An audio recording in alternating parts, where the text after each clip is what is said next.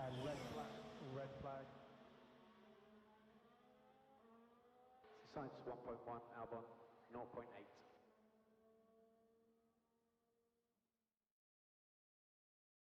Over the line, mode end, mode end.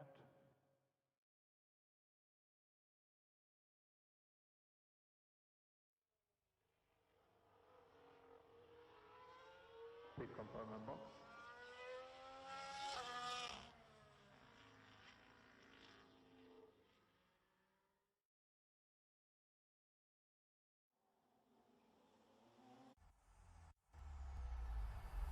EA Sports. It's in the game.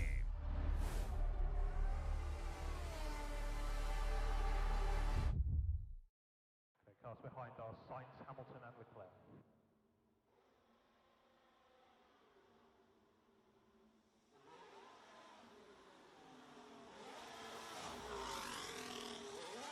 Racing Norris pit exit.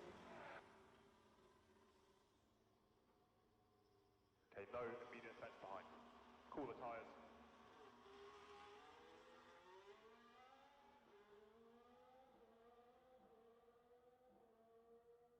And to confirm a gear 1 launch. Gear 1 launch.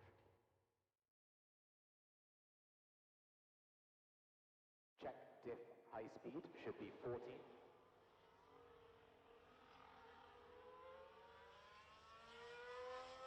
Recharge on at turn 8, please. Recharge on at turn 8 and go for it.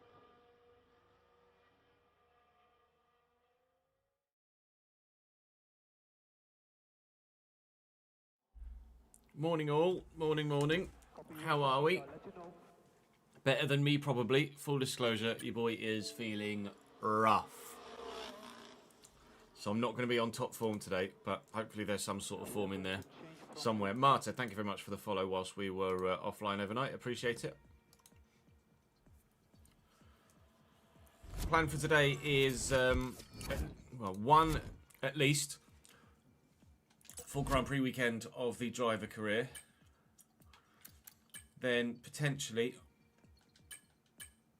depending on time and everything else, a second full Grand Prix weekend. Or just something that's chill. And then we have we're probably going to record the drawing of the new Journeyman season, effectively. That's the plan as it stands, anyway. But yeah, I'm feeling pretty under the weather today, so do forgive if I'm not on my usual levels.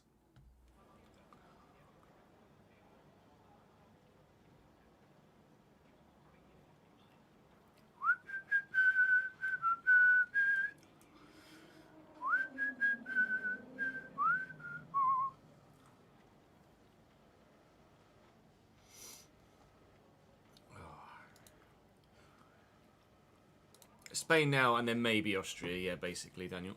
Austria's a sprint weekend as well, isn't it? So it'll be a longer one.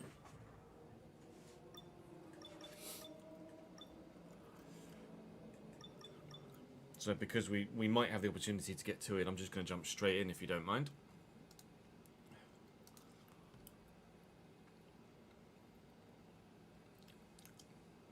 Central Coast nil, Wellington Phoenix nil, was it, Cammy?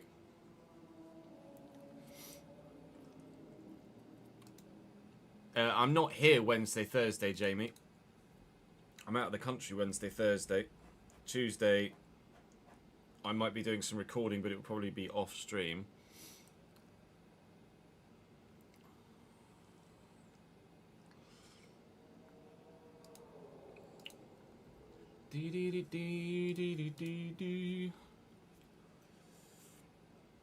So we'll wait and see what happens. Hey, McClare.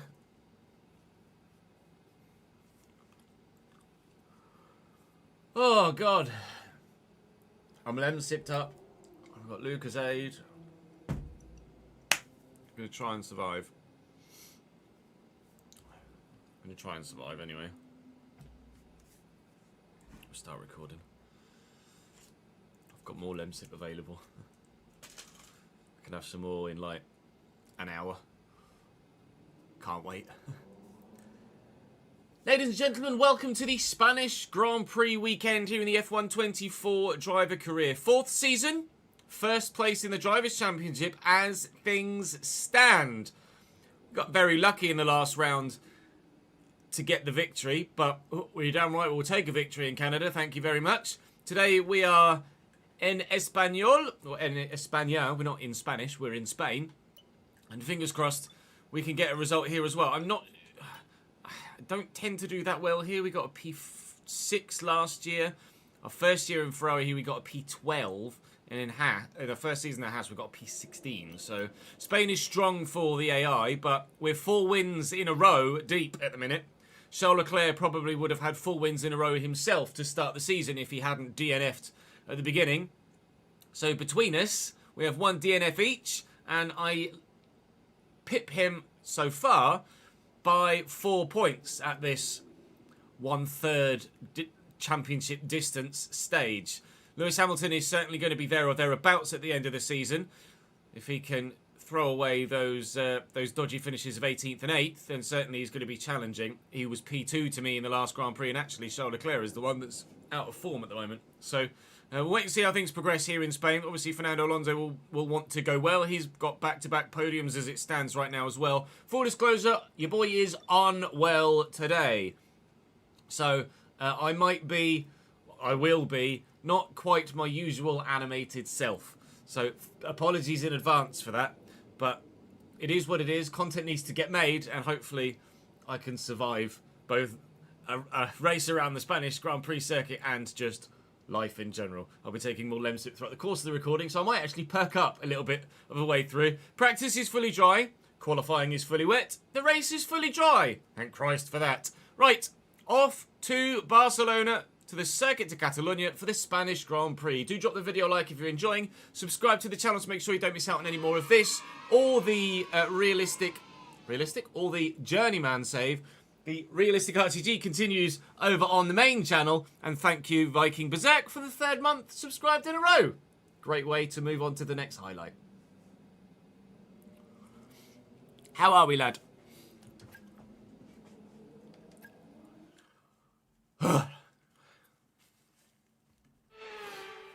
Hola y bienvenidos a España. Welcome to Spain.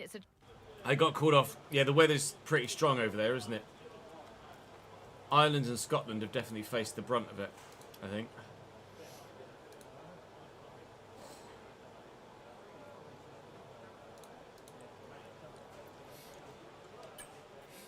We'll just load the Spanish setup that we've got at the minute, and then we'll take it from there. Do time management on the hards. It's probably a medium hard 1-stop race, I would imagine, here, perhaps. Ice and snow overnight as well. Bloody hell. This test is all about Oh yeah, tyre management. every time Try we to first control start in the slip Spain, through that each gets me. corner and take extra care putting the power down at the apex.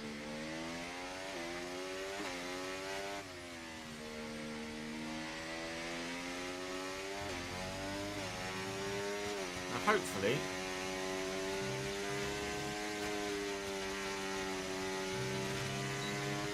this Mercedes is good around here. Yeah, I saw the tweet you sent, Daniel.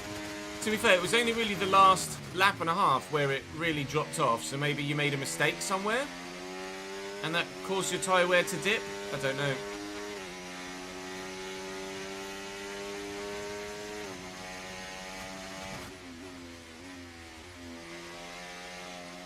Bit of rear slip there.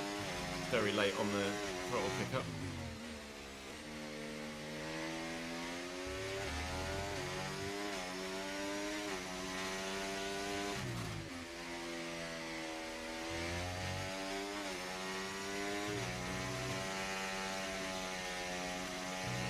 Probably should drop a gear around there.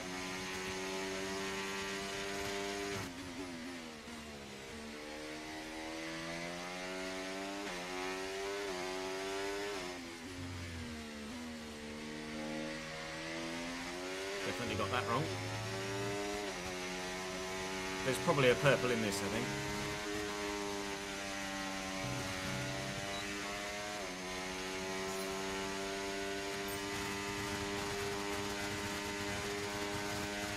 I can then take it easy around the final corner if I've got a bit more time in the pocket.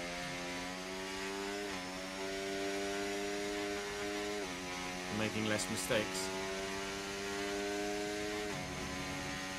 Because temperature's so important for your tyres, cool down laps are now vital after a push lap so that we don't light up the rubber too much, not to mention recharging the battery.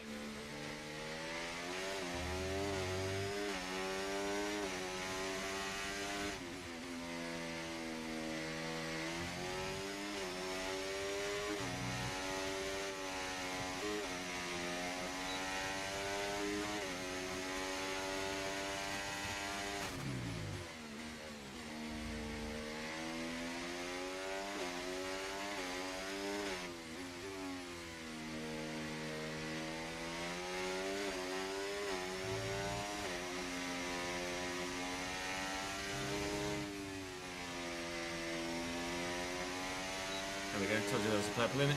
Program complete. A job well done. We got some excellent data with that run. It's just so come on back to the garage. practice, and I can take you through Viking. the numbers. Just practice. I've been driving F1 games with the controller for over 20 years. Okay, we need a few solid laps here to help us calculate a good race strategy.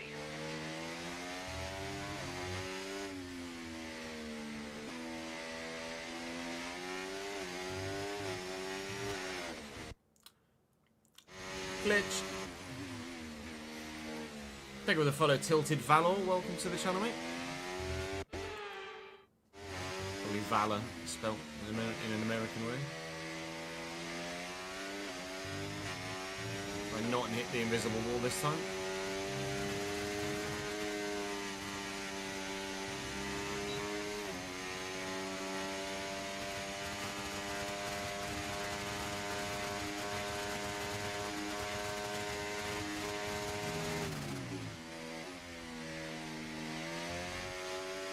Got that entirely wrong. I never know whether to brake early for one or late for one. I think late is probably the better way to do it, because you can't really carry speed round it and get on the throttle early. Because it tightens as you go around.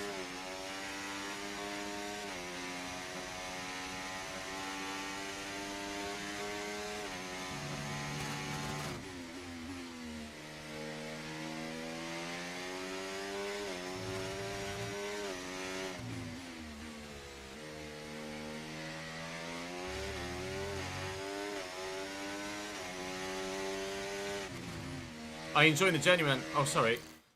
Recently watched your gameplay of The Journey. As in FIFA 17, 18, 19, The Journey. Glad you enjoyed it, mate. Good to know that people are still enjoying that content so many years on.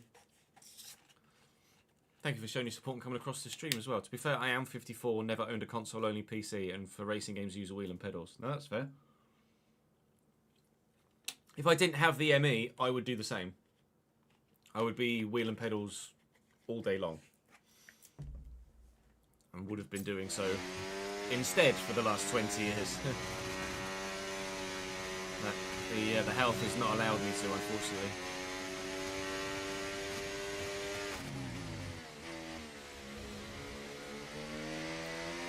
Oh, steady.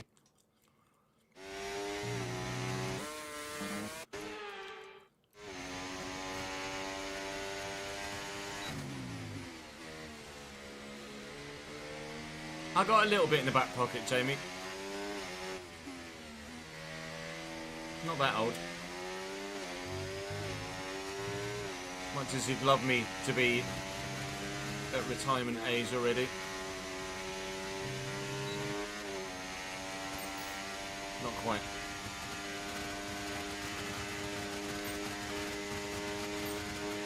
Age is just a number anyway, isn't it? I hardly act like a 36-year-old, do I? I'm sure Berserk doesn't feel 54, still feels 25 in his head, just like the rest of us.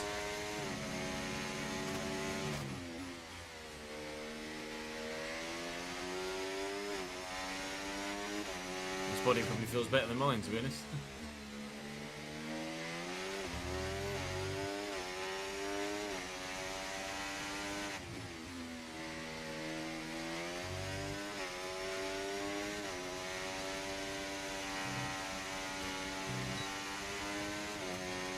Yes, Cammy.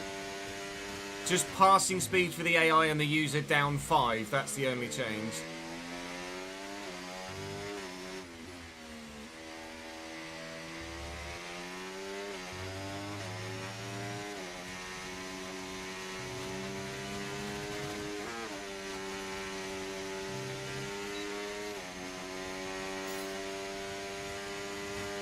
Morning, Mike. I feel like I'm 80, but behave like mid-20s. That's fair enough. If it makes you feel better, Homer Simpson is 36 years old. It makes me feel a lot better.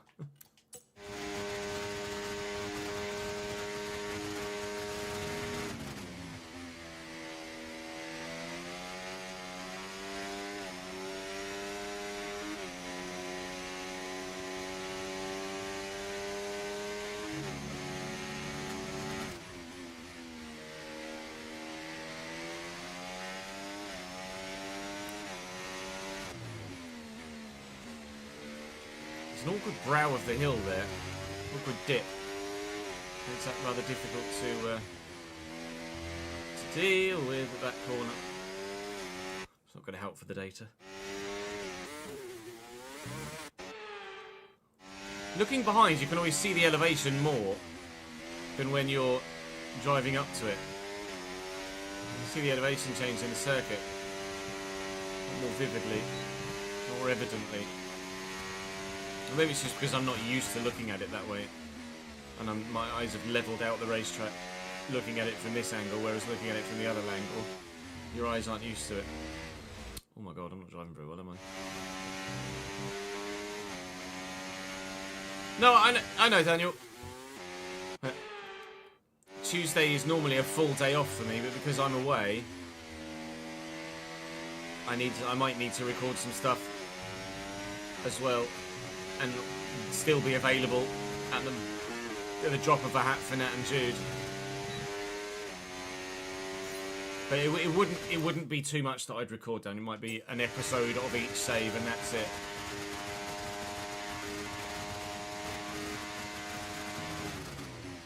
Thanks for parking on the Apex, Joe. Appreciate it, mate.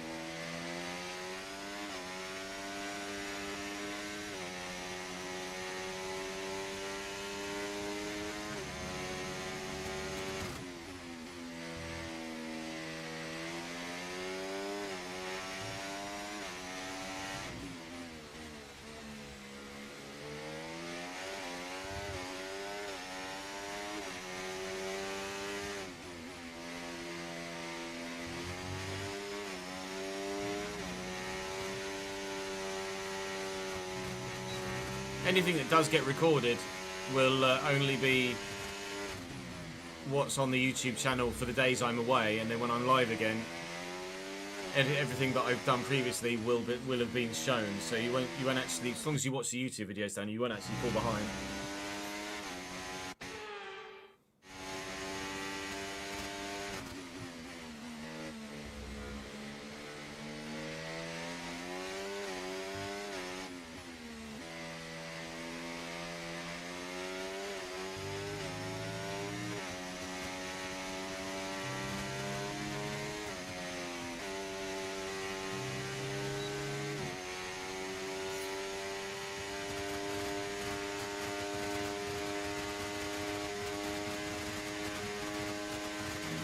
Yeah, Taylor Swift is doing slightly better in life than I am, to be honest.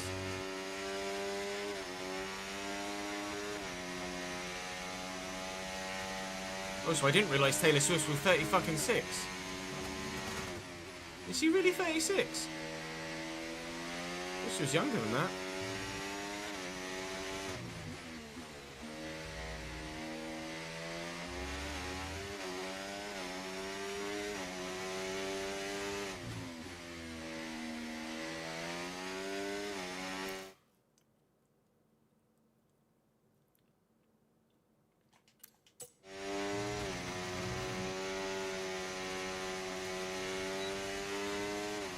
She was born in 89. Wow.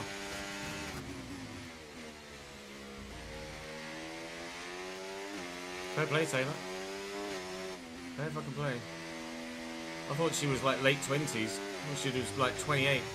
27, 28, not 36.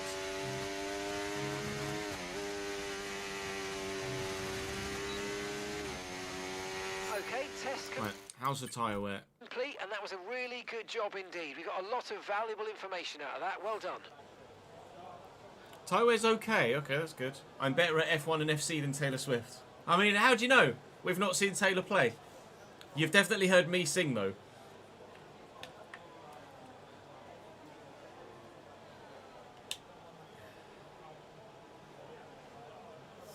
Now, the UK TV deal is not done, Willie. The UK TV deal is vital for smaller clubs.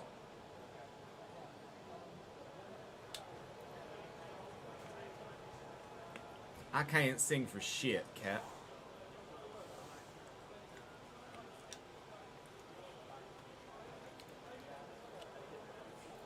Can't sing. I can't sing nothing. My voice is shy.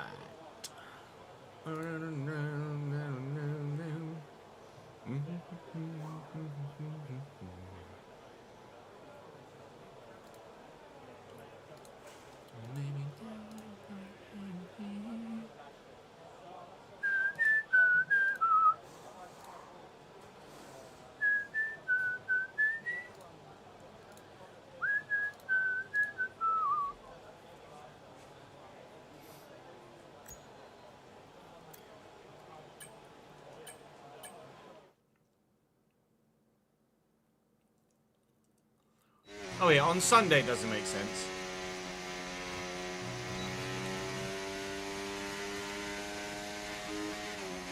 Okay, Lower don't league worry teams about do only tyres, play on just Saturdays, give or it tend to only everything. play on In this Saturdays. test, we just want to make sure we can lap close to our rival's pace.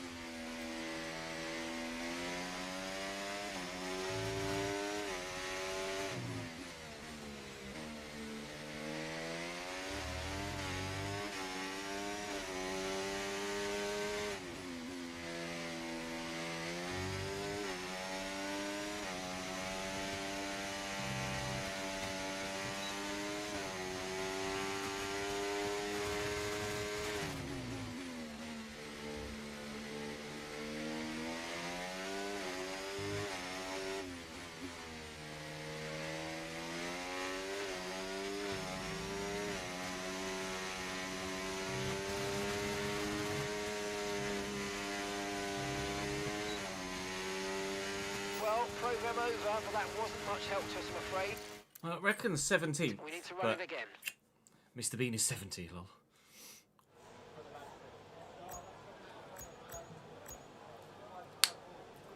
Quality's in the fucking wet anyway, isn't it?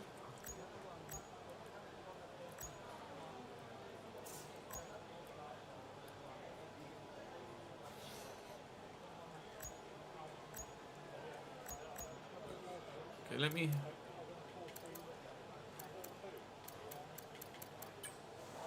I'm going to do that again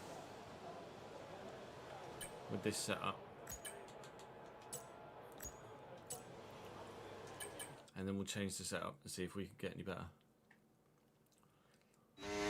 Mr. Bean is indeed a legend. You turn 30 this year, the missus is giving you hell for it. Yeah, I get all the... Nat's 5 years younger than me, so I get all of the old man shit from her as well. When we met, I just turned 30, and... When we met, I just turned 30, and she was just turning 25.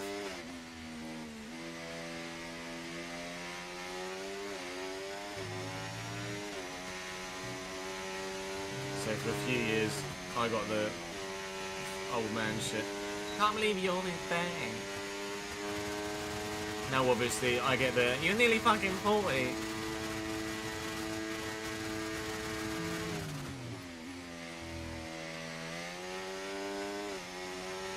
That was a bit of a kick.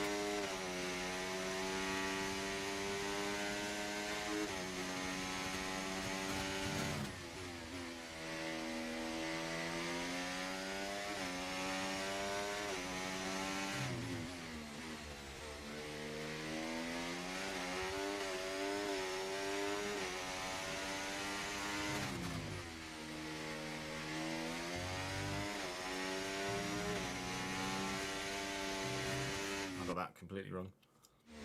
She's 26, she's 76 racing, yeah.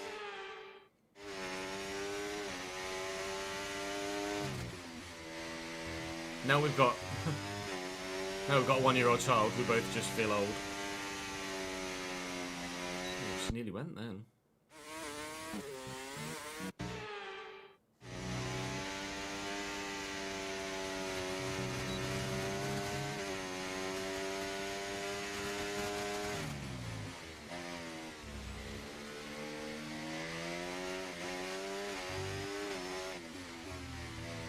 Oh my god.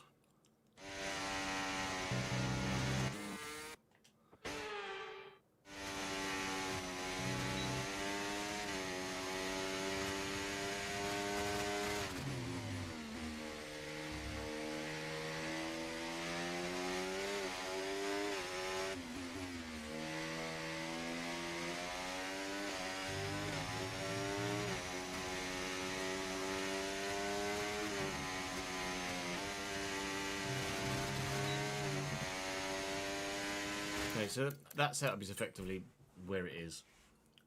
Because I made some mistakes and obviously I'm driving like an absolute arse right now. Let's just have a quick cheeky look at what the setup might maybe change to. Bear with. Obviously I get my setups from SRC. So they are behind a paywall, but they're absolutely available for you guys if you'd like to get them for yourselves. Exclamation mark SRC or exclamation mark setups. I'll give you an idea.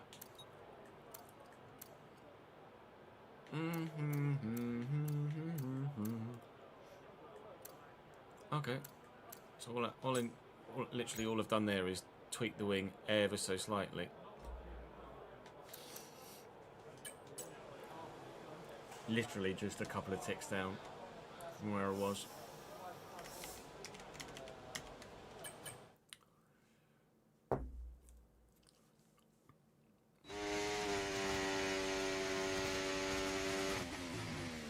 You have very limited time to give, yeah, very limited time indeed to give a grief.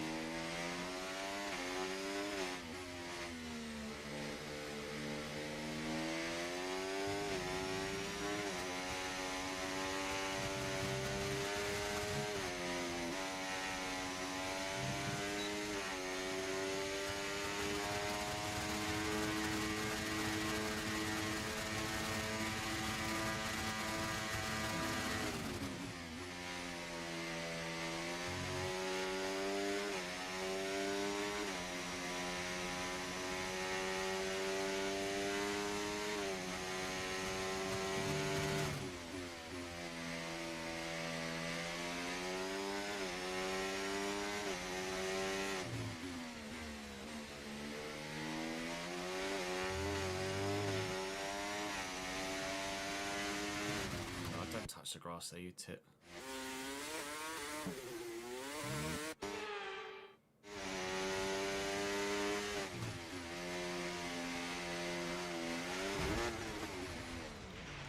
What happened? Let me know you're okay. It's fine, just get my eye in.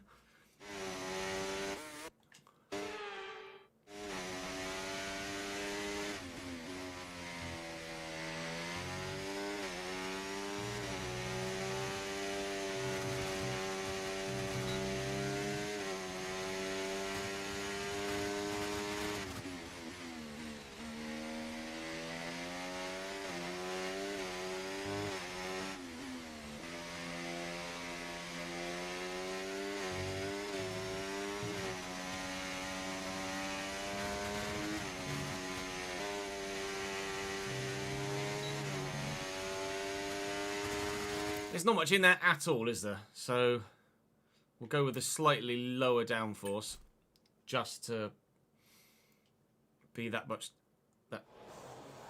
extra tiny smidge faster in a straight line.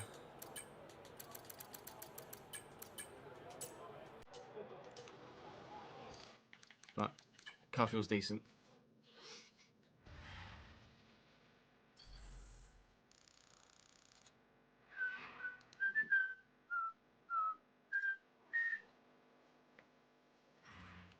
And if today's practice is anything to go by, Which is not.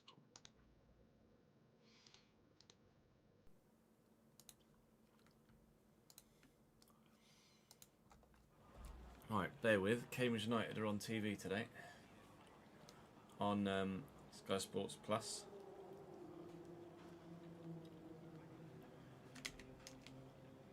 On a 12:30 kickoff.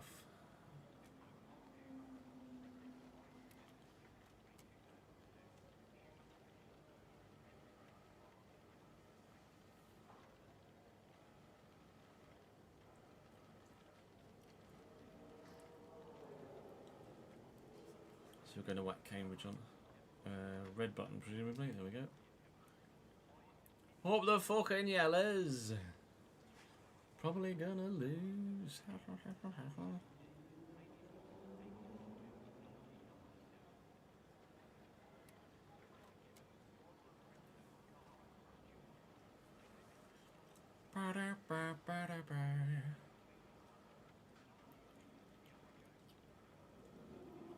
Who have Dortmund got today, Mike?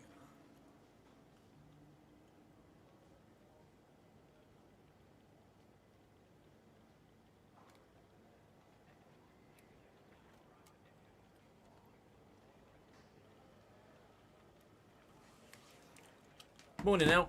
Oh, Bremen. Why is it only giving me... Oh, there we go. Cambridge United versus Mansfield Town. Yes, please. Watch live. Oh, Bremen are a point above, are they?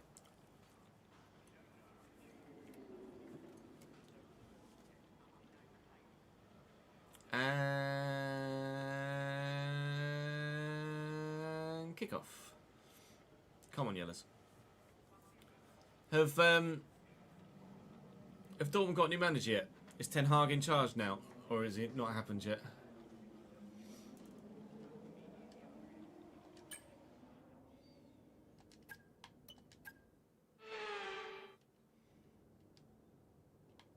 Yeah, I'm looking forward to the F1 season this year.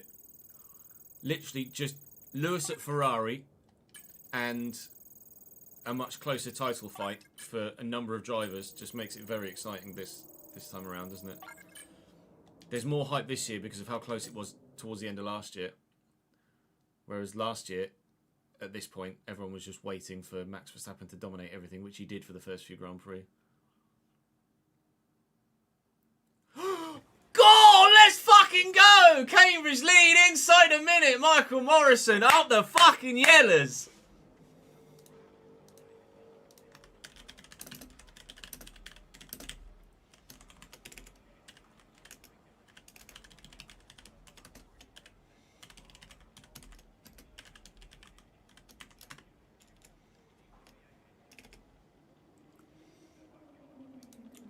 Right, now defending for 90 minutes. Good boys.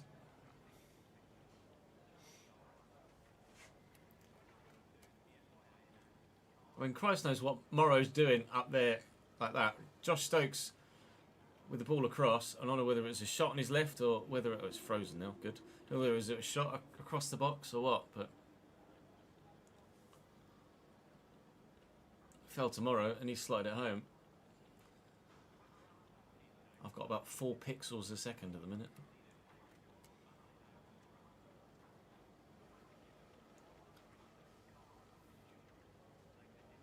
I think it's just a really weak left-footed shot, but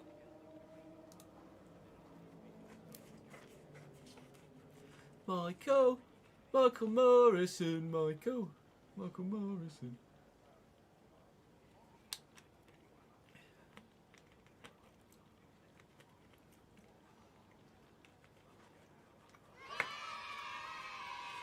Very nearly gave them a penalty immediately.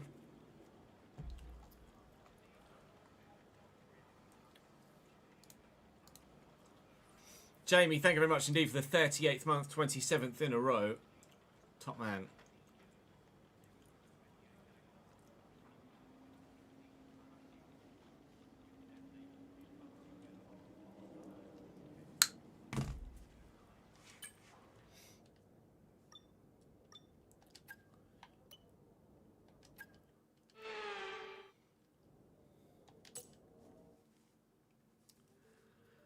Practice done and dusted. Car feels alright, actually. Tyre wear supposedly is slightly better than anticipated. Only slightly, but slightly's better than nothing, especially around a high degradation circuit like Catalonia. So, well, how competitive we are compared to everyone else, I'm not sure. But as ever, half the battle is just feeling comfortable in your own car.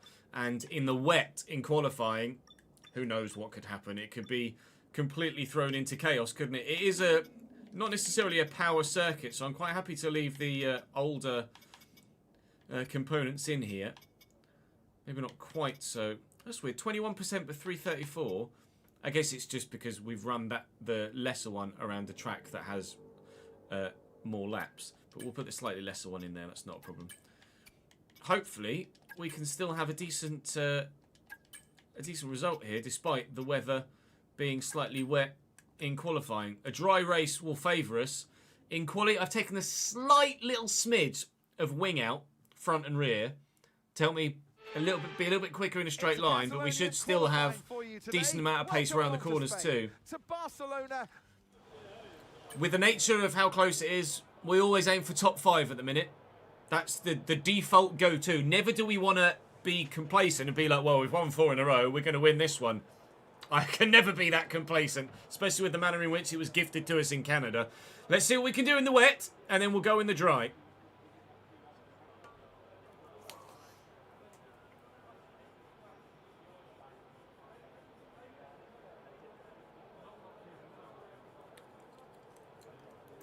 It's not that wet.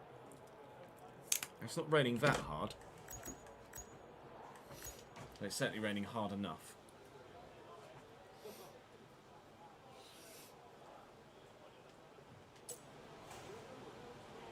We'll go out and put a lap in just to see what the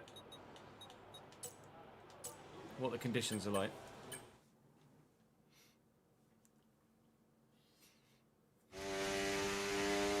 Yeah, see, it's not that wet.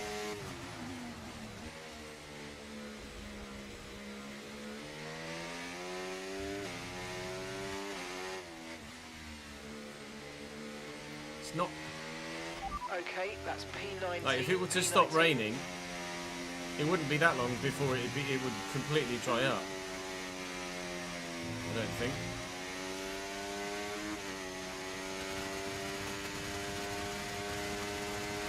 Afternoon, Reese. How are we, lad?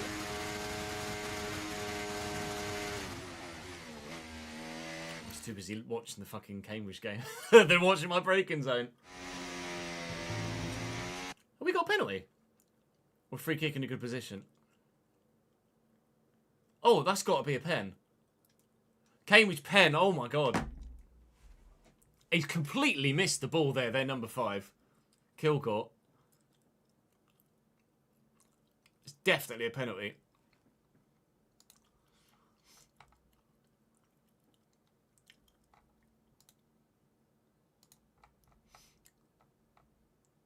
I really like Josh Stokes, by the way. I think he's been excellent. It's a shame he was injured for part of the season. Don't freeze now. Fuck's sake. Sky Sports Plus is so shit. It's like 480p and freezes all the fucking time.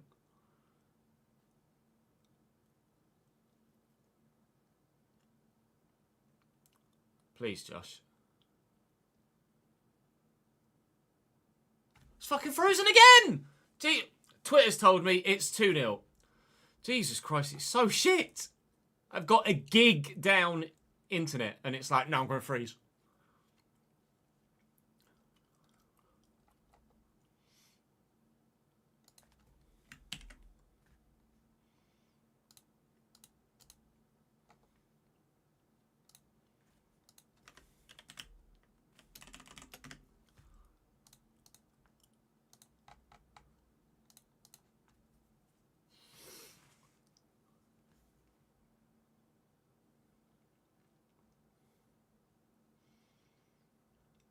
This skybox is literally plugged directly into the router.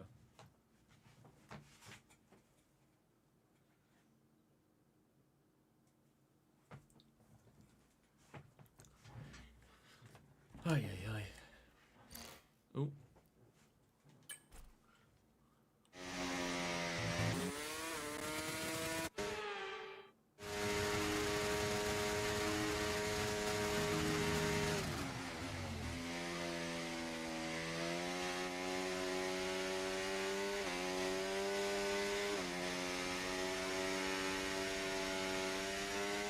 There's definitely a lot of four-wheel drift going on here.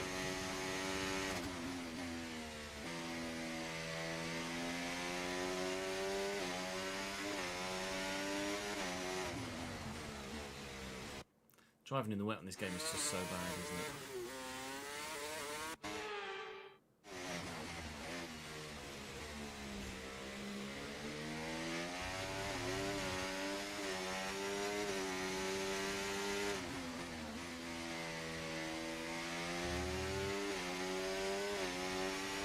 And we've been pushed down to P20.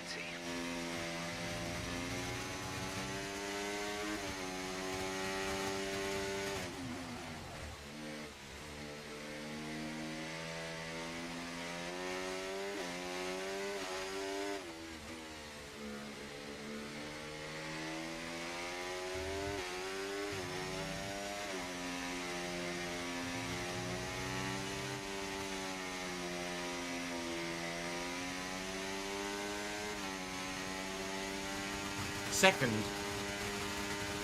in the wet. We'll take that.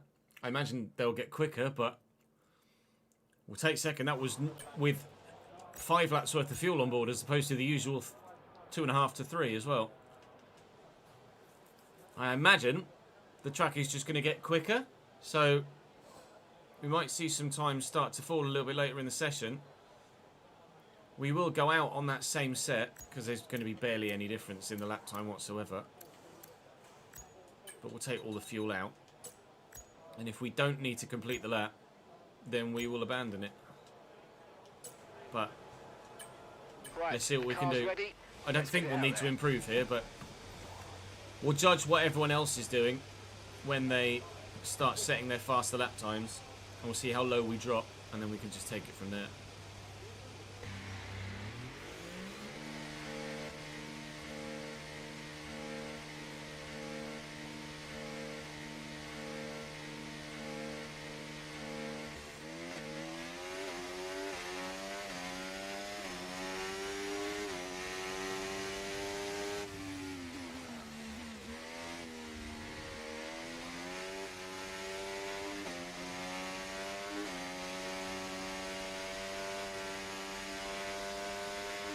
Lots of drivers not going out again for a second time.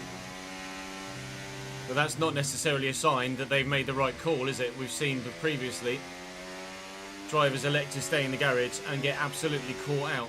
And where these lower guys go next will dictate whether we do or don't finish our lap. In a minute, they're not getting close to us.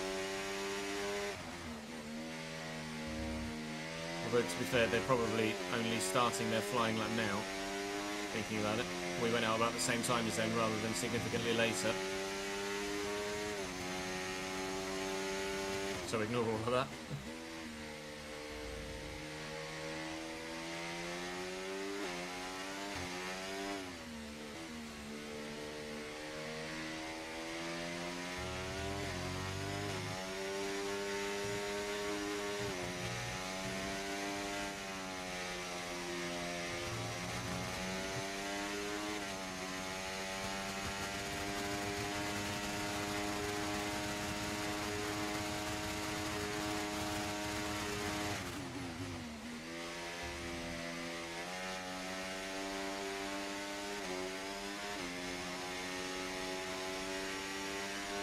Well, I was going to say, it doesn't feel like the track's any quicker.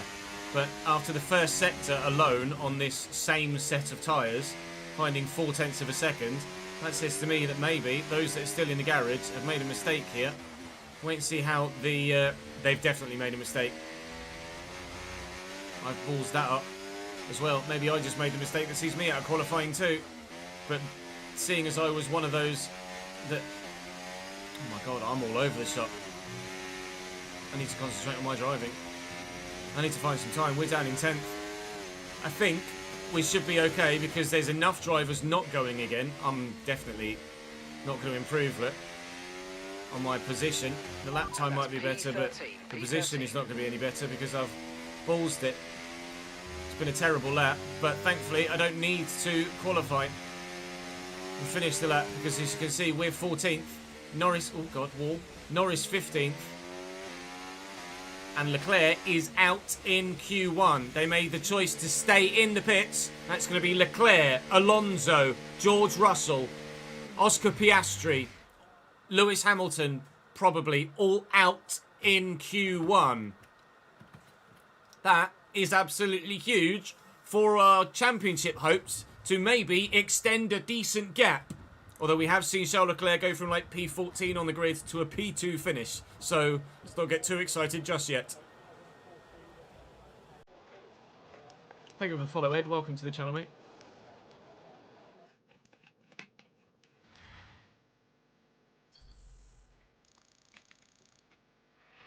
I agree, Reese.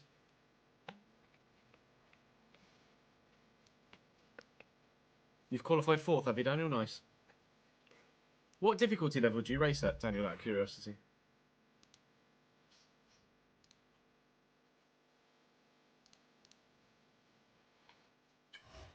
Hamilton did get through. So did Max Verstappen. They went again.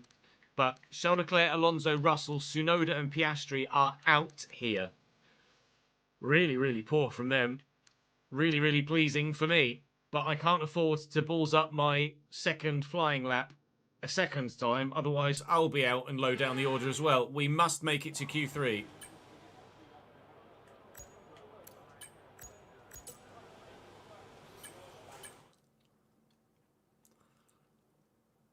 The season pass, meow, yeah. With like cosmetic items and stuff.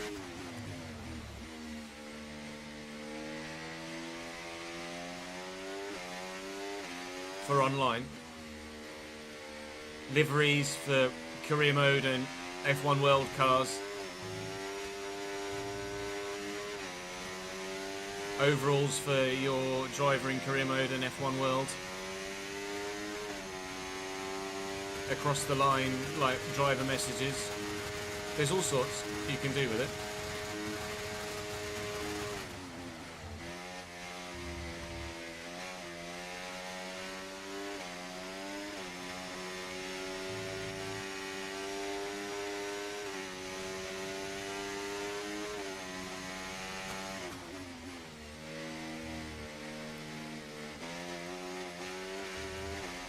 Just a bank lap, it's fine.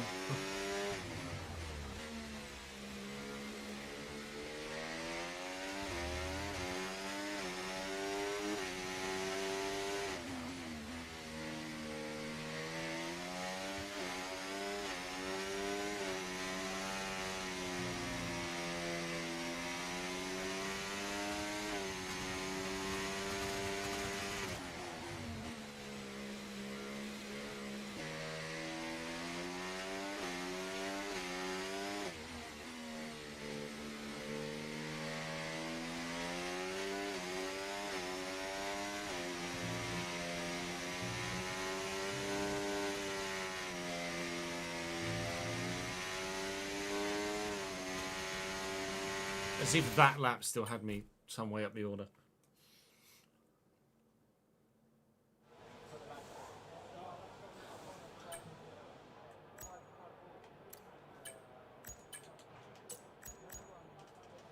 Thought that was atrocious.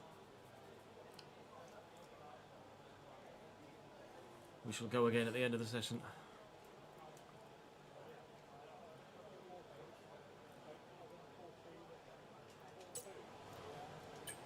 Everyone ready? Lots of drivers not going out again here, I don't think. I wonder if the weather has got a little bit worse.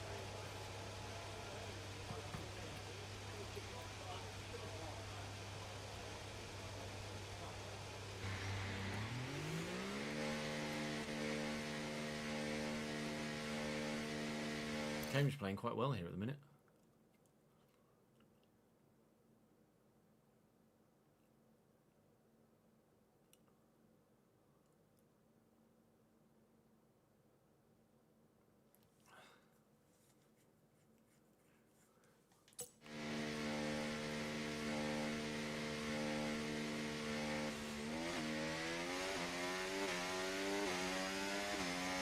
Thing is, with classic content, I just don't think enough people used it to warrant paying for the licensing and having it in the game.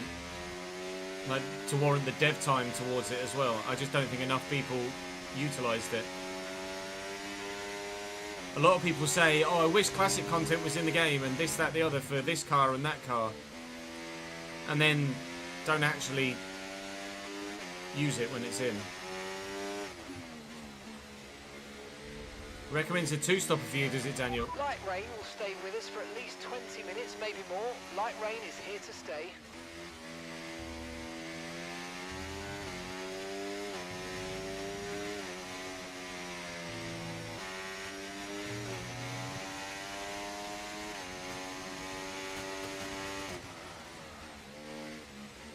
People only say they want it because it's not there. If it was actually there, they wouldn't use it.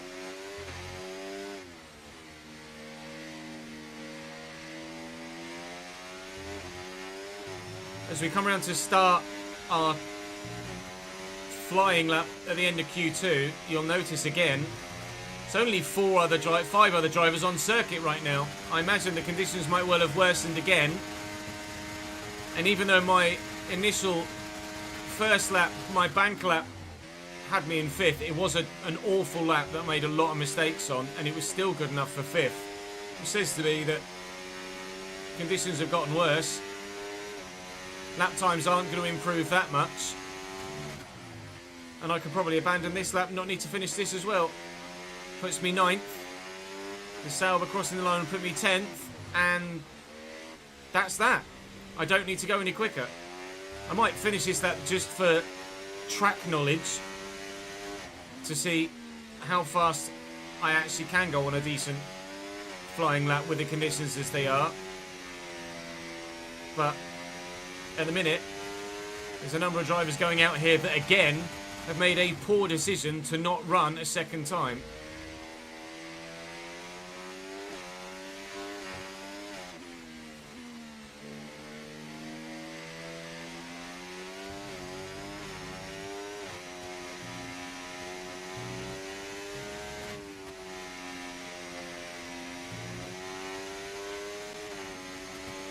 I think that kept me 10th, probably. Oh, 3rd. Alright, it didn't keep me 10th.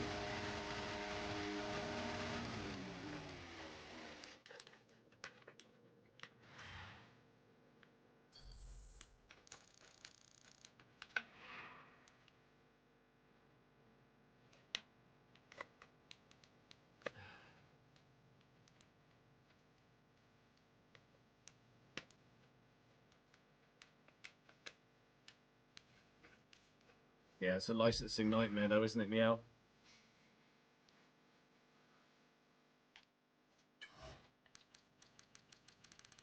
We've seen some shocking exits again. Lando Norris out in Q2. He will start 13th. Sainz and Perez further down as well, although the Hasses haven't been as competitive recently.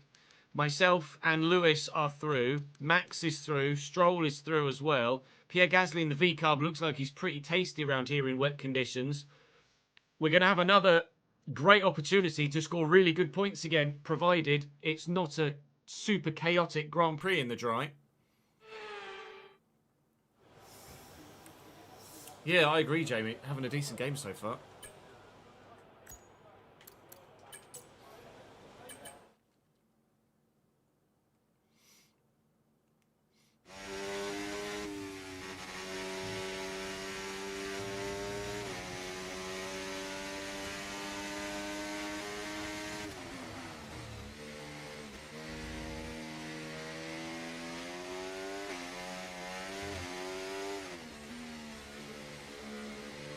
Catch is playing up top today, right? We've got so many injuries.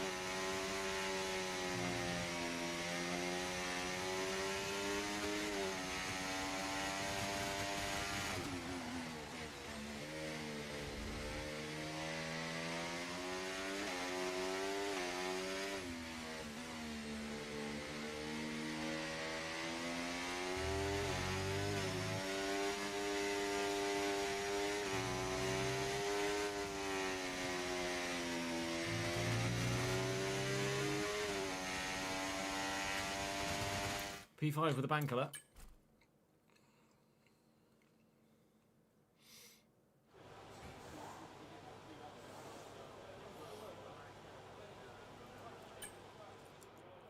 In the main, Cambridge have played some good football all season long. We just haven't been getting results.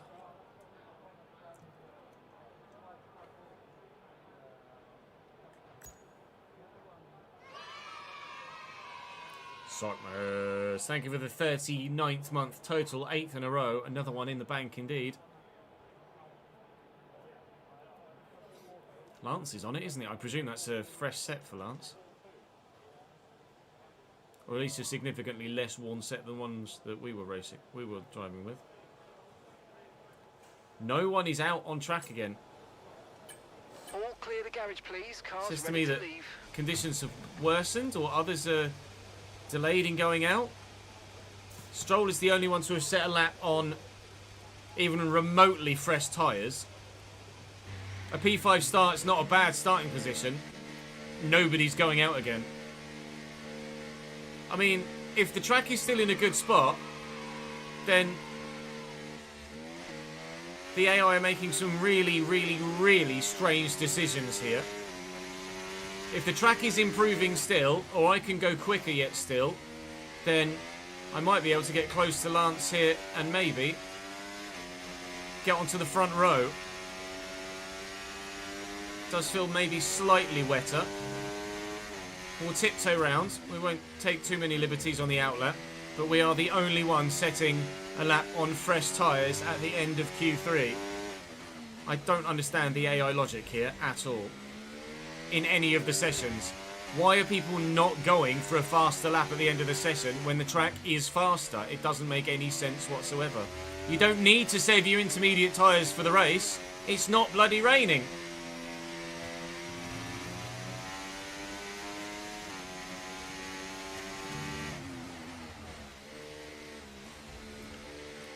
Wish we had more tracks. Being stuck at the same ones makes multiple season saves a bit... Not with 24 tracks, I don't feel, Tom. It's not like on FC that the pitch changes shape every fucking game, is it? People grind season after season on FC. Tozzy, thank you for the 60th month, mate. Happy 5 years, my dude.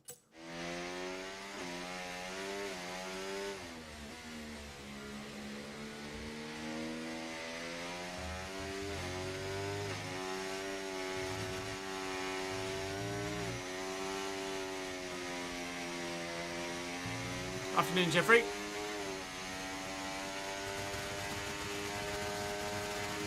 Yeah, feel free to use the player career mode spreadsheet.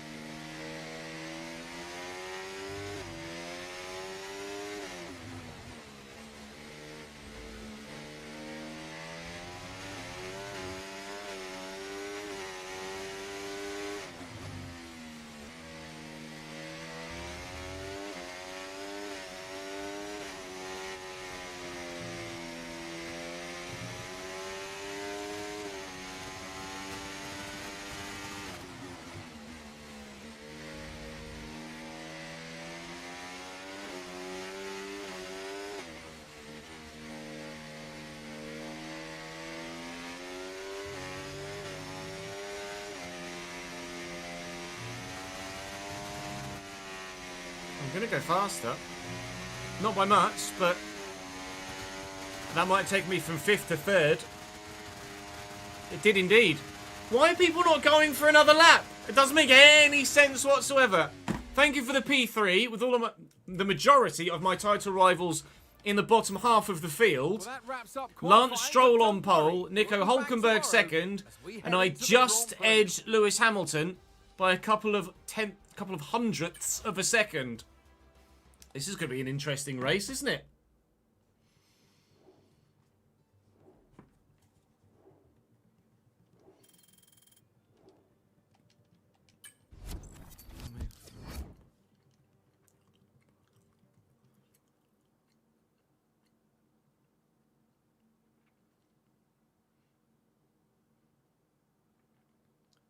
To be fair, if you're driving 300 Grand Prix, Tom, it's no surprise that you're getting a bit fatigued with it.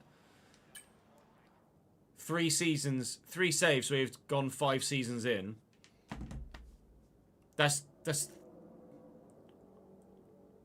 effectively 120 races per save. You've done 360 Grand Prix. I'm not surprised you're feeling a bit fatigued with the game.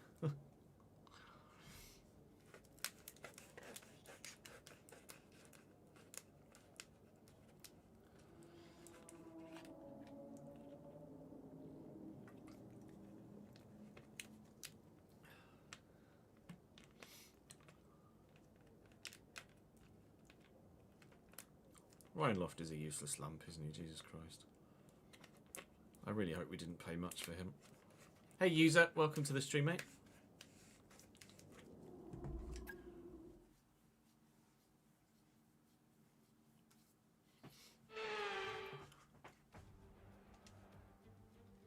Let's run you through the driver grid order for today's exciting race.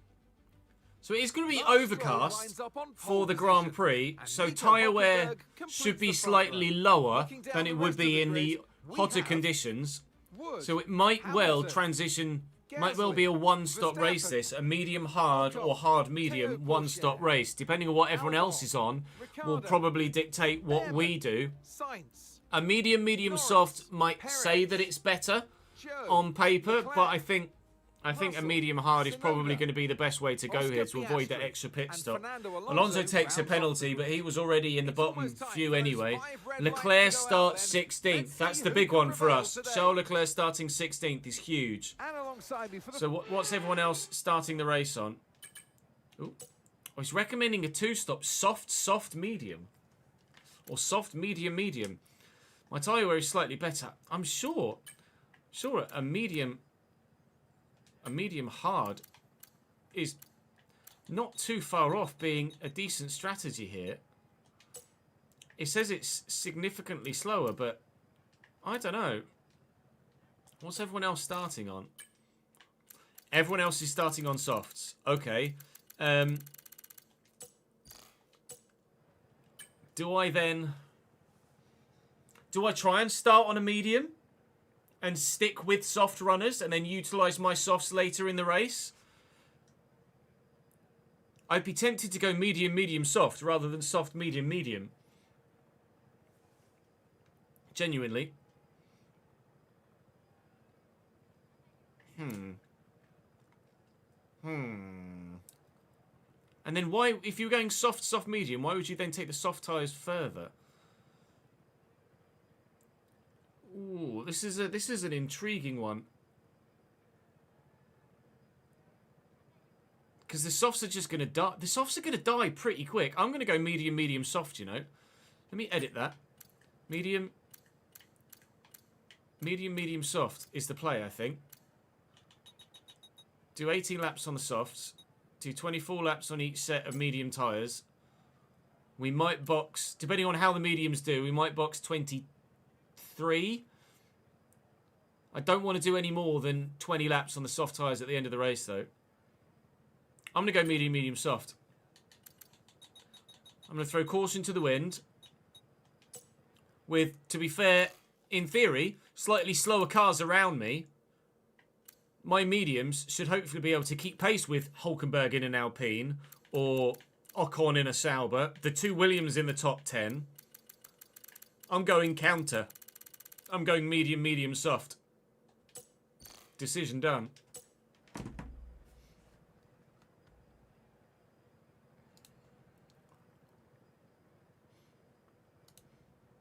And let's start a prediction.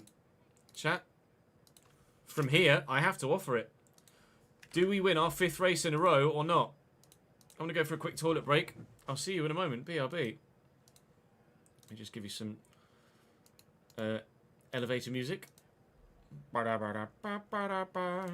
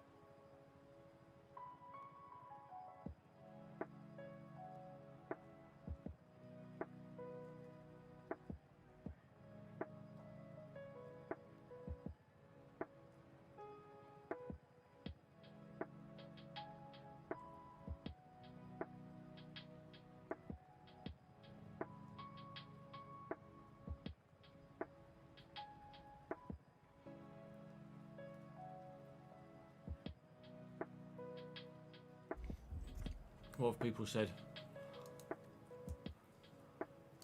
Fucking hell. Oh, still time. You're right, meetings does also open up the strap.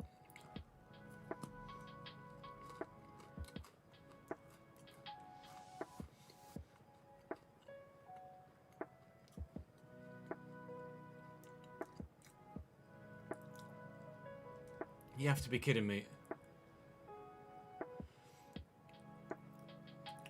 Morosi's just... We just signed Marco Morosi on a free. And he's pulled his hamstring 2 games in. Physio just came over and he's just gonna pull my hammy.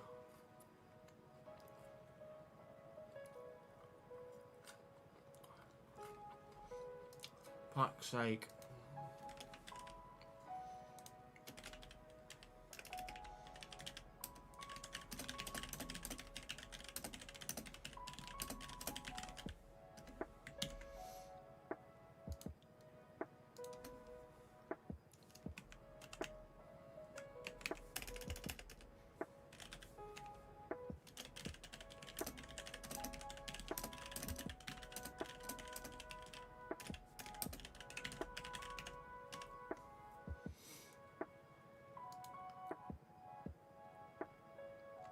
Jack Stevens about to come on. What is our luck with fucking injuries, man? I swear to God.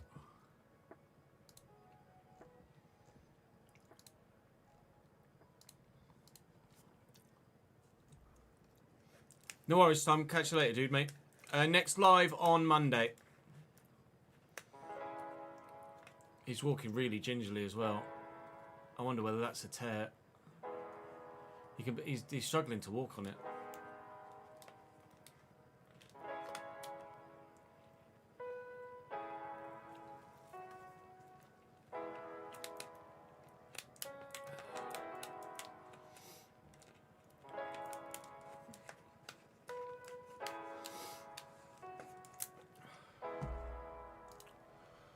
Fucking hell, man. What is our luck with injuries?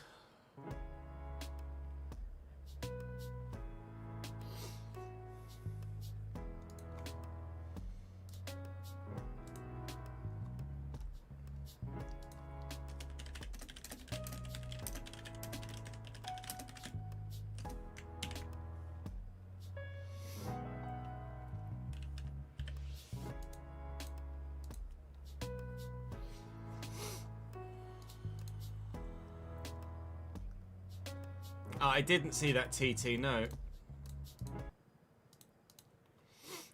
Early March would be intriguing. You're going medium and soft as well, are you, Daniels? I think. I hope this is going to be a decent strategy.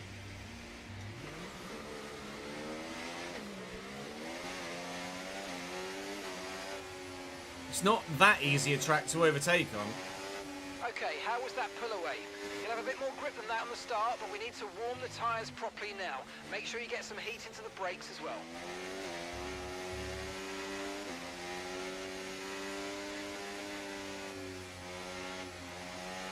I hope early March as opposed to late March as well, but we'll wait and see.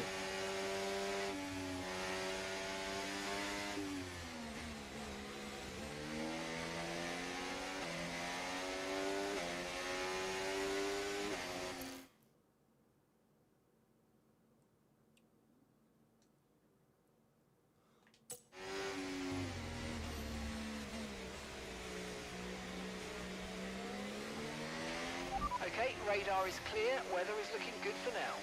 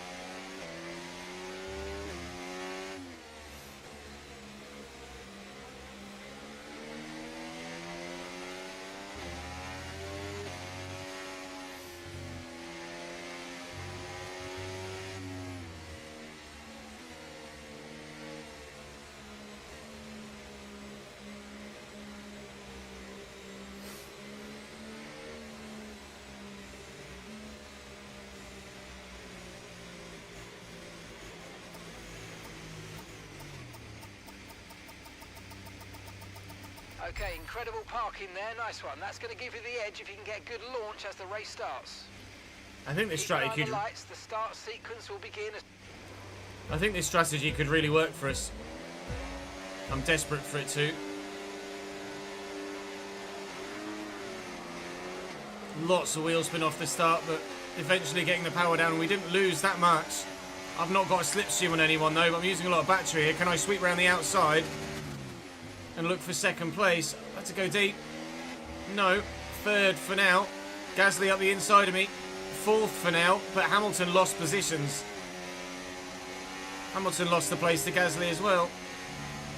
It's not an overtaking spot. They're really into that corner. That's fine. As long as Lewis is behind me, it's 3 ultimately slower cars that are in first, second and third. As long as I'm ahead of the Ferrari, I'm still in a very good position longer term in this race.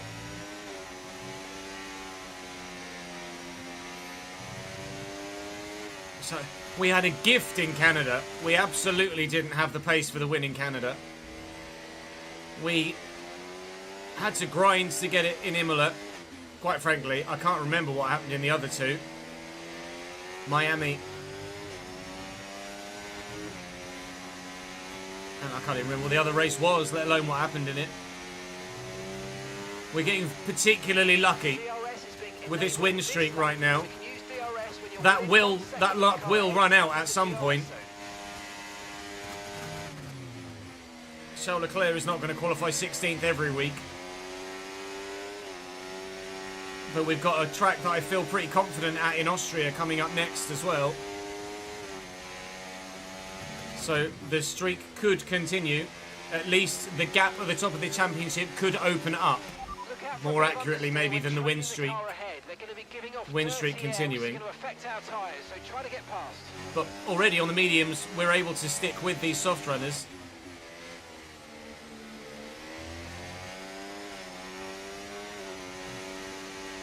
Should have DRS here. Haven't got it. It's fine. Use some battery. Just need to use a bit more battery in key areas to make sure we stay in DRS range, but their soft tyres will not last that well here. They will go relatively quickly under full fuel load.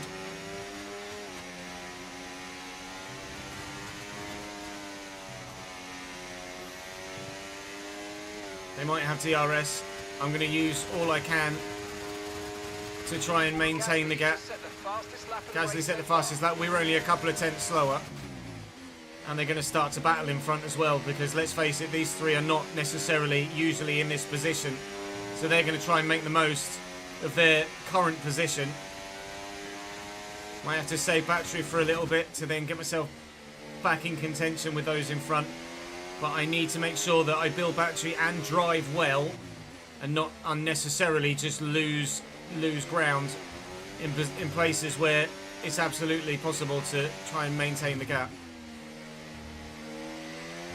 I got a much better exit here this time, and I will have DRS this lap. I had a poor corner there last lap, and it cost me. Now I've been able to maintain DRS. And get ourselves back in a decent range of those in front, and we should have DRS for the main straight as well, and I've been able to save some battery back up too. This is going really well so far. Really very well indeed. Says as he goes wide and completely balks the final corner.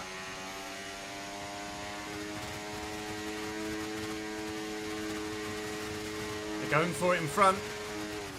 Lewis is going for it next to me. I'm not going to let him though. We hold our ground. Just got to survive these opening few laps on the mediums. And then their tyres will certainly wear significantly quicker than mine.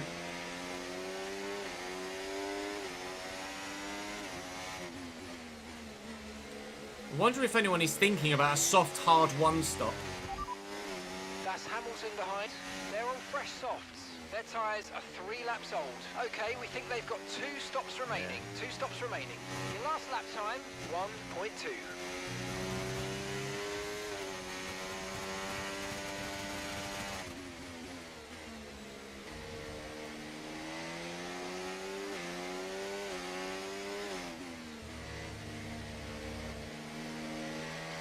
Took that horribly, so badly.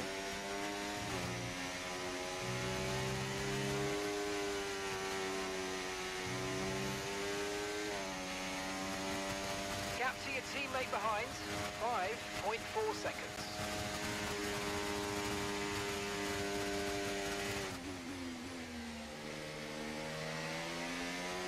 Really need to concentrate to maintain the gap.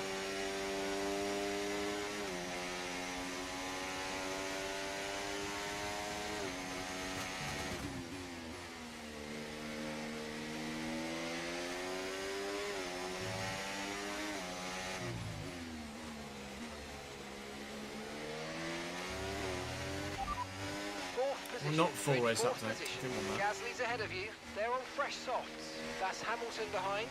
Okay, the gap is less than a second. They're on fresh softs. Okay, so gap to the leader, 1.8 seconds. Pit window opens in 19 laps time. 19 laps.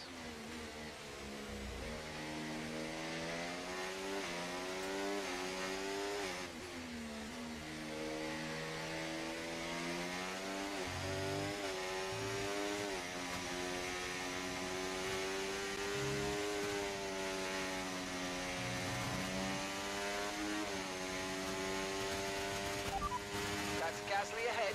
Okay, gap ahead, 0.9 seconds. They're on fresh softs. Their tyres are 5 laps old. Okay, we think they've got 2 stops remaining. 2 stops remaining. Time last lap, 1 minute, 0.5. All right, Nico Hulkenberg leads the Grand Prix. As we were hearing from our engineer there, we were watching Nico Hulkenberg take Lance Stroll for the lead of the Spanish Grand Prix. Famously, Nico Hulkenberg, despite I think probably over 300 Grand Prix now in his career, never finished on the podium despite a great talent. Never given the car really. He's genuinely challenged multiple times for a podium finish. Occasionally put himself in the position but was never really able to see it through. Now he's leading the race but he's locked up there, gone deep, and the soft tyres are starting to change. Use your overtake button more. The mediums are becoming the better race tyre now, and we're only 6 laps into what will be a 20-lap stint for them. This is why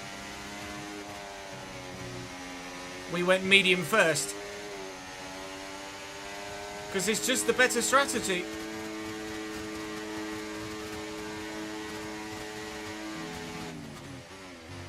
Try and hold it on Gasly around the outside, which we've done. Stroll takes the lead again. Now, hopefully, we'll just pick off the front 2 lap by lap, just like we did Pierre. Take the lead.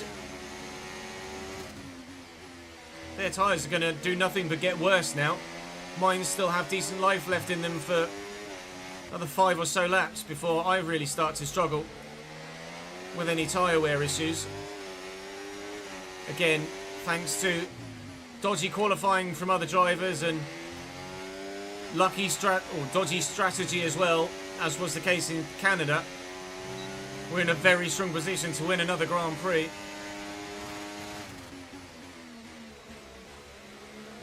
Kept on the racetrack. Good job. Couldn't quite get the move done though.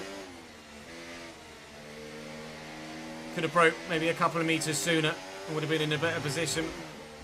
There's that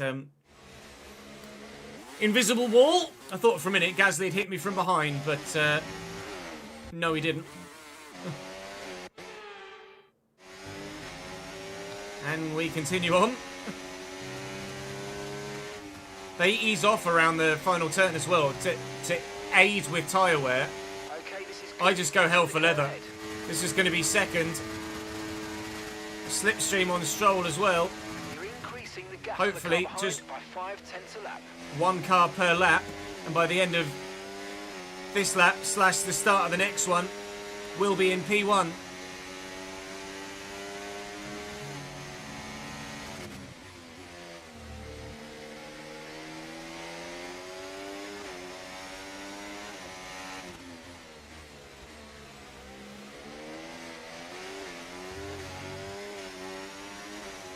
No, it was Portimao where we sunk into the ground last season.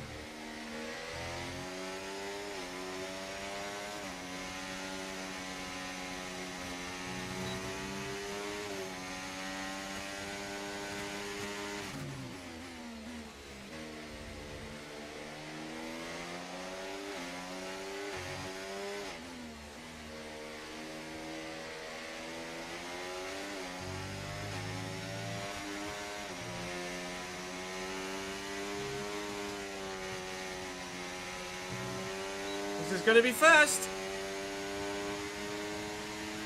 Thanks, Lance. Bye, Lance. See you, pal. It's a little bit deceiving, the fact that we've moved up like this. Because let's be honest, Nico Hulkenberg in an Alpine and Gasly in a V-Carb, our cars would be racing around comfortably anyway. It just so happens that they're for podium positions and or the lead. The fact that Lewis Hamilton is still right here shows that still the front-running drivers have a lot of pace. Charles Leclerc is very nearly up into the points now from a P16 start. Lando Norris is into the points from a P13 start. My teammate only 13th at this moment in time. There is still a long way to go in this race. And those quicker drivers further down the order will make more positions. But we could have lucked ourselves to back-to-back victories here in Canada and Spain when absolutely we know we don't have the pace for it outright. So, yes, it might, and it is still might, be 5 wins in a row if we see this through. But it is deceiving. Very much so. I'm not thinking about upping the difficulty back to 105 from 104 at the moment.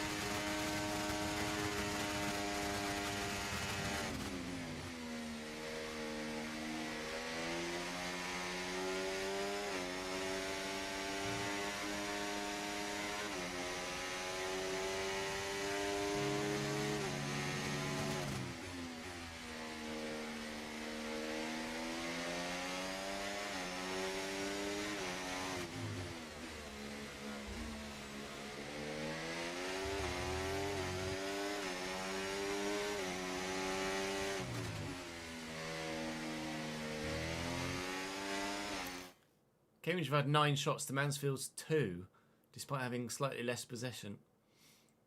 Gutted from Morosi, man. I hope it's not a long-termer, but he was really struggling to walk off the pitch.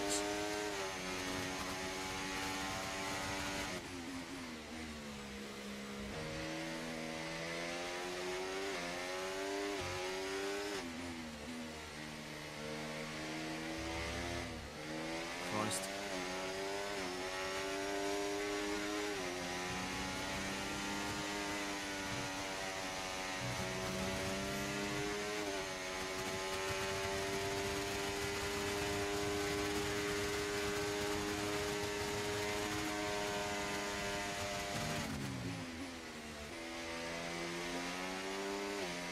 Hulkenberg takes Stroll behind us. We watch that all unfold.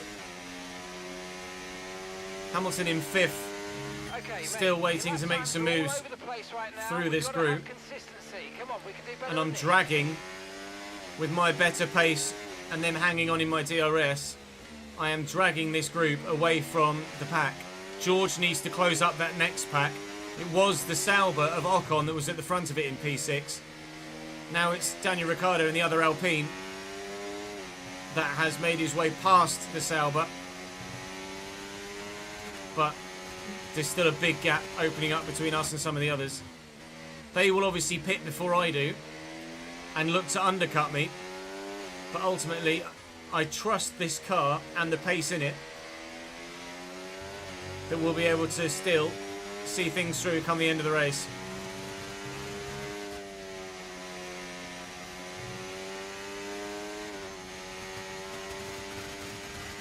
Captain Hamilton has been 1.6 to 1.7 seconds the entire time I've been leading the race. We're not pulling away from them here.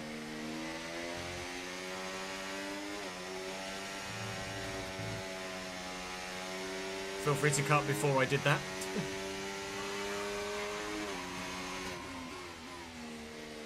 Daytona 24 IRL or iRacing? Reese. Tawonga for the 26th month and 9th in a row.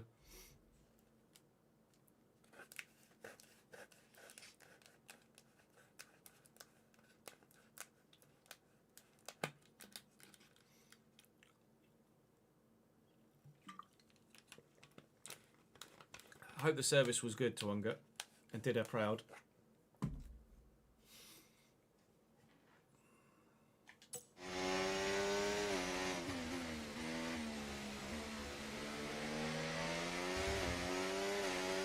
Yeah, I'm good, thank you, mate, as well. Oh, IRL. 24 hours Daytona today, IRL, nice. Is it on TV anywhere? Eurosport's probably a good shout, actually. Can't be on Eurosport. To be fair, I think the iRacing one was last weekend.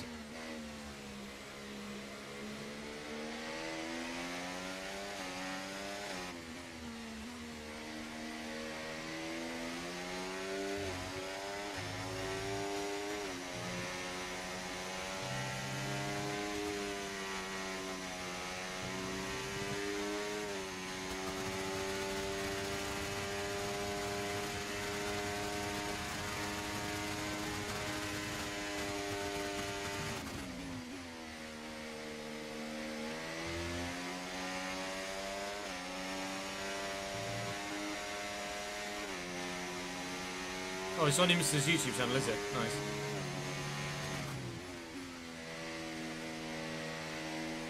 I could get that up on the skybox on the TV above me.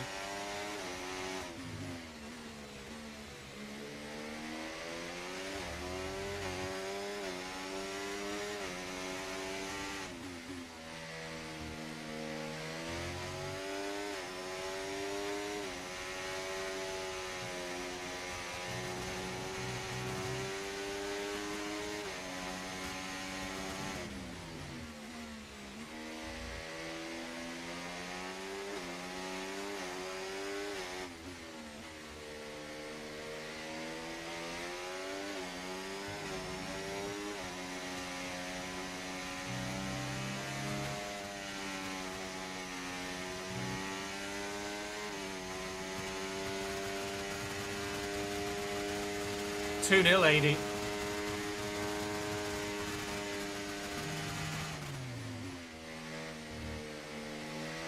Unbelievable, Jeff.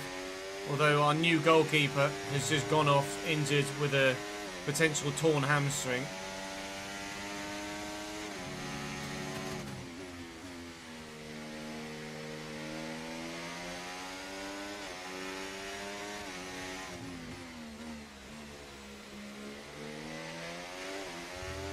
Yeah, I've got it on the TV above me.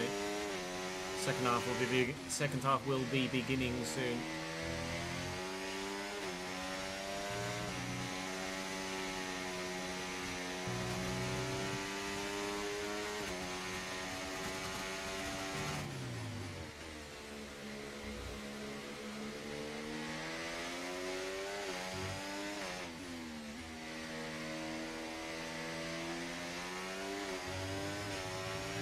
Battery charge is high. Let's use that overtake button a bit more. Rather importantly, for the gaps to those quicker drivers, 8.2 seconds. Lewis Hamilton and Gasly and Hulkenberg have fallen behind as Hulkenberg and Gasly battle. They've fallen out of DRS. It's just me and Lance Stroll disappearing down the road now. Lewis can't find his way past either of them. And continually, Ricciardo and Ocon battle it. In fact, it might even be a Williams back there that is battling with Ocon, which presumably is going to be Alex Albon, not Théo Pourchaire. Yeah, Théo Pourchaire is going to be the one that's at the front of the last train, isn't it? Yeah, Albon is holding up everybody else here. George is now past Charles Leclerc. Go on, lad. This is just another unbelievably fortunate, not really anything to do with me, race weekend that is going to strengthen our title chances yet further. And or a smaller percentage than you'd like is actually because of my driving. A larger percentage than you would imagine, ordinarily, is because of good luck. And other drivers' poor driving, poor IQ, poor qualifying, and not because I've actually got any pace in the car or myself as a driver.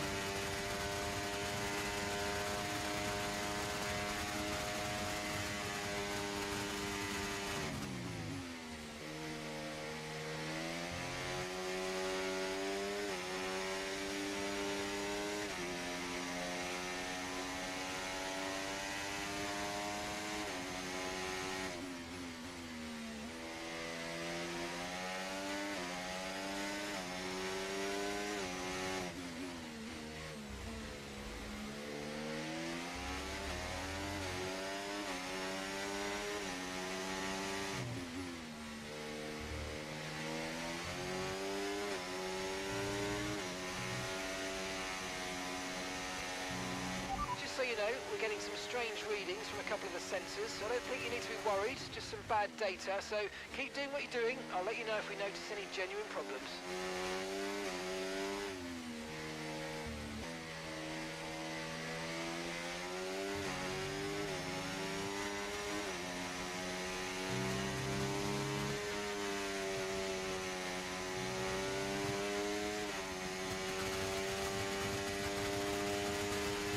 No, I think they're just fighting.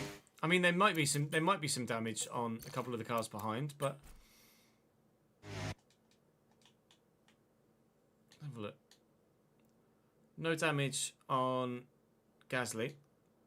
No damage on Hulkenberg. No damage on Lewis. They're just struggling. Ah, Verstappen is through. Verstappen is through against Albon. That will bring him back into the race.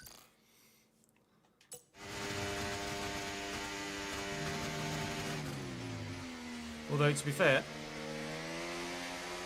with DRS, Albon might still be able to fight. Green flag. Yellow flags behind. Is it Hamilton? I'm not sure who's retiring. Someone's doing something. Someone's retiring from the race. I think it might be Lando Norris. It's Alex Albon. Alex Albon's out. That's caused chaos behind. Let's have a look. Where is Albon? Oh my God. Are they 3 wide here? They're 3 wide. This is Lewis. This is why they're falling back. This is Lewis, Gasly, and Hulkenberg. They are 3 wide around turn 1 and turn 2. And then Albon's engine goes here, and he gets in the way of everyone trying to get past around turn 2. 3 wide between these guys. This is why they're falling behind, because they're just battling so damned hard. But Hamilton has made it past Hulkenberg, and that's big for him. Hamilton is starting to make his move now to close the gap towards myself and Lance Stroll. Teams are back out at the Abbey.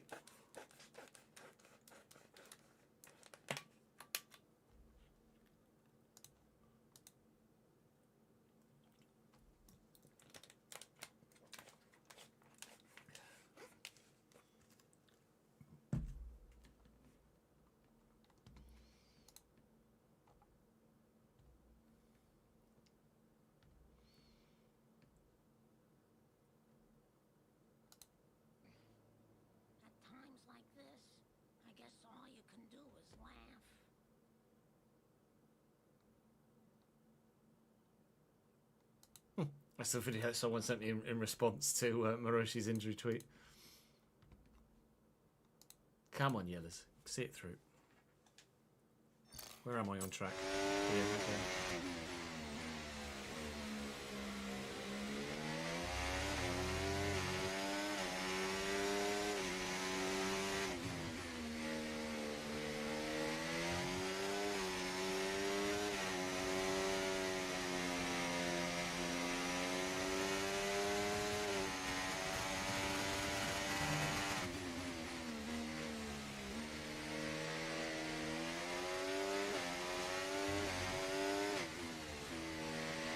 An app called Dart Counter, Noah.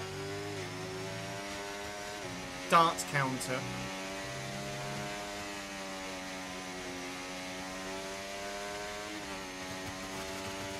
Gap to your teammate behind, 10.2 seconds.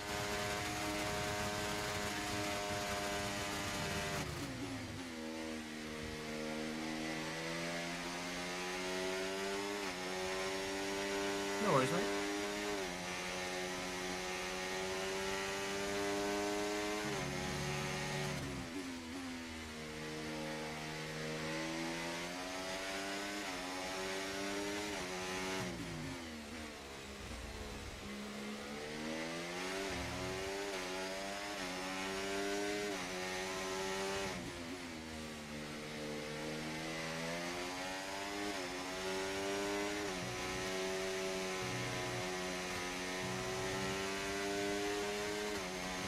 Yeah, Lance is loving life right now, just clinging onto the back of me.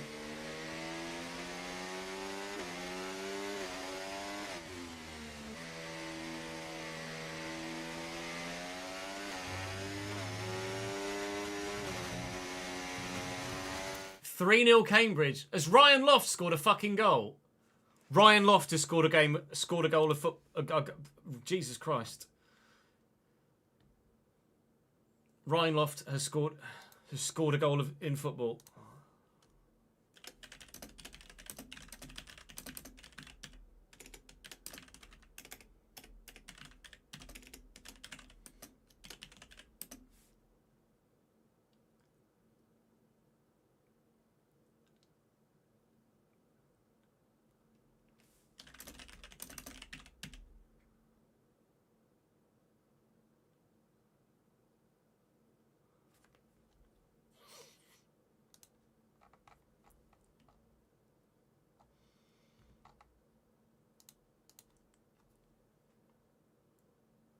Three 0 Yellers. Unbelievable, Jeff. Make sure you pay attention to this.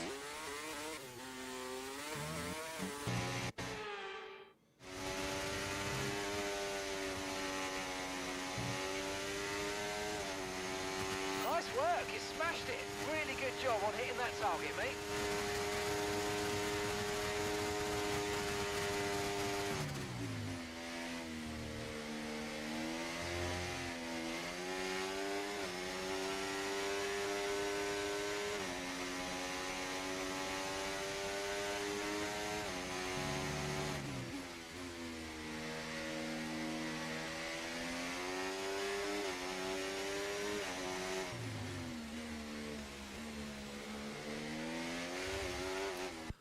Reading chat.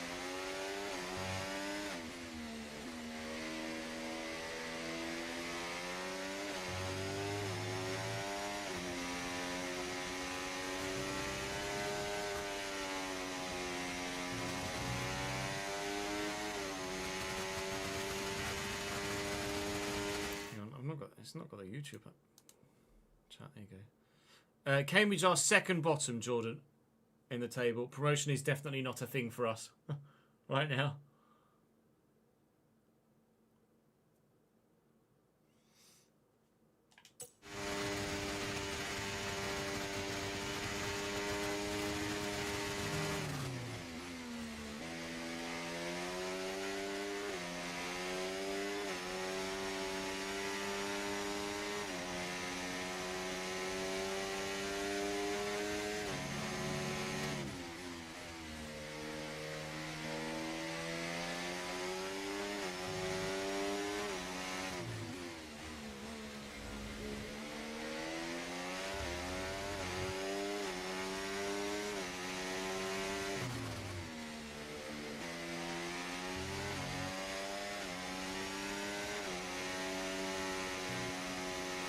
We've got a lot of spare energy. Okay to use your overtake button. I'm anticipating them to start boxing this lap. Lewis and Gasly had started to close a little bit. Lewis took Gasly after he took Hulkenberg, as you saw earlier. You see his Stroll in. Stroll is not in. So they might go 21. They might go 21. To be fair, I think it was 21-21 on the softs, wasn't it, for the soft stint. But some behind are boxing. So I think those that are going soft, medium are boxing now. Those that are going soft, medium are going to go an extra lap and box on 21. Lewis had started to close the gap after making the overtake on Gasly, and they dropped it to 4.5 seconds. But then Gasly used some DRS and challenged again. Took Lewis Hamilton back, and it opened up to over 5 seconds once more. So we're relying on other people battling hard to nullify the act of the undercut, and hoping to still be able to maintain P1, or at least be very close to P1 when we come out of the pits on fresher tyres, when we box at the end of 23. I think Stroll and those behind me that are still on soft tyres will box this lap to go to mediums. or another set of softs. Probably another set of softs for these guys. We're going to another set of mediums next, with a view to going to softs at the end of the race. Here you go, Stroll's in. So they'll all go soft, soft. We're going medium, medium. And then when they're on mediums at the end of the race, we'll be on the softs and hopefully be faster.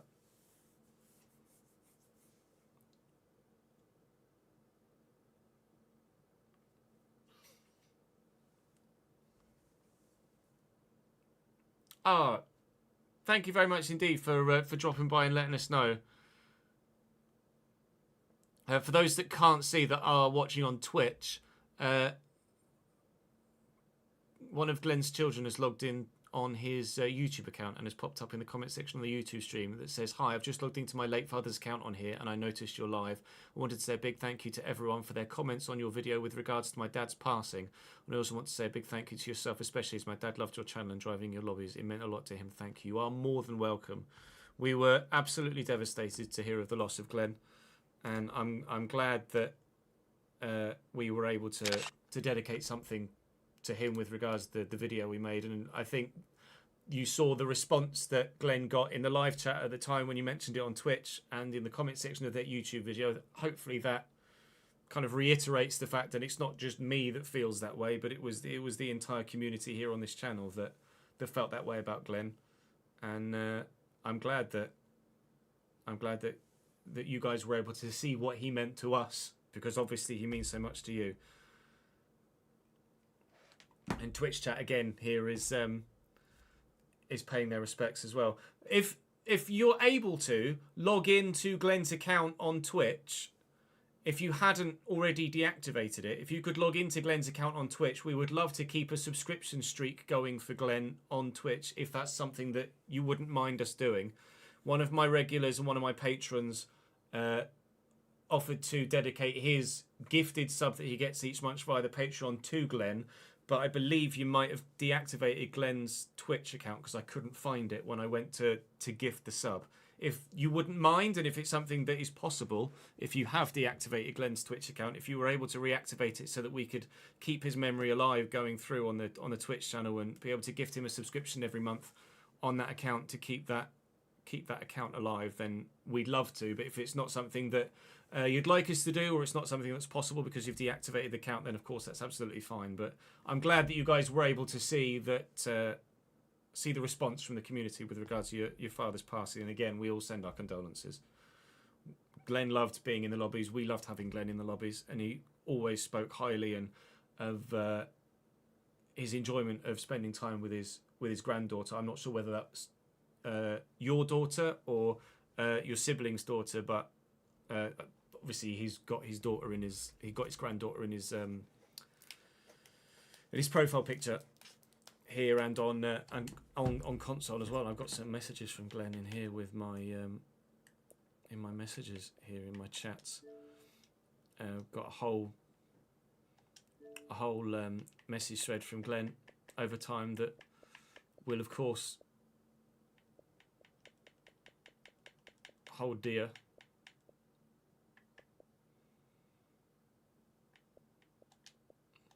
Glenn meant a lot to us on stream,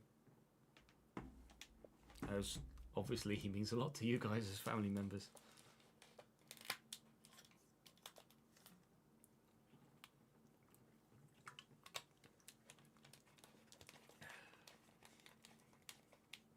Ah, yeah, cool. Yeah, we'd love to do that as a gesture.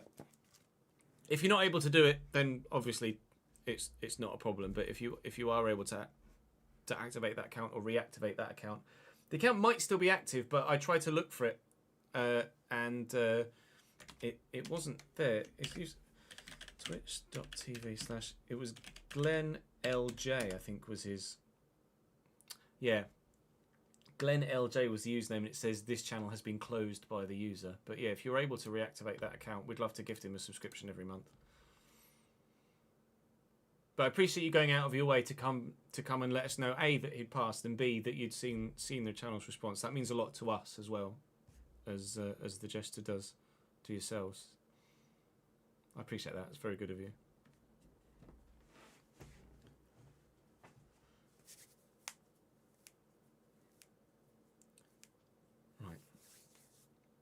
go and win this fucking Grand Prix, shall we?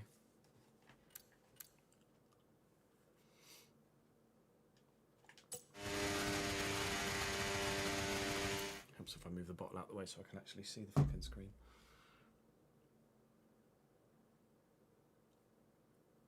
Yeah, I appreciate that.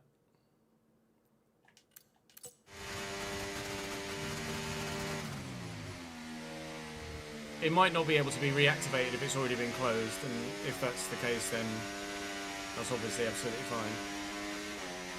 But if it's possible, then my community would love to keep Glenn's memory alive with us in that manner.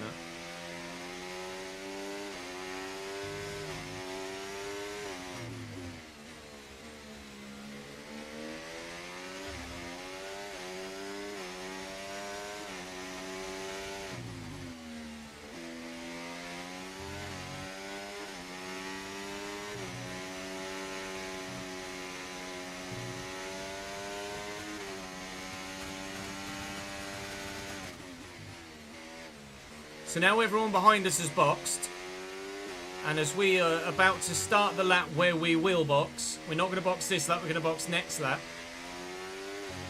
They've actually gone soft, soft. I anticipated some going soft, medium, medium, but it appears that almost everybody, other than Yuki Tsunoda, is going soft, soft. Ollie Behrman hasn't yet pit, actually. Ollie might be going soft, hard, one stop. We'll wait and see. If he boxes at the end of 22 here, we'll find out. But you can see the gap to Lewis was over 24. It's now closing. I'm going mediums again with my next stint. So they will have some pace on us at the beginning of the next stint. But hopefully throughout the course of the Grand Prix, we will still be able to bring ourselves out in front to the checkered flag. Ollie Behrman has boxed at the end of 22, so I don't think he's going for a one-stopper. Okay, so He's just doing a slightly delayed two-stopper, because presumably Max Verstappen got pit priority, and they are going significantly faster on those soft tyres. Significantly faster. But they are going to be battling. The Stroll has taken Hamilton, as you can see. They're going to be fighting hard. So hopefully they will continue to battle, and we might just be able to come out in front of them. Maybe. Going to need a good pit stop though. We had a bit of a gap to Hamilton and co. So I'm hoping to still be able to come out in front of them. We'll wait and see. Oh, I mistimed that horrifically. It's probably going to be a bad stop regardless now. 3.3 seconds isn't bad. Okay, that stop was a 3.3 seconds isn't bad. I'm not going to get out in front of them, but I'm going to be right with them, I think. Alright, we'll be doing one more stop today. One stop left in this strategy. There they are. If I can get out in front of Gasly, that would have been a dream. But they're on soft tyres again, and I'm on mediums, so they will have pace just as they did at the start. But again, we feel like we've got the pace to battle. Hamilton is absolutely in the fight for a podium now, and maybe a win, because we all have one more stop, and this is just going to be repeated, really. It's just that they'll be on the mediums at the end, and I'll be on the softs, but it'll be my tyres that go quickly. Lando's right behind me here on his soft tyres. It's not as straightforward a victory as it might well have initially looked like it may well be. We need to try and make our way through this traffic if possible, and then try and extend the gap again. They've pitted as well, so warm up your tyres and get down the road. I've just seen that Mansfield has scored one back, annoyingly.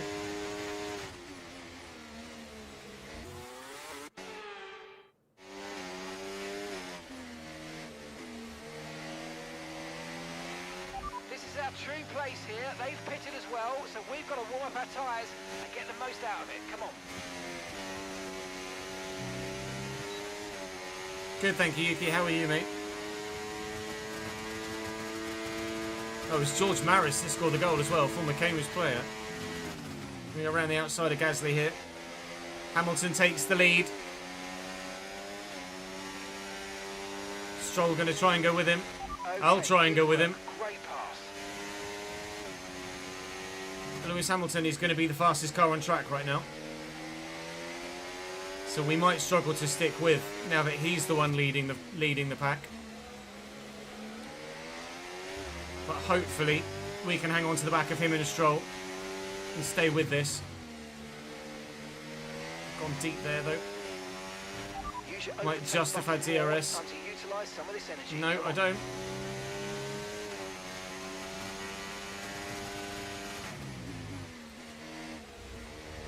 Try and get it back though for the main straight, which I think we have done. Yeah, we will do. We will have DRS here. Stroll might make a move for the lead now. Great work. You're catching the He's car going for it. by around 0.5 a lap. Going to save some battery. Hamilton might even tuck in behind. Simple overtake for Lance Stroll. The Aston Martin leads. By around a second a lap. Pulling out a gap behind now, which is good as well. Hopefully Gasly and Lando start to fight and fall off the back of this trio, of which we are at the back of. But hopefully not at the back of for long.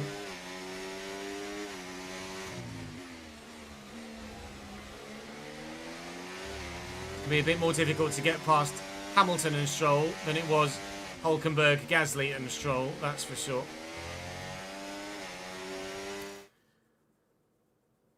Xbox Game Pass ran out, so you're limited to options now, RIP.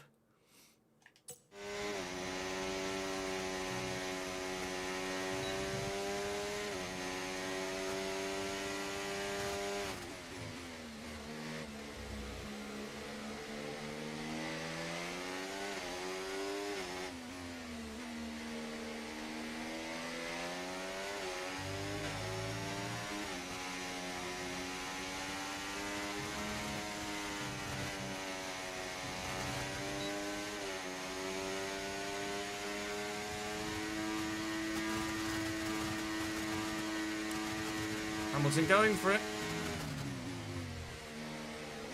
He's slow on the apex. Can I duck underneath one of them here? Just taken the lead. No. Okay, mate. Stroll This is feisty though. Right, let's go. Let's try and get past them. And Oh, put them on the back. Lance. Push, push. It's not really an overtaking spot there, so I shouldn't really have gone for it, but Lance was wide enough that I felt like I could have had a go. Bit of wheel-to-wheel combat. We'll have a look at a replay of that. The gap opened up there. That's with Lewis in the way there. I felt like I could go for this, but I didn't expect Lance to tuck in quite so tight.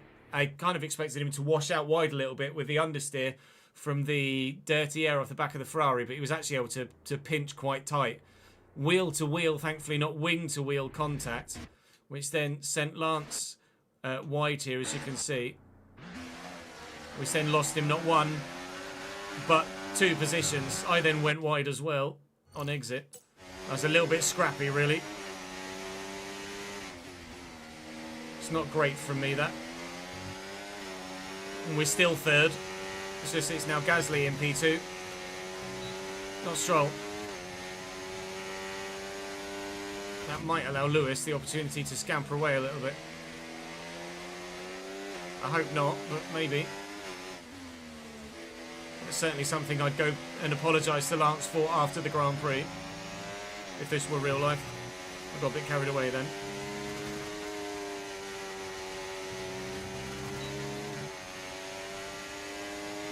We've got the run on Gasly. 3.7 seconds. I'm going to get boxed in behind Lewis here, though. He's gone defensive too, however, unnecessarily. Okay, nice work. Really good job with that. Lewis defending thin air there. If he stays where he is, he continues to lead the Grand Prix, but he's moved out of the way, effectively. Defending without needing to, and now we've taken the lead the Grand Prix back again. Although, obviously, Hamilton in that Ferrari for these next few laps on those softs is absolutely going to be challenging me for the lead every lap down the straight, so maintaining battery is going to be very important for me now.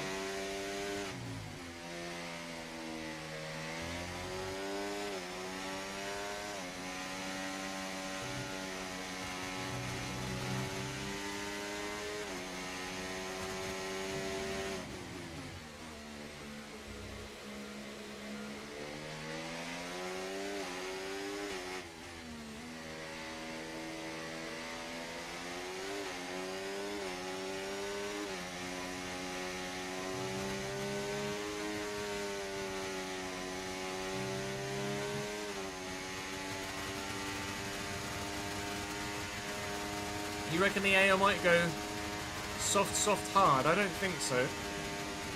They might do, but I'd anticipate them going soft, soft, medium.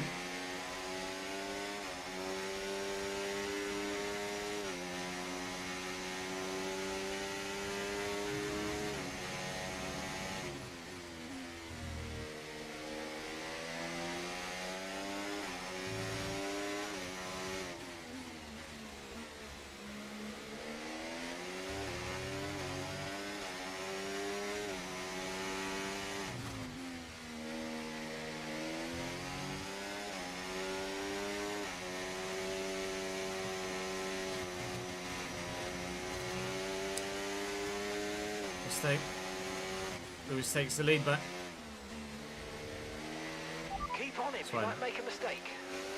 Mistake about the ZRS is not a problem, but it's not a mistake I'm going to be able to replicate too many times before it does become a problem.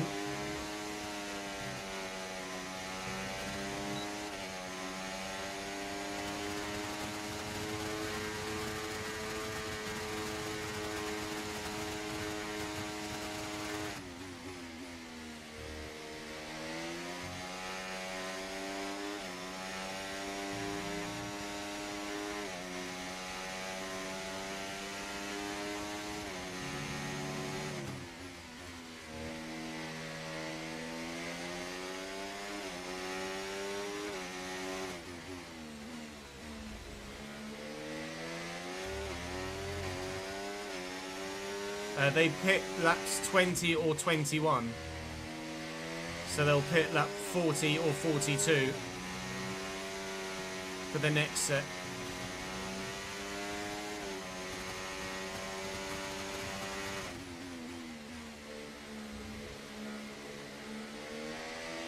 Was Mansfield's goal any good? I missed it in the time. Please don't tell me it was a Jack Stevens mistake.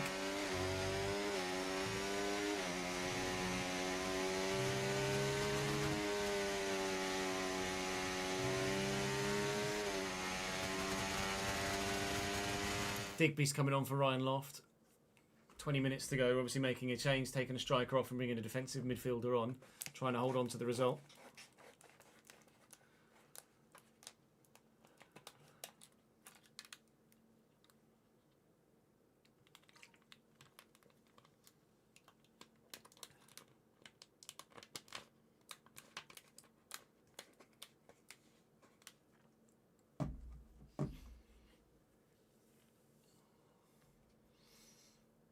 Hideaway, thank you very much for the follow, mate. Welcome to the channel.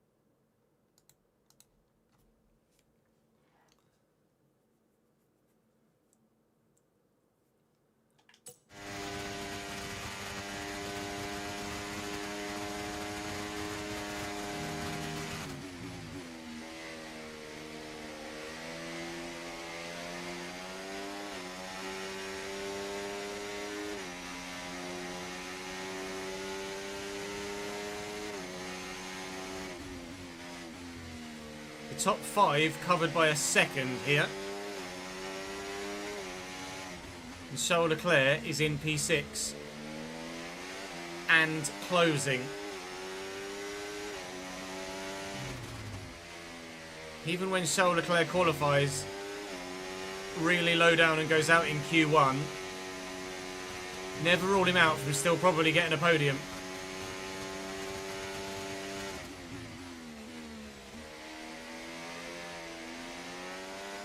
It's so difficult to try and win this World Championship with Charles Leclerc being that quick.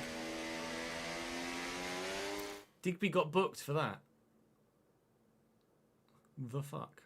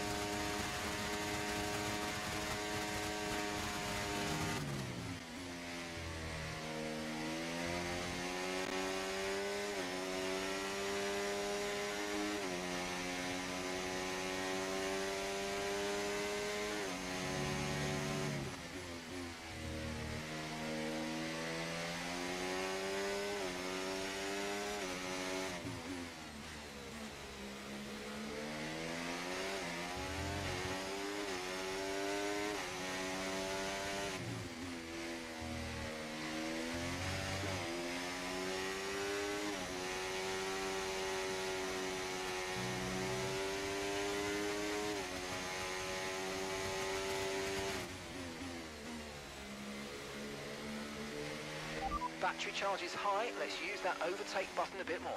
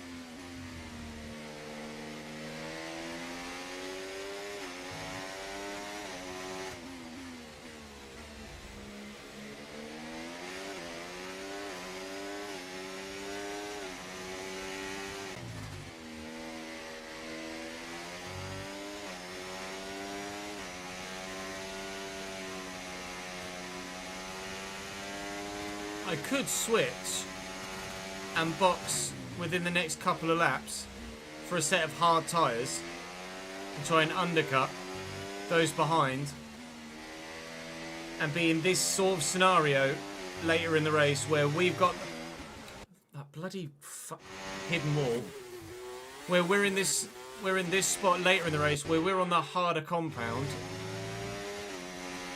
and they're hanging on with more worn tyres.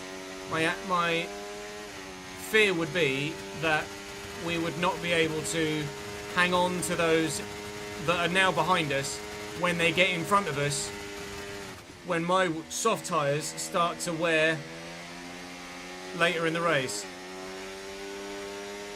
I'd be in this position but have the softer compound and their tyres would outlast mine. That's the fear at the minute. So I'm contemplating boxing for a set of hard tyres before lap 36.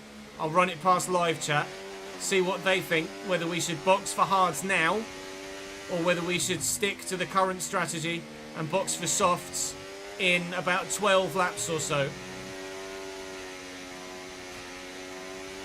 Chat, what do you think? Oh, you were able to reactivate Glenn's account. That's fantastic. Thank you for doing so. We will absolutely keep Glenn's account alive. Let me gift that sub now. Full disclosure, it was Bromo91's idea. It was Sam Bromwich whose idea it was to use his Patreon gifted sub to honour Glenn in such a way, which is a fantastic idea. Bromo is a fellow Birmingham City fan, and he and Glenn used to chat regularly here on Twitch about the Blues whenever they were both on together. And it's Bromo's gifted sub that would be for him, that he's dedicated to Glenn, that we will now obviously keep that going, regardless of whether Sam is still on the Patreon or not. We will keep that going moving forward.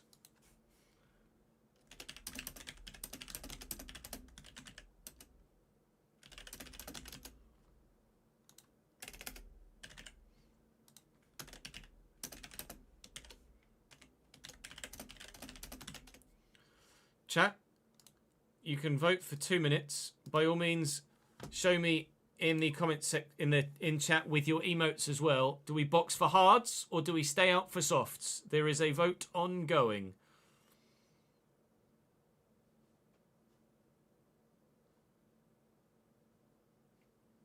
I'm going to go for a quick toilet break whilst you guys vote for that. But thank you for reactivating Glenn's account. Very good of you. And we'll keep Glenn alive with us here. And you're more than welcome to drop by whenever you like.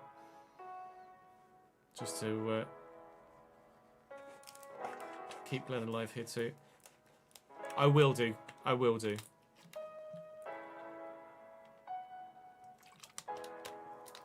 I'll message him on Patreon whilst I'm just off camera now and let him know that we've been able to do it. But yeah, appreciate you reactivating the account. Thank you. We'd like to honour Glenn as much as you'd like to honour him. I shall be back in a couple of minutes, chat.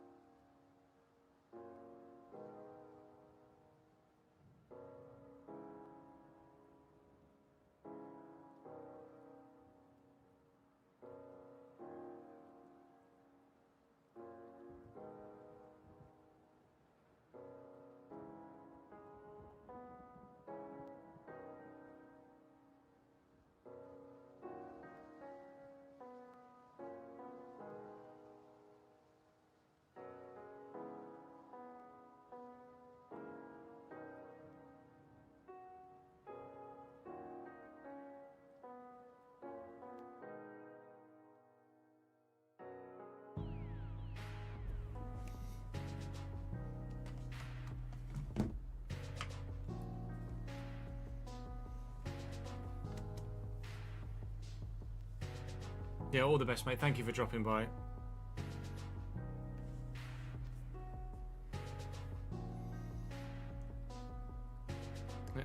Let's gift Glenn's account a VIP membership as well whilst we're at it. So we get the little badge.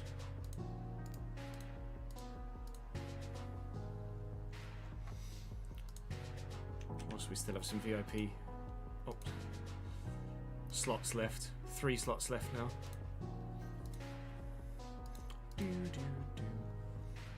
We are checking. And the bowl, it says,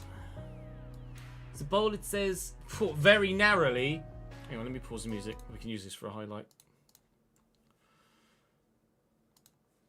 Twitch have voted, and very narrowly, our pit strategy will be to stay out for the softs at the end of the race, rather than box early for the hards.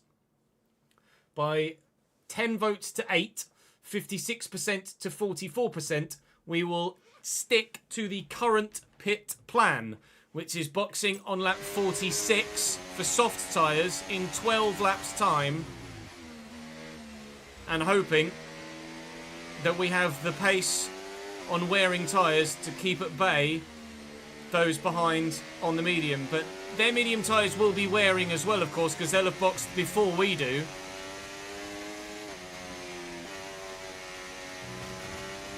So their medium tyres will be a little worn by the time we come out on mediums. We could try and extend our medium stint a little bit, perhaps, if we feel like we've still got the pace to do so.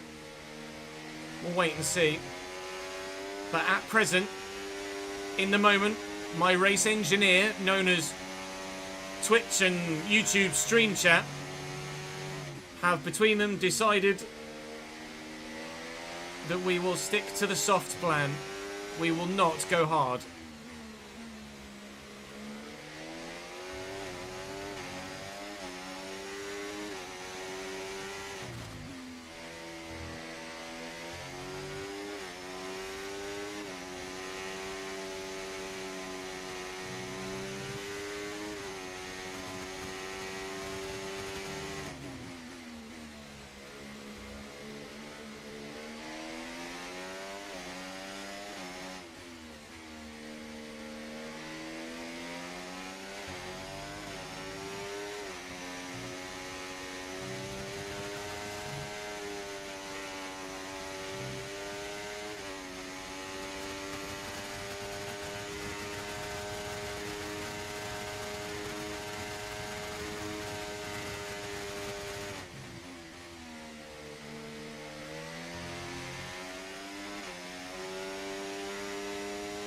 Oh, I thought for a minute that was 3-2. It's not. I just saw a replay of lots of Mansfield players running off together. 3-1 Cambridge, 6 minutes to go.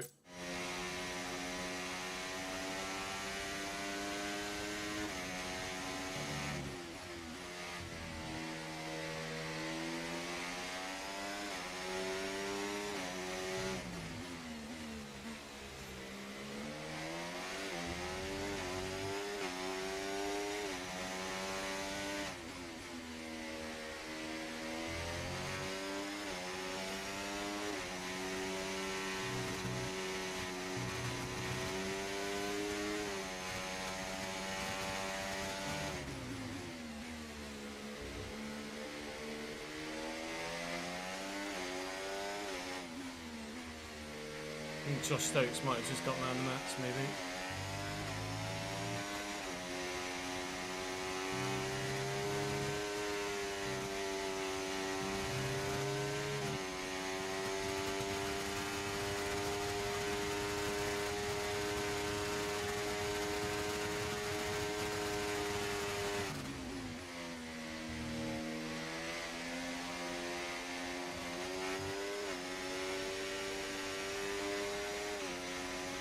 Stop watching the football, Jez. Is that Zeno? Zeno's on the floor in pain. Hopefully it's just a little bit of time wasting. Mansfield Pen. All right. Zeno is not... Fucking Nora. Don't throw this away. Yellows, for Christ's sake. Zeno slides in and looks to have won the ball, but the referee points to the spot, apparently. Need to see a replay.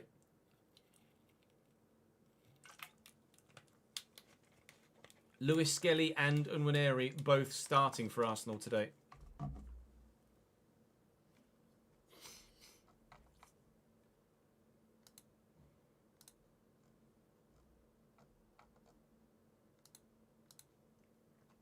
Was it a pen, AD?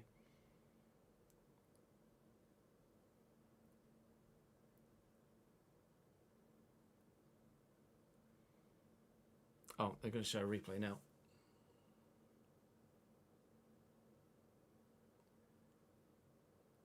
I think he wins the ball through the Mansfield man's foot.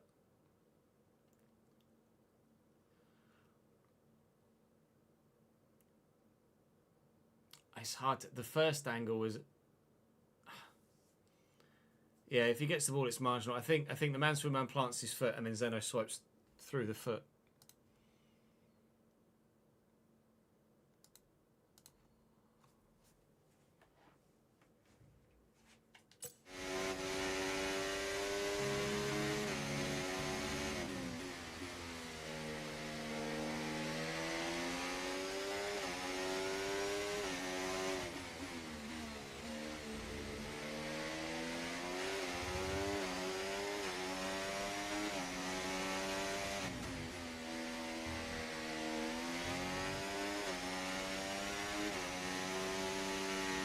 Ben Wayne, the man that won the penalty.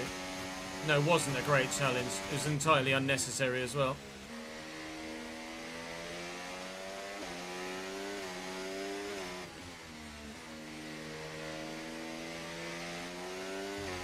Doesn't need to make it at all. Like, just marshal him out wide. Absolutely no reason for Zeno to go for that whatsoever. It's going to be fucking Lee Gregory to take the pen as well.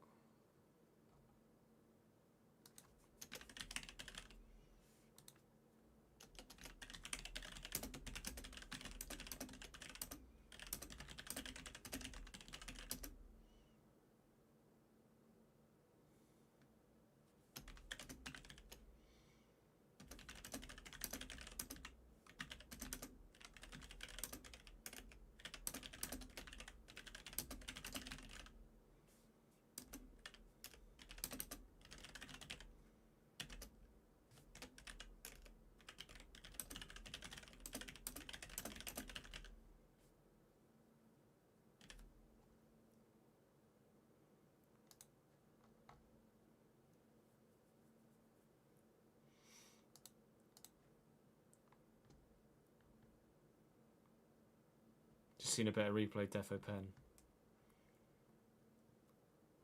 Coach shouting, stay on your feet. And Zeno's like, nah, mate, fucking chop.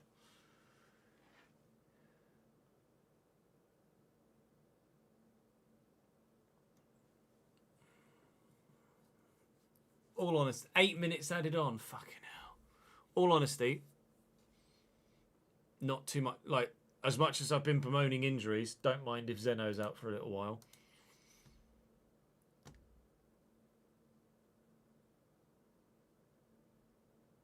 And we're down to 10 men because he's had to go off injured after conceding the penalty, isn't able to continue, and we've made all of our substitutions.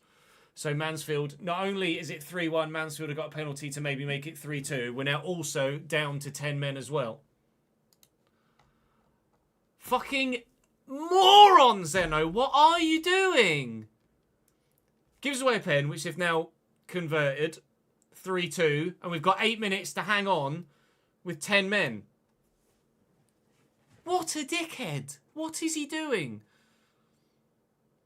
Zero IQ. Literally zero IQ.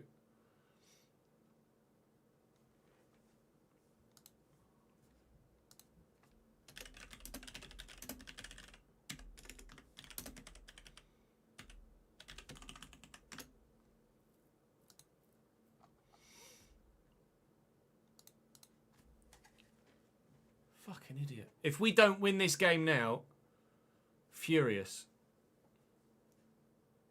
It's absolutely Zeno's fault.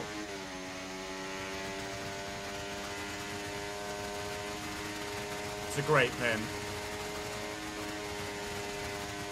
So annoyed at Cambridge United giving away a penalty. unnecessarily. It's cost me the lead the Grand Prix as well.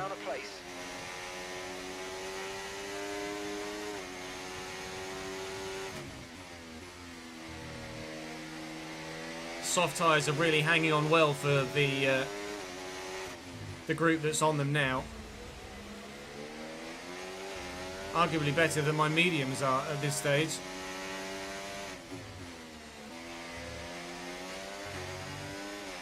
Lewis with the lead now.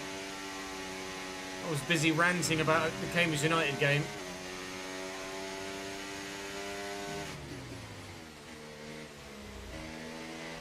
And now I'm second. Energy. Okay to use your overtake button.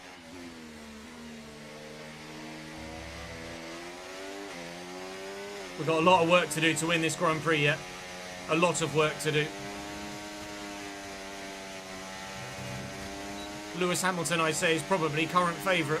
Okay, so we're leading our teammate by 5.0 seconds.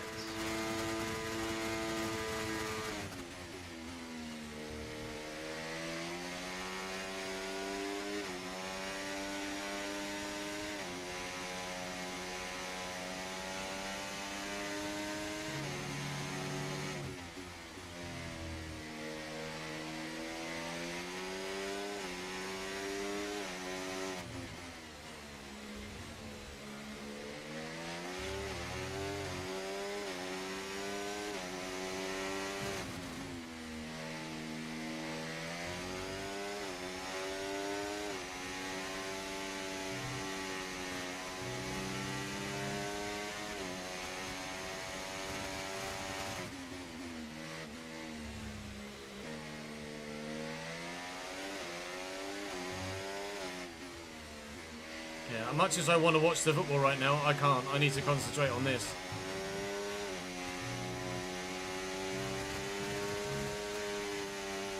Lewis is not letting up. 5 minutes to hold on.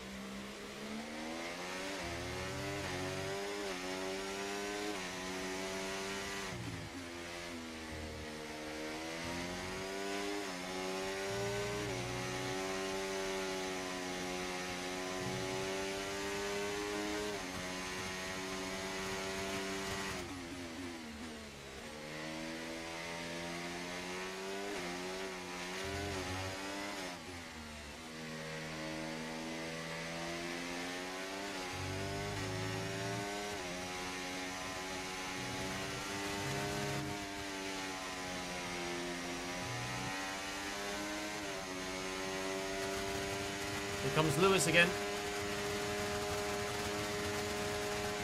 Nothing I can do about that.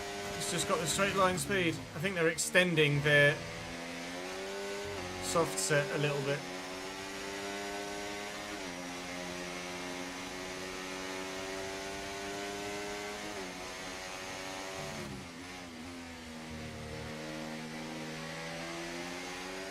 The fact that their soft tyres are still alive surely gives us hope that our soft tyres will still be alive as well at the end of the race. Battery usage is absolutely going to be critical in the final 20 laps or so. Quite happy to stay behind here. It's down the main straight, we want to make the overtake. Otherwise I'll just get overtaken again. Same way that Lewis got me last lap. If they were in a box here, that would be even better. Thank you. So I get the DRS as well. That'll earn me an extra half second that I wouldn't have gained otherwise. Okay, George is coming in for his stop. I just got a message from that. Let me just see that it's not saying... Oh, Drew's asleep in the kitchen. Okay, excellent.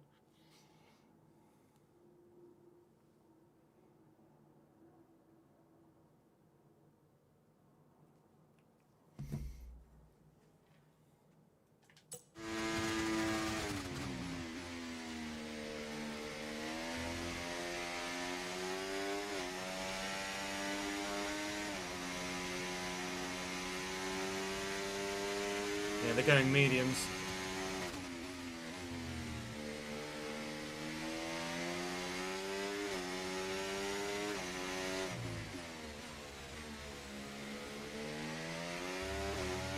Weirdly, despite the fact that Lewis boxed first, Lewis has lost 3 positions to Gasly and Tsunoda. Oh, no, lost 2 positions to Gasly and Norris there. He must have had a slow stop, Lewis Hamilton. He did. 5.5 second stop for Lewis, 2.5 for Lando, and 3.3 for Pierre. Lewis has had a poor stop and lost a couple of positions in the pits. That's good news for us. If we can have a clean, quick pit stop on lap 46, then we're in a better position than we would have been.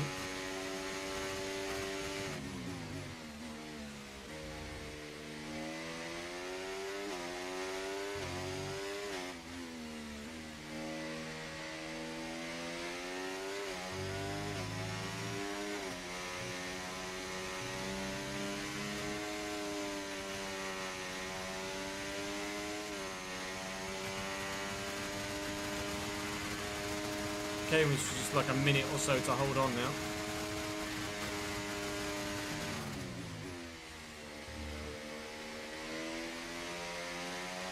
I'm presuming I'm a little bit behind, so I'm presuming 80. That means Cambridge have won.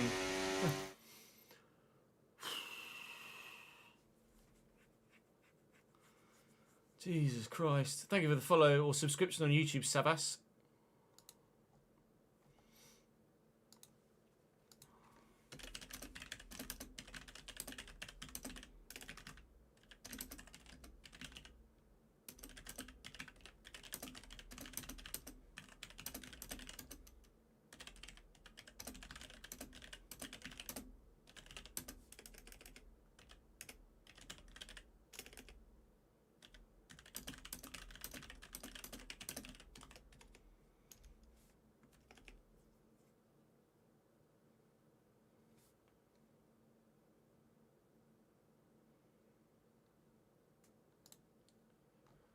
Oh, sweet Jesus, we needed that win. Zeno better fucking get it in the neck for that. I don't care whether he's hurt himself or not.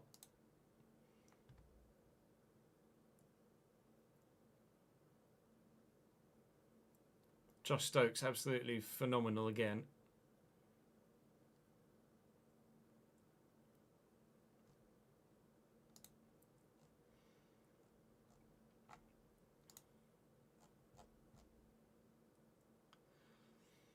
We had dropped to bottom, but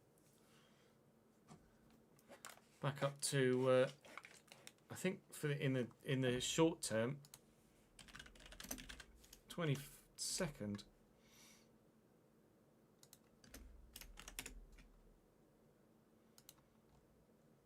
Yeah, in the short term, we're up to 22nd with that win now. Drawing the last one. Winning this one.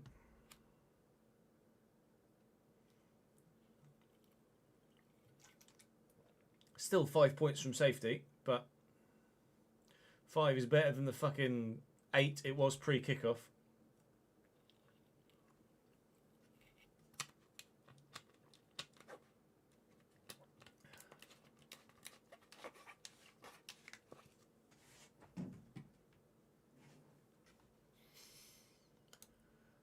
Christ alive, thank God for that.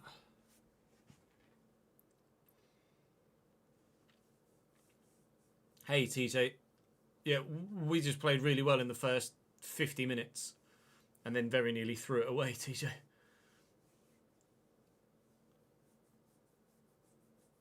But it's good performance from the Yellows for most of it.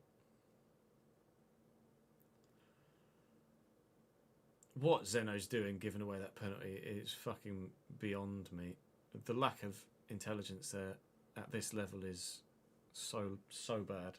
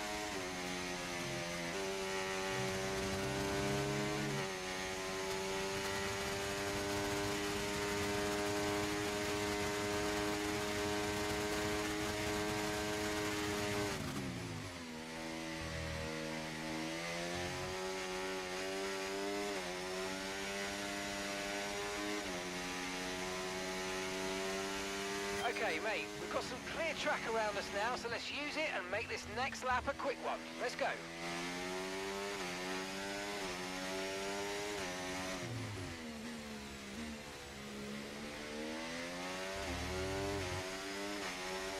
Who've Leicester got tomorrow, Reese?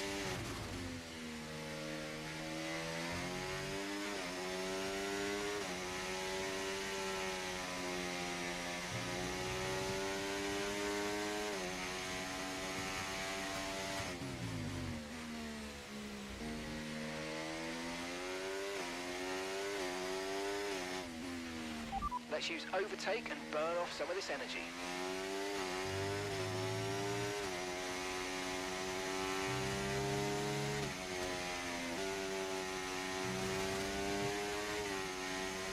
Oh mate, you made that look easy.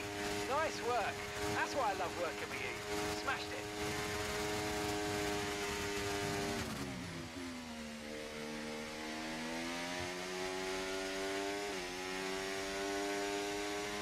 They are closing very, very quickly on those fresh medium tyres.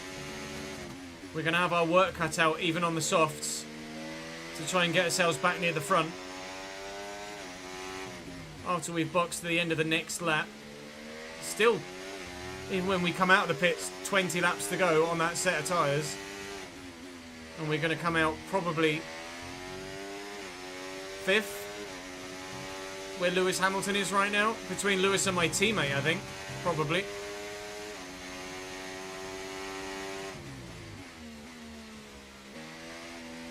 Oh, and the rear tyres are going to keep letting go like that. We might even be closer to George. If you had to ask me now, I'd probably say we don't win this race. But a podium is still a possibility. We're approaching the pit window. We're going to have to be tyre whisperers in the last few laps to make it work.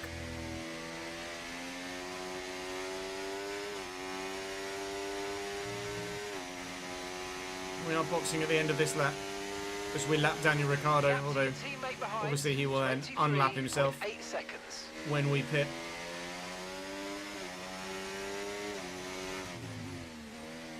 28 seconds to George, so I don't think it is 28. But says we'll come out 6th now, and look at that, Daniel Ricciardo on his brand new fresh tyres is absolutely faster than me. Hey, jeez, not only is he faster than me, I nearly put it in a wall right in front of him. We are boxing this lap, and we're going to have to put in quite the performance in this final stint to get the result that we want today. This is not going to be straightforward. Are you alright? Engine off, engine off. Haha.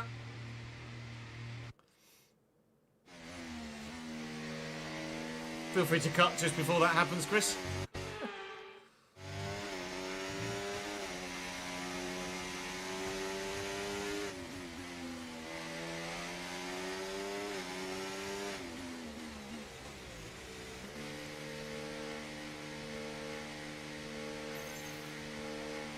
Need a quick stop, please. We get one. Good. 2.5 seconds.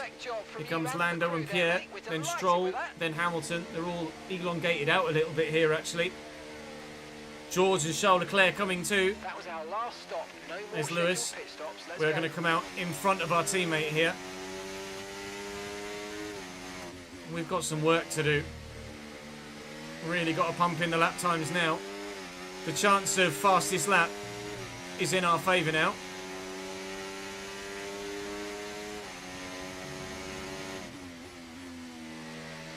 It's really going to be one of the only two, I think, on softs at this stage of the race. Yes, he might be the only one on softs at this stage of the race. So I'm going to go for the fastest lap to get an extra point regardless of where we finish. But where we want to finish, rather evidently, is not bloody 5th after having led the race for the majority of it. Time to go and catch that front four and try and take as many of them as possible and then hold them behind. That fucking invisible fucking bump.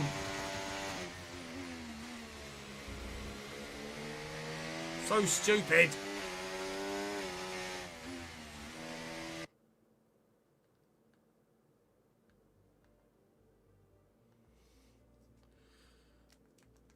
Oh yeah. Let's put Soccer Saturday on.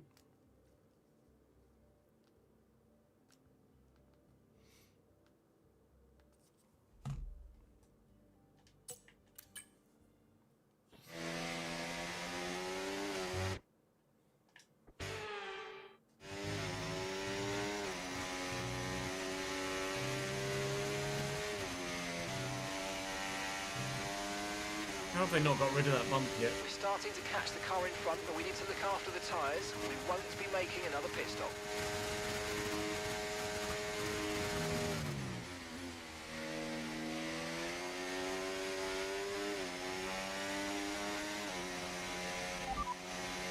Okay, so the current fastest lap, 1:12.2. 112.2 is what we need for fastest lap.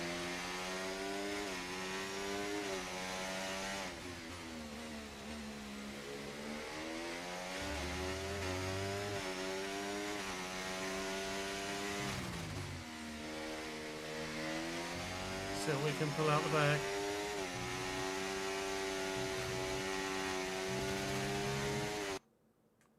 Oh good, I've lost audio. That's sick.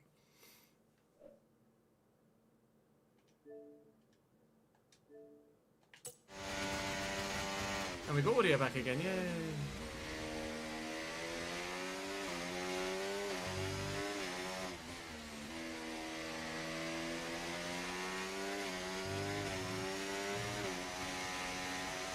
112.2 needed for fastest lap.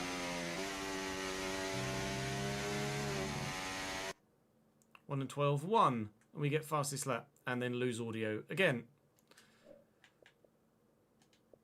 Hopefully this doesn't happen continually for the rest of the race. That would fucking suck.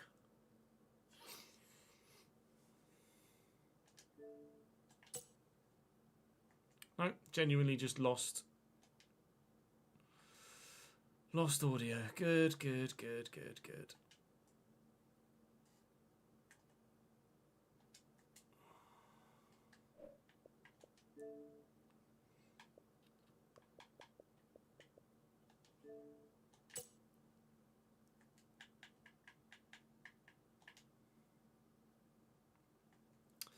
Okay. Mid-session save. We'll reload it.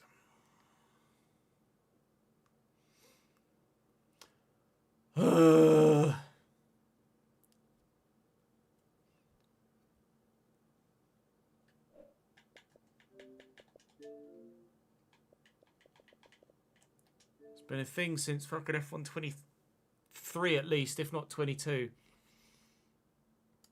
Still not fucking fixed it. EA Sports. It's in the game. Codemasters bug, Ronald.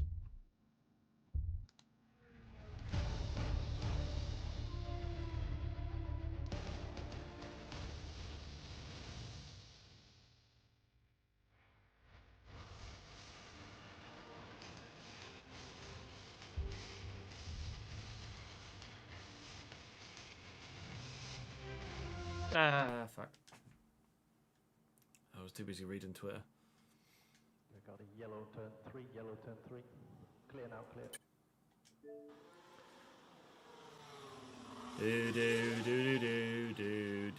Do, fuck. Red flag, recharge on, and box. What's the Saturday night football tonight?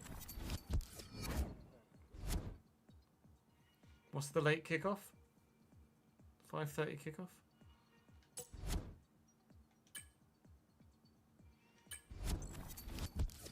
Chelsea City. Damn.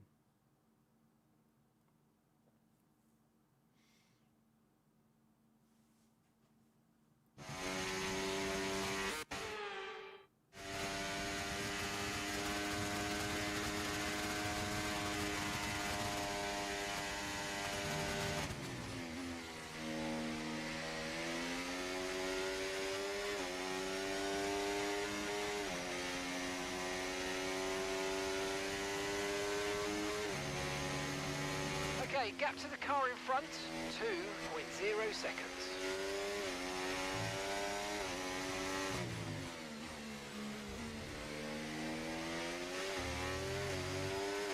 %5 wear on the left front already.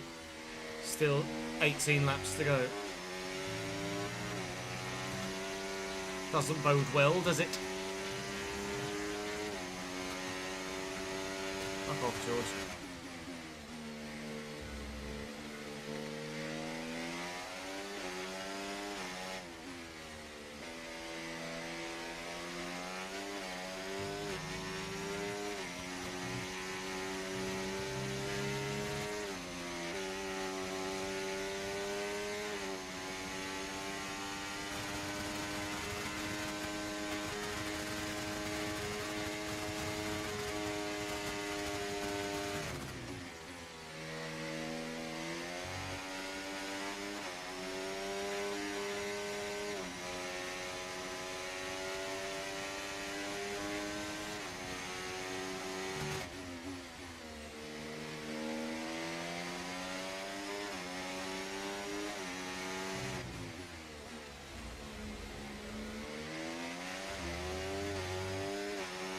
I'm struggling to catch.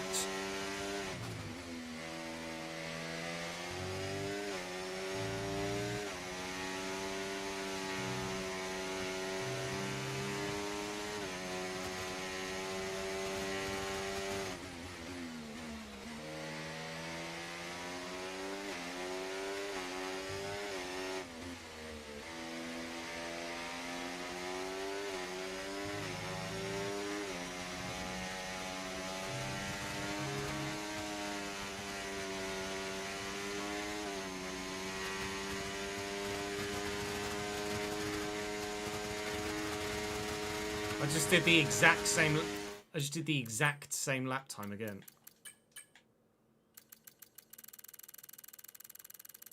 To the millisecond. 112.196, 112.196. The exact same lap time. 2 laps out of 3.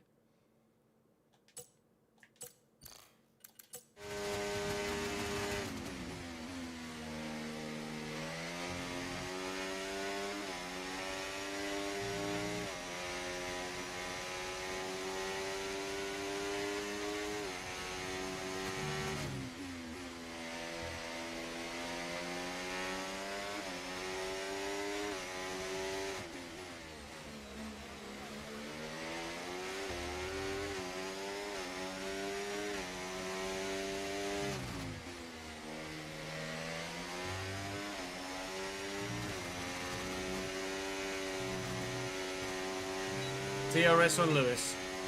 It's taken ages, but we're slowly catching. My soft tyres are dying already. Starting to feel it on the left-hand side of the car. We will not win this race, I don't think. It's time to utilise some of this energy. Come on. I think I can pretty confidently say we will not win this race. 10% wear already. Front left tyre.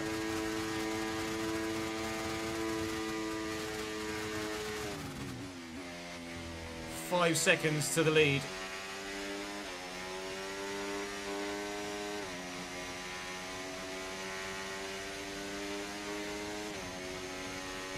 Okay, gap ahead, 1.6 seconds.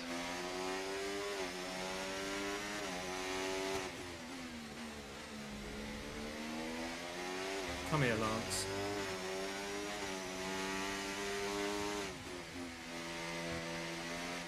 Fuck it.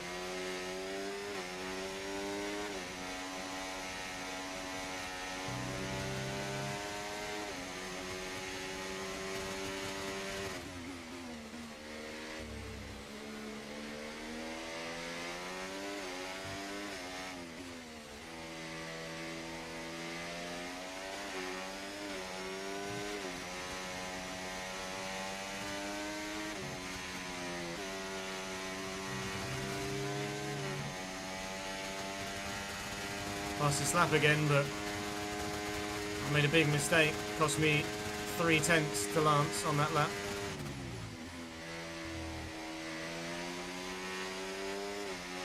What we need is Pierre and Lando to fight.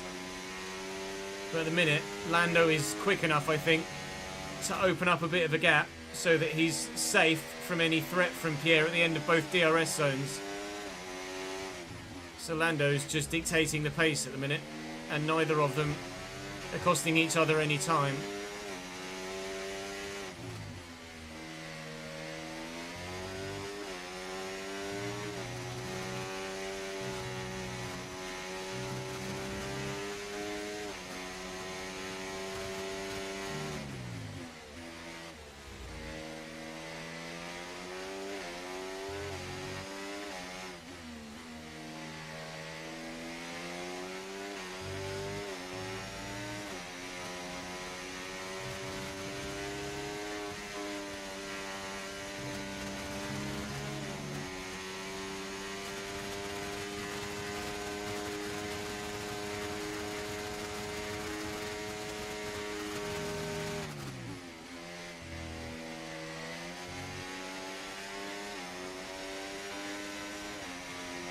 I think we should have gone to the hards.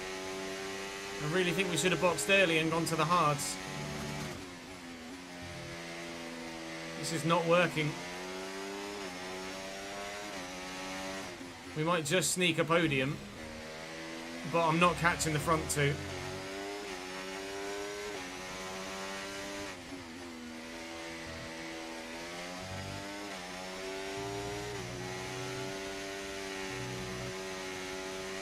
We could easily finish this 6th behind George right now.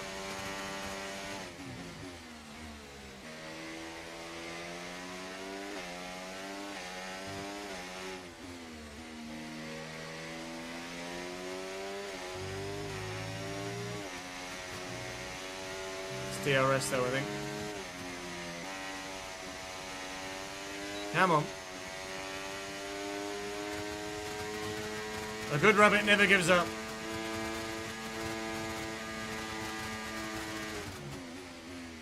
Really late move by Lance there into the braking zone of turn 1, but thankfully we read it, saw it coming and reacted accordingly. That's 3rd. 4 seconds to Lando.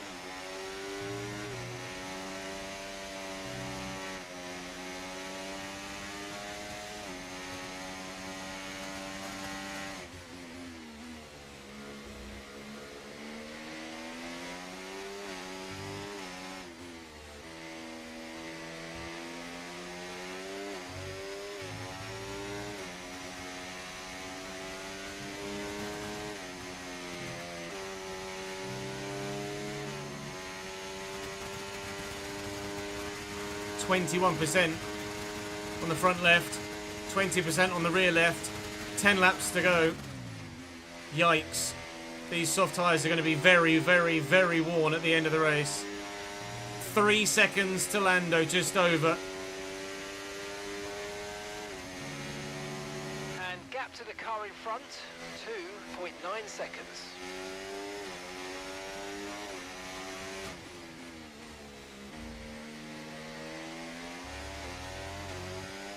We'll wait and see, user, who made the right call or not.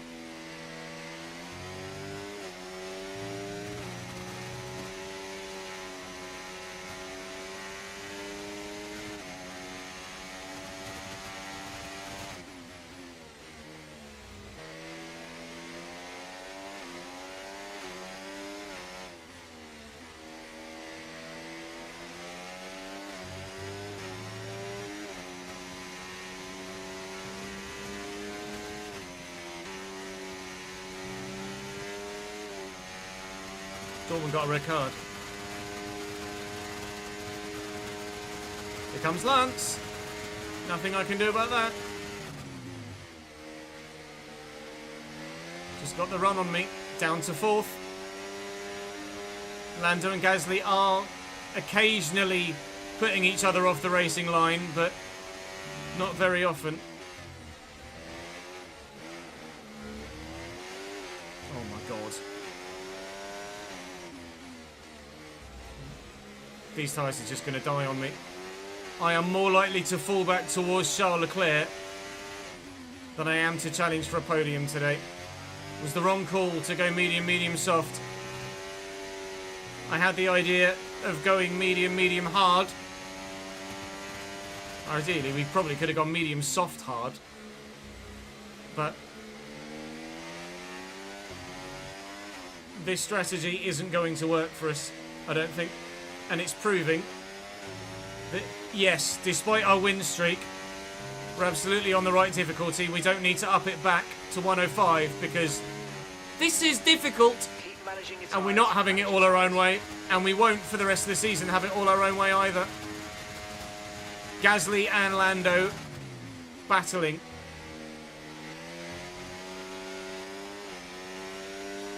Come on, Pierre. Keep fucking fighting, lad. I'm going to try and make these soft tyres last as long as I bloody well can. The McLaren drivers just completed a pass for the lead of the race. We're going to be within DRS of Lance at least, thankfully.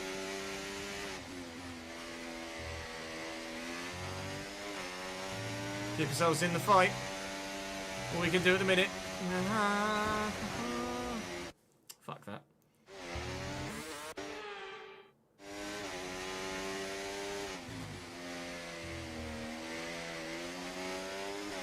I'm an idiot. You knew that anyway.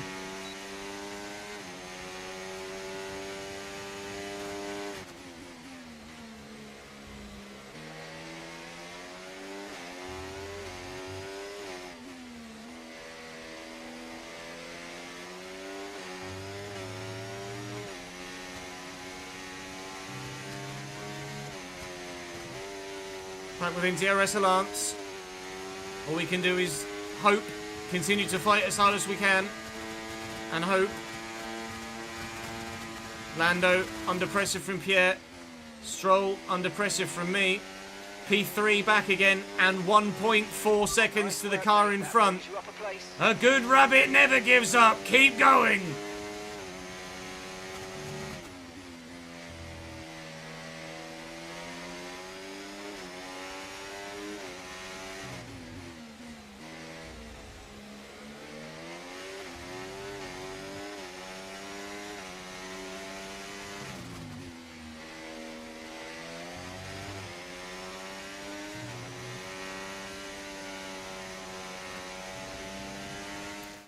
Jeez Louise, this is intense.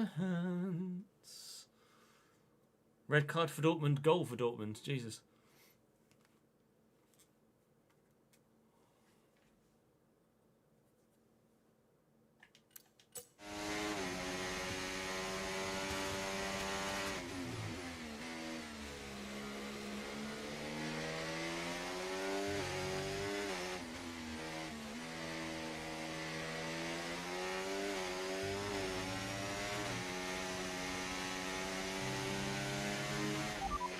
get past, make use of the overtake button and see what you can do. Come on.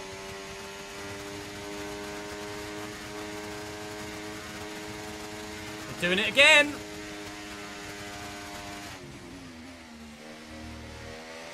Oh no.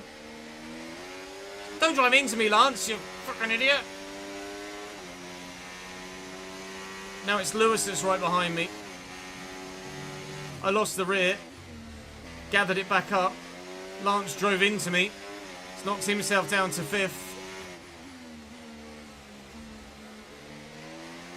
Was within 1 second. Now I'm out of DRS range again. 5.5 laps to go.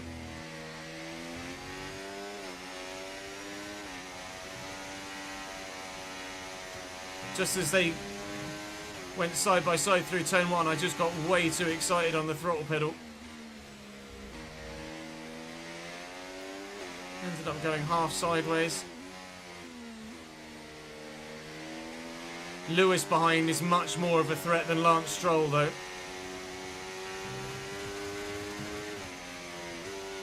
think Lance might even have picked up damage, to be honest, off the contact with me. Let's have a look. Oh yeah, significant damage for Lance. Half his wing's actually physically missing, but he drove into me, not the other way around.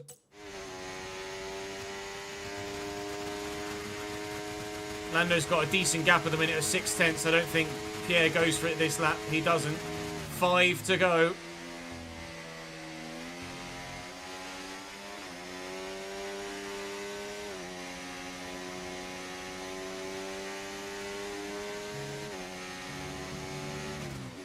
Lance is in the pits for a new front wing. It's another position for Charles Leclerc, annoyingly.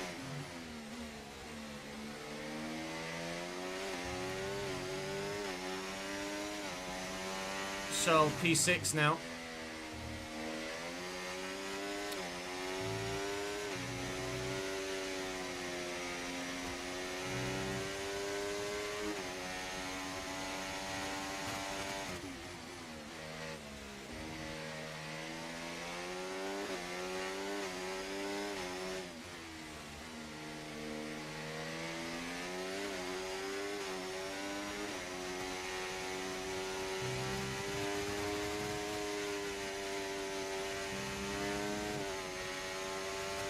Catching the car ahead, well done, but be aware these tyres need to get us to the end of this race. Fuel is fine. I need Pierre to have a go at Lando again, because these tyres do not have it in them to catch at the minute.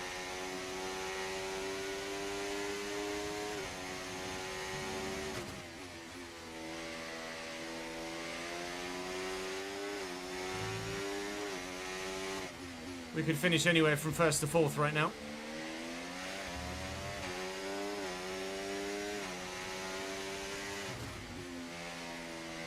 My rear tyres are not happy with me though. The concentration tongue is out.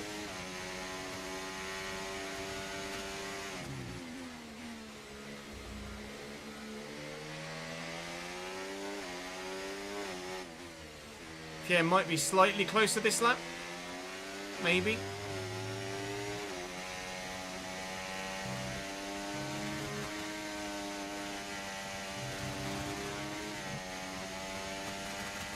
Okay, so we're leading our teammate by 2.7 seconds.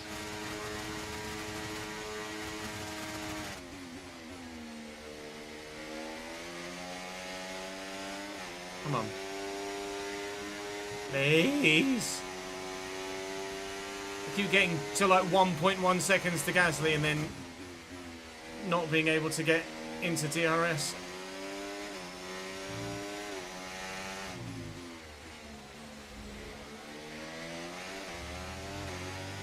Come on.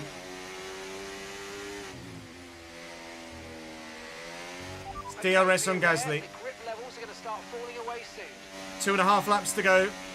DRS on P2.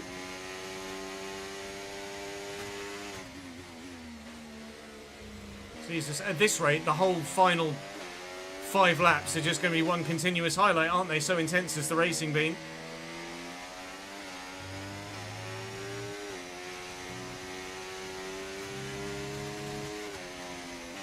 2 laps to go. DRS on Gasly, 6 tenths to Lewis, 5 tenths to Pierre. P2 might be there for the taking. P1 might be there for the taking. Pierre's gone defensive.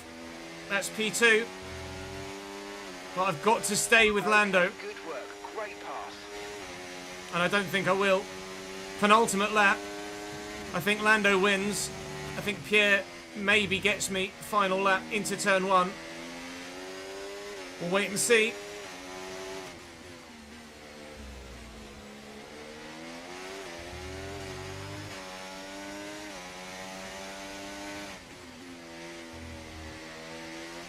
I'm not quite going to have DRS on Lando. I might be able to get DRS through the final sector though, maybe, as we head on to the final lap. I can have a good 3rd sector. Spoiler alert, can't have a good 3rd sector. Tyres have just had enough.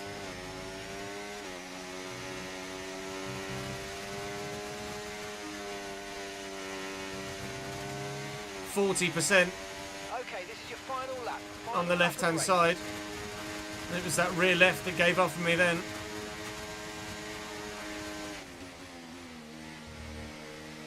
Closed the door on Pierre rather sharply there. Oh my god, these tyres! Lando's going to win. The win streak for us is going to come to an end. It's just a question of will we finish 2nd, 3rd or 4th. Oh, and Lance Stroll takes the fastest lap point as well at the death because he broke his bloody wing. Son of a bitch. Fuel is flashing at me, but we'll be fine. I'm going to use my battery down this DRS straight. I wouldn't ordinarily use it here. Oh my god, these rear tyres. Left-hand side of the car just wants to go at all times. Lando's going to get a comfortable victory in the end. The win might have been there. But ultimately, P2 is what we'll take. Can't win them all. We haven't won this one. But 2nd will do. 2nd will do. Yes! Come on, we're on the podium. Good job. Strong points again. Another pull away from Charles Leclerc. Another pull away from Lewis Hamilton.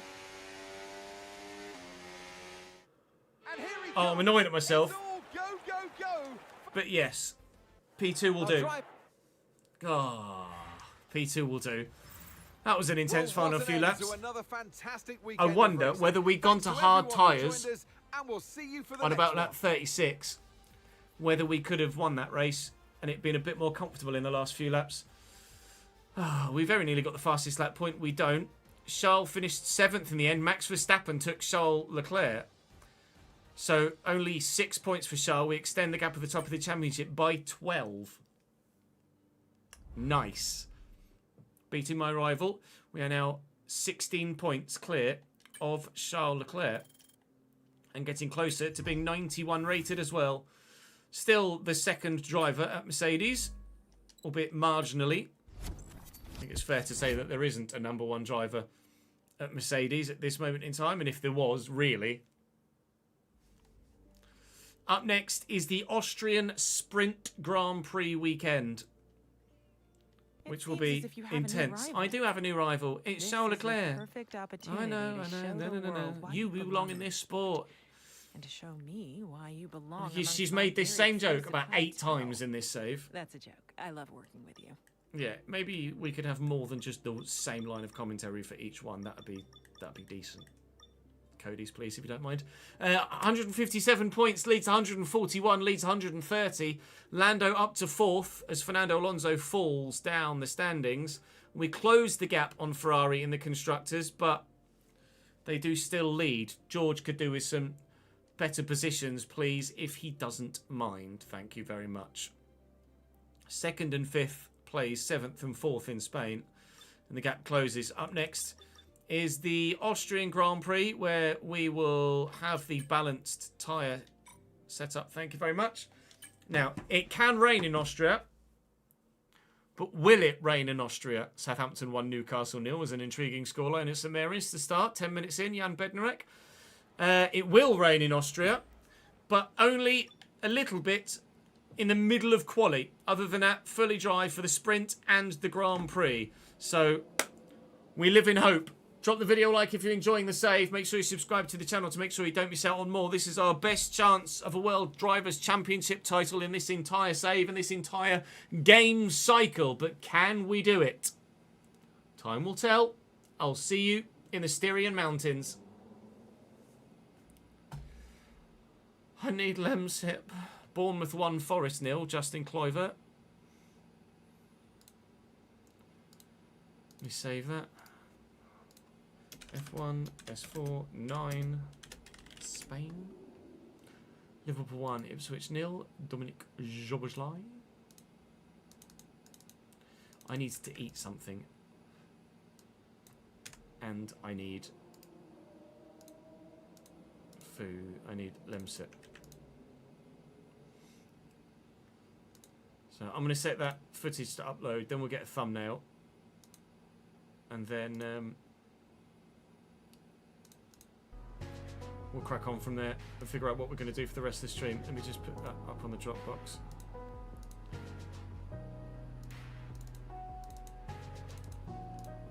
I'll be back in 5 to 10 minutes, chat. If that's okay. BRB.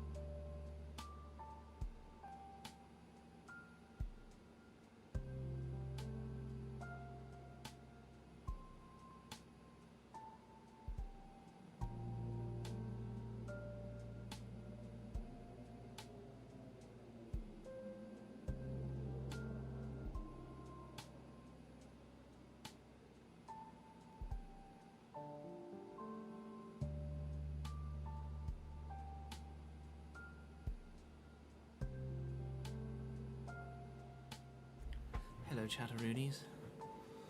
Thank you for the follow, CB Knight. Welcome to the channel, mate. Oh, chat, I don't feel very well.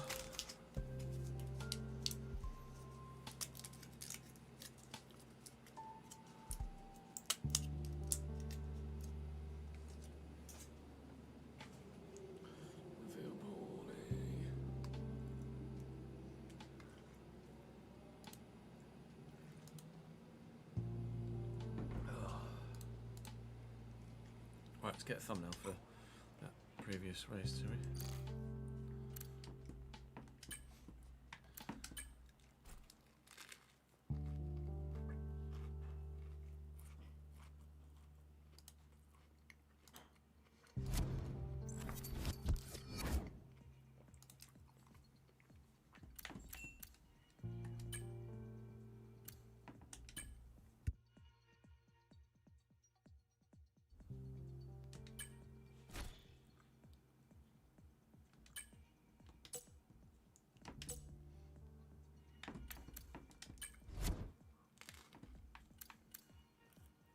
Great.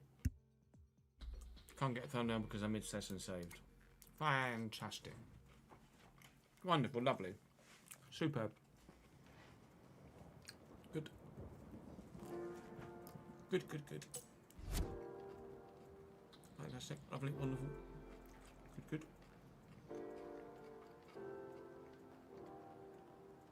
good. Yeah, Create Series is tonight. I no longer race in it at present though. Oh yeah, channel points, stars.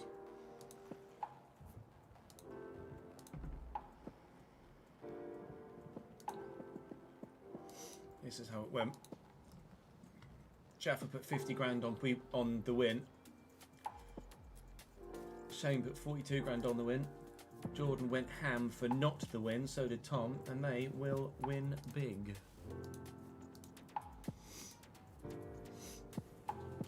Ladies and gentlemen.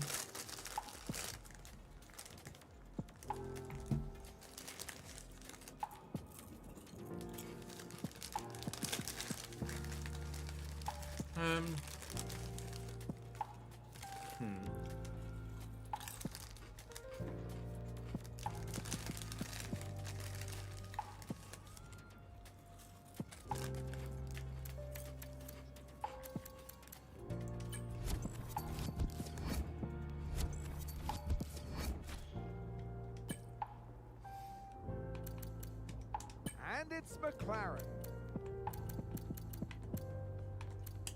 Radio check.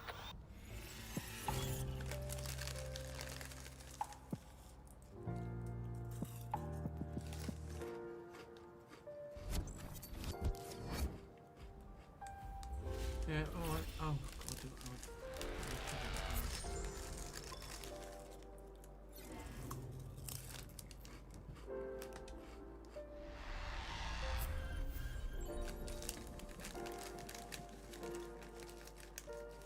Orban gets in the face of Verts. Minutes later, what Verts dribbles and has him on toast.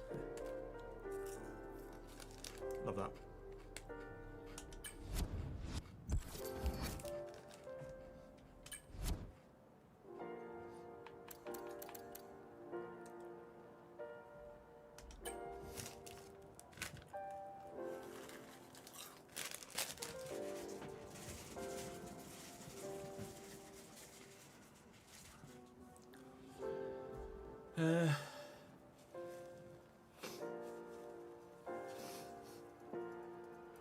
Who do I even get a thumbnail of for this?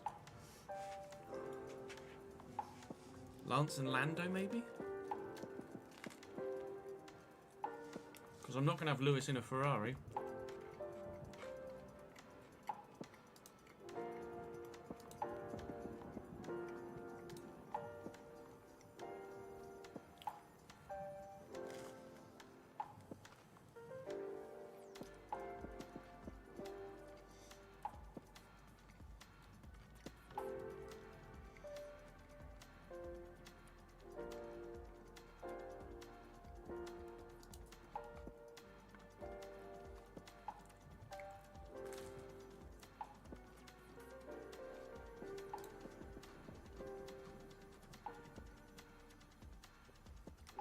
Oh, it shouldn't rain for long at all in your sprint, should it, Daniel? 1-1, Newcastle equalise.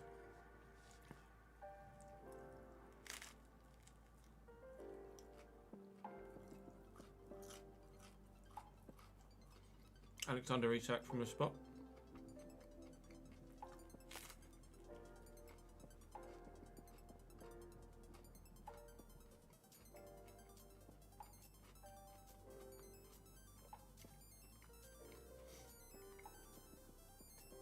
Kyogo's gone to Ren. Really?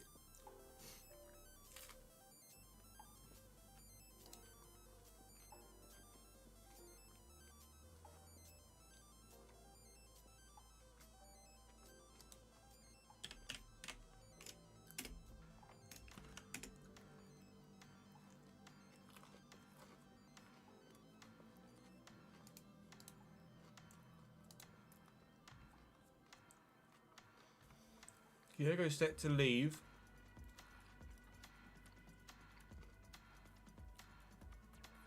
And Jota set to come back.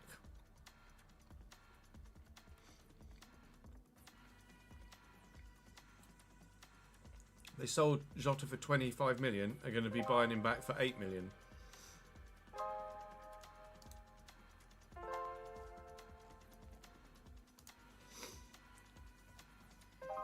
I'm surprised they're letting Kyogo go.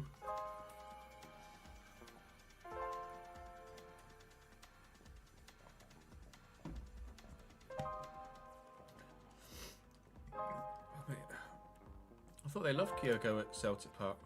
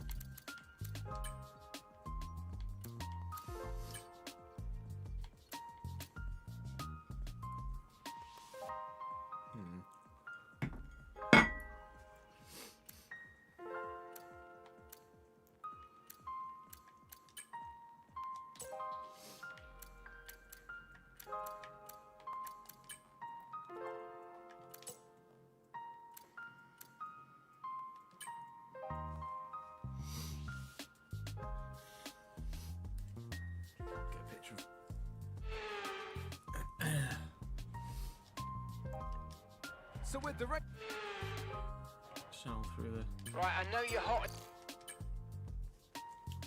Yeah, if I can get a picture of Charles and Lando through the first corner, then that'd be fine. In the cop.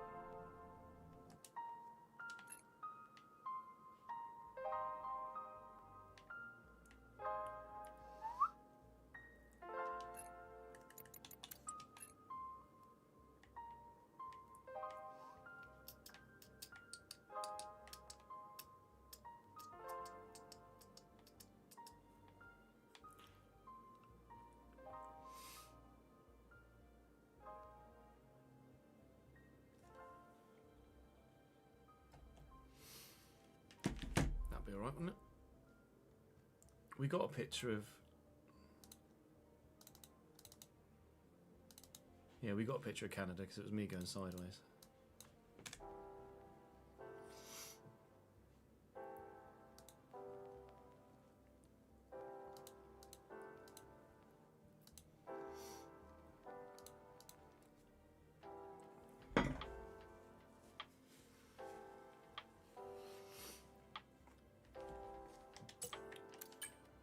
Newcastle 2, Southampton 1. Isak. And there's Southampton season in a nutshell. Leading, gives away penalty, concedes 2 goals in 4 minutes, losing.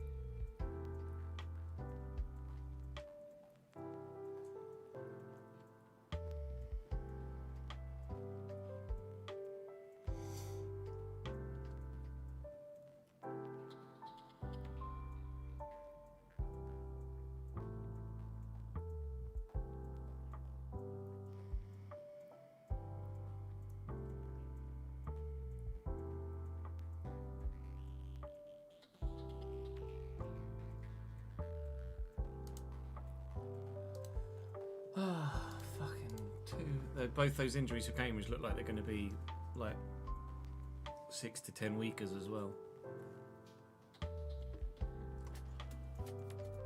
Wunderbar. Fantastic. Fucking sick, mate.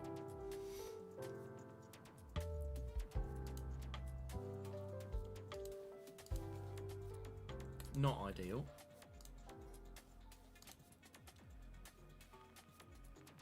Right. Do we...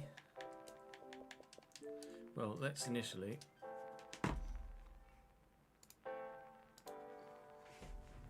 record the next episode of the Journeyman. Doobie-doo. 2-0 West Brom. I think I might upload an episode where the thumbnail is still Wellington Phoenix, but then just have question marks over everything. Because obviously we don't know. I don't want to spoil the move.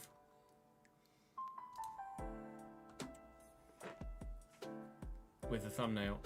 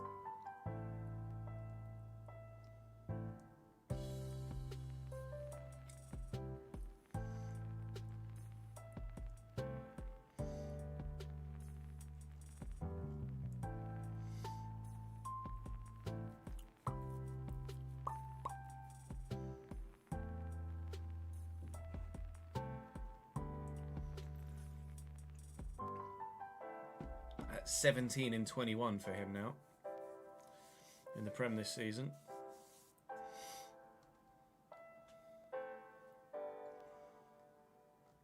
He's on fire. He's still only 25 as well.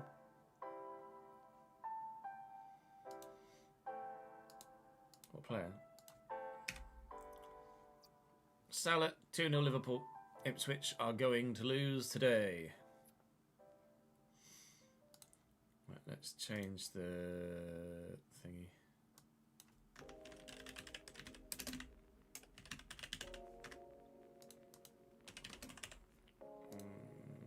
Twitch at least.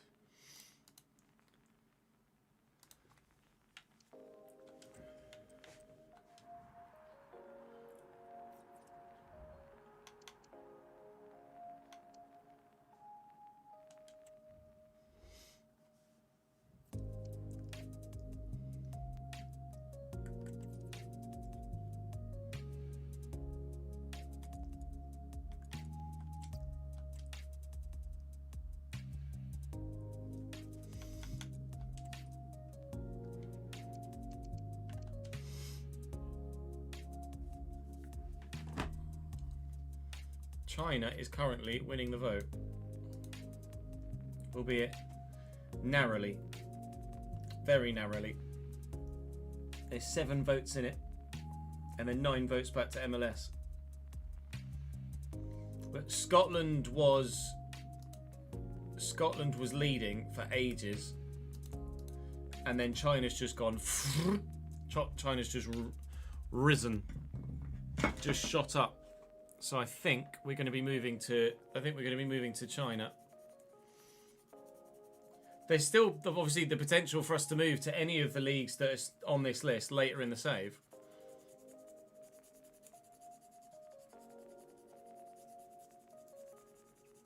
It's incredibly tight. But since taking the lead overnight, China has not relinquished it.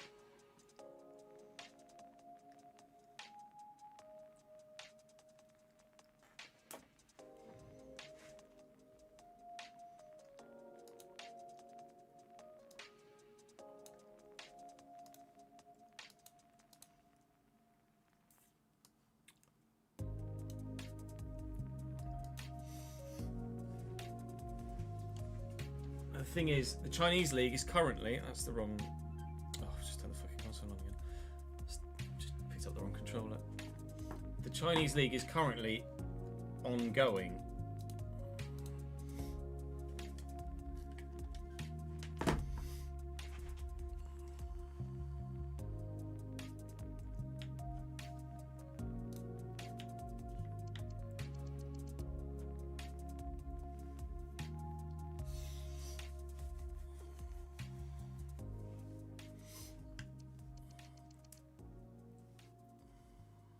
So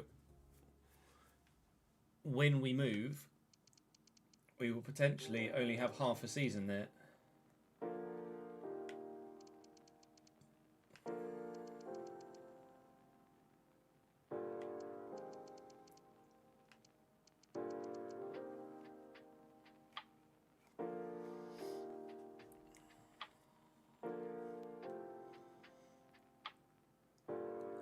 You like the look of Wuhan 3 towns? Well, it'll go onto the spinny wheel of spinniness. So let's say that probably none of the top 5 would be available, but Shanghai Shenhua would probably expect to be higher than 6. So we will put everybody from 6th down on the spinny wheel.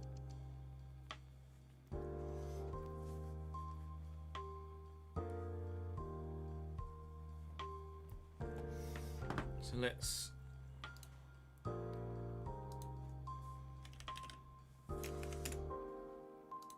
Wheel of Names.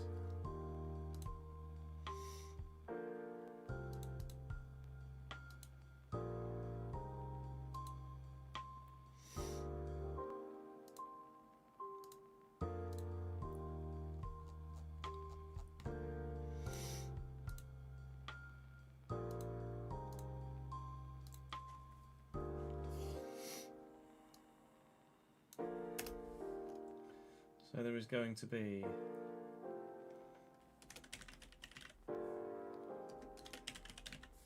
Shanghai Shenhua,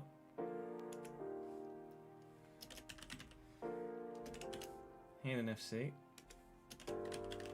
Nantong Zhiyun. Bear with, I can't see chat whilst we're doing this. Actually, I can bring. Oh, let me put chat over here.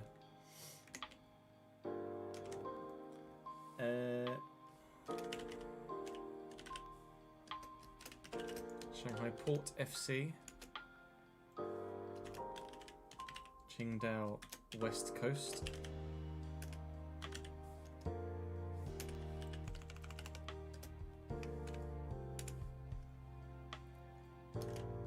Zhejiang Pro,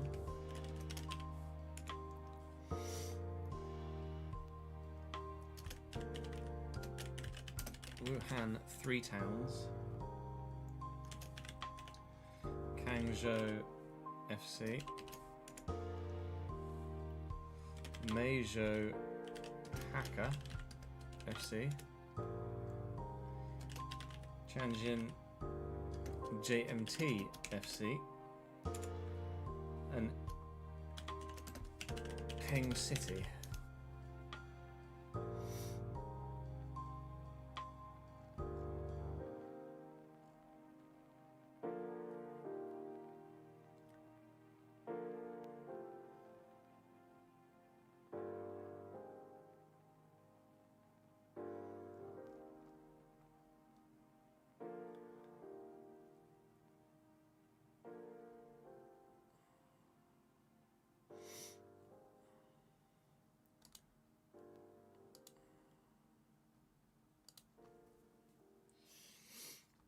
Now, which way do we do it? Do we do it that... Do we do it that it's the... Oh, Christ, Burton are beating Rotherham, fuck's sake. Do we do it that it's the first one that it lands on that we manage? Or do we do it that it's elimination? Burton winning 3-1 now, which is annoying. The bottom 4 could all be on 21 points at the end of the day. And all be 6 points from safety.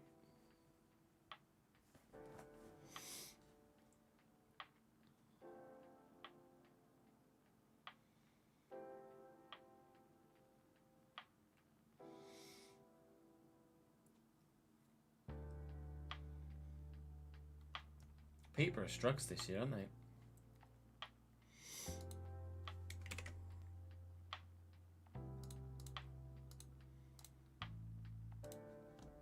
I get that elimination is more suspenseful. Arsenal got a red. Miles Lewis-Skelly sent off for serious foul play.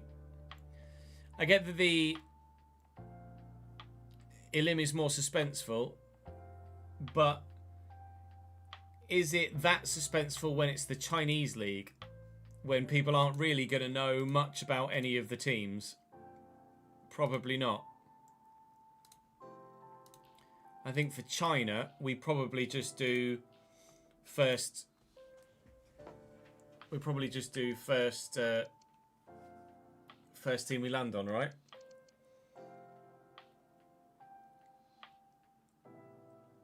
Because there's not really much of a, oh, is it going to be Meiju Hackle or is it going to be Zhejiang Pro?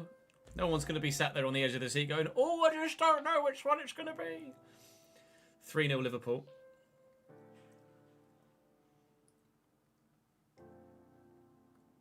Gakpo.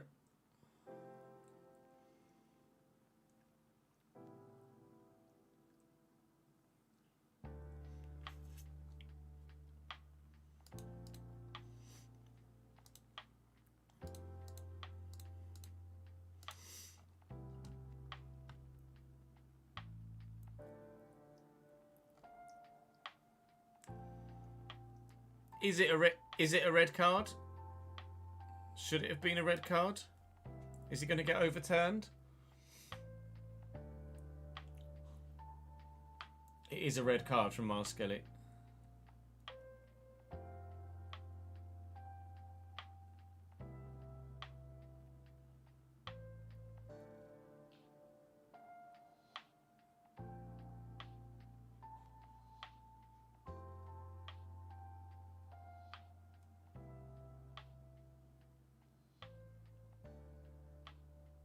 Studs on Chin. 2-0 Bayern. Jin's happy. Jesus, West Brom 4, Pompey 0. Dean Garner again. Norwich won 5-1 earlier today. Wow. Studs straight on his chin. I mean...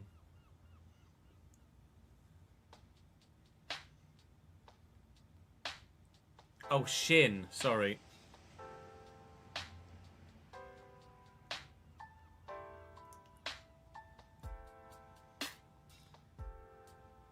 It's fine, Cat. We'll let you off. English not your first language.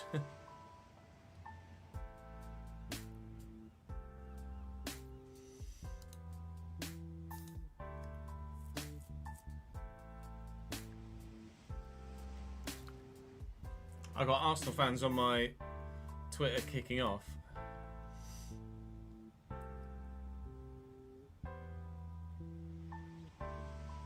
Saying it's not a red.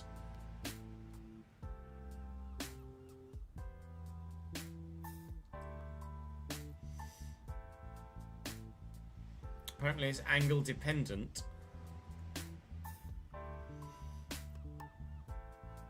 I'll wait for it to come across my timeline or for one of you guys to tweet me it.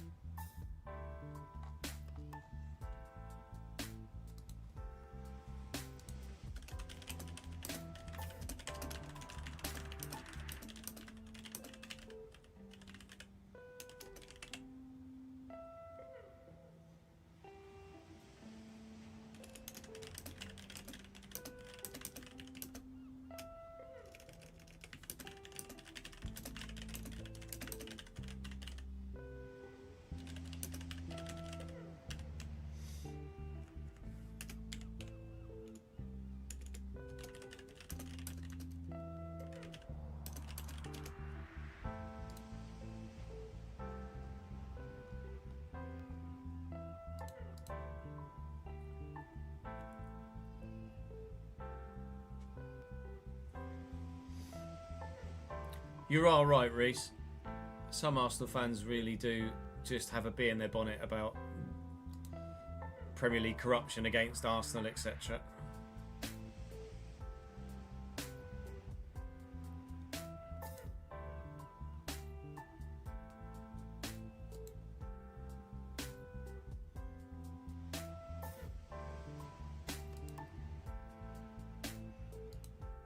I need to see a video of it though before I can draw a definitive opinion.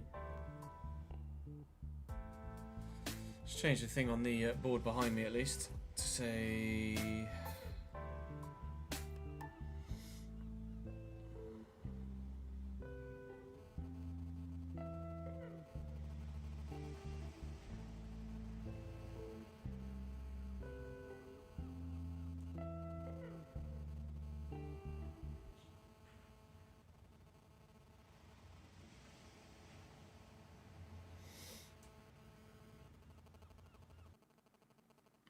Journeyman career decision time.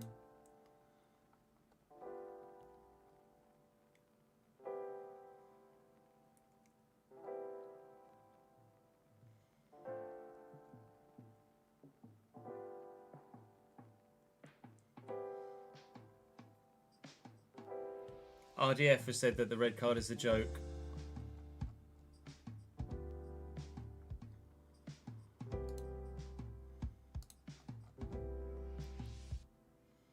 Are there any Twitter vids of it?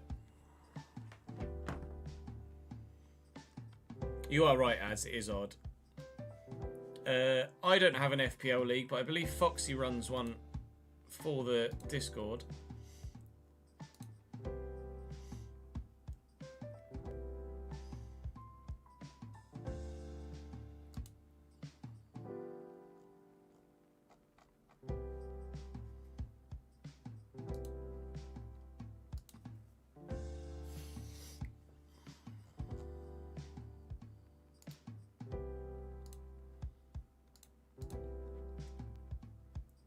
Hey Epic, thank you for joining us on YouTube, mate.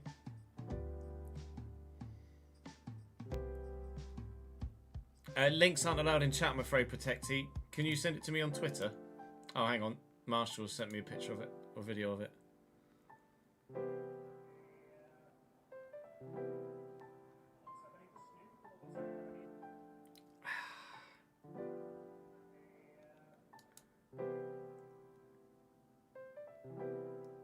I mean, you can see why it's given.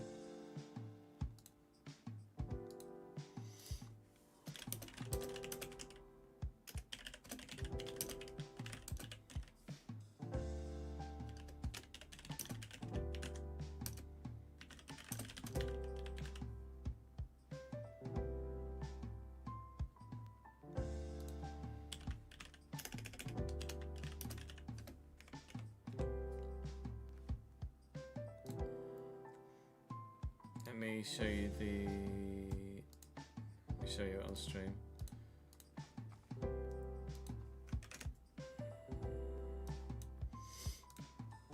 This is the... what you can...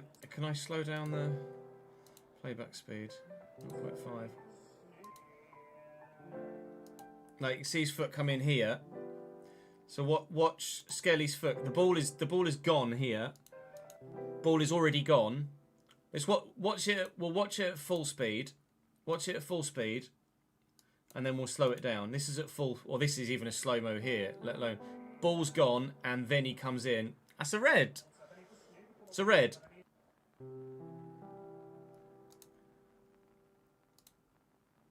It's late. It's studs, full studs down the side of the. Ball's gone now, and he catches him there with his studs. That's a red card. I don't see how Arsenal fans can have a problem with that.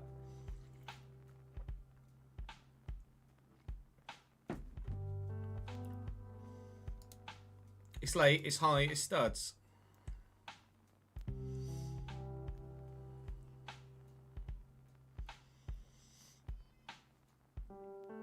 Let me get the link here.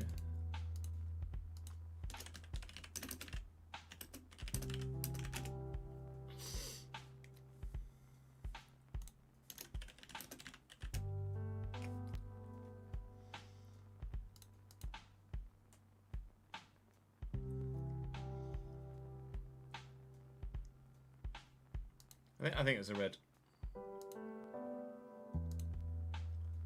Ball's gone. It's late, and studs are... I mean, that's hard. The top of his studs are halfway up his calf. It's definitely a red card.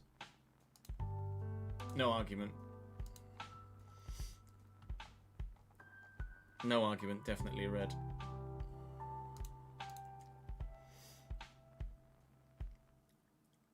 Yeah, I know what you mean. Bradford just beat top of the table Walsall, did they?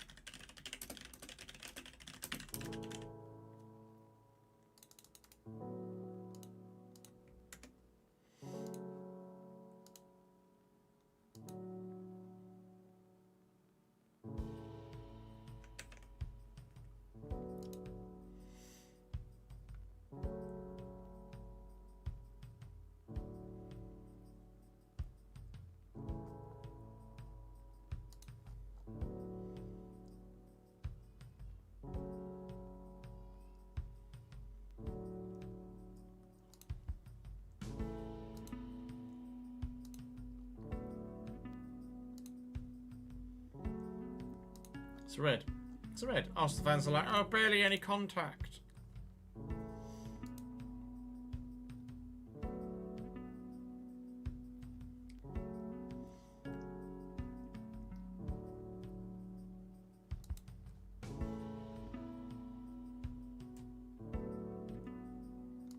People saying the contact is on the side of his boot.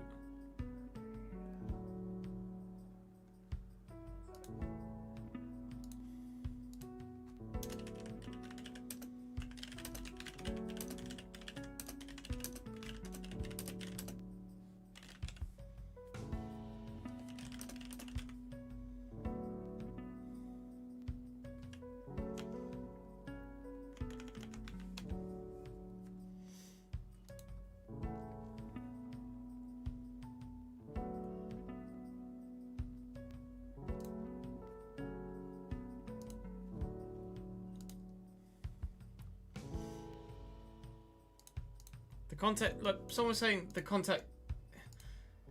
He's contacted his side of his boot. Like, yeah, he does eventually touch the side of his boot, but the contact starts there.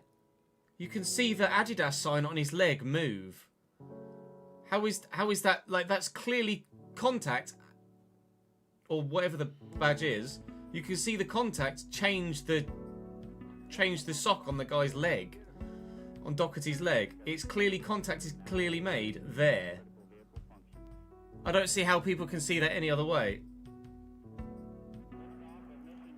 He catches him there. That's a red card. Sorry. The issue isn't that it's given as a red. The issue is when it's not given as a red. Is Marcus losing this shit in Discord?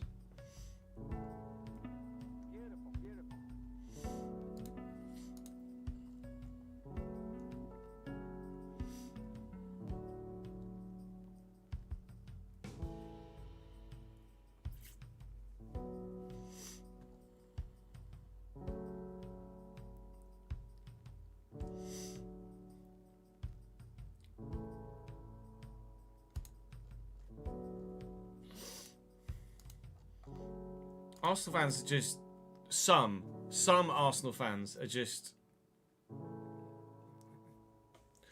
deluded. Oh, the Premier League's against us. Oh, this, oh that. Oh, Michael Oliver hates us. No, that's a red card.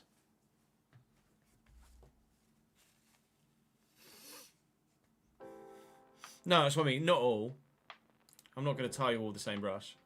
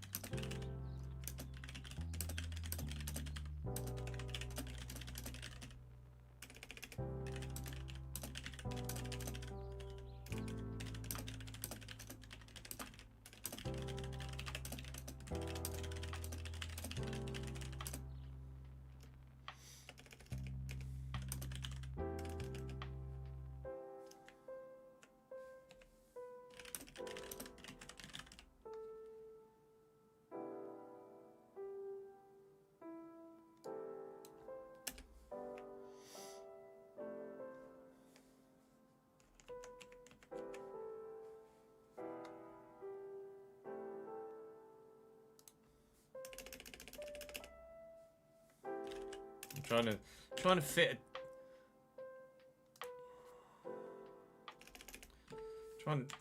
You just have to edit yourself so much to fit within the fucking character limit, don't you?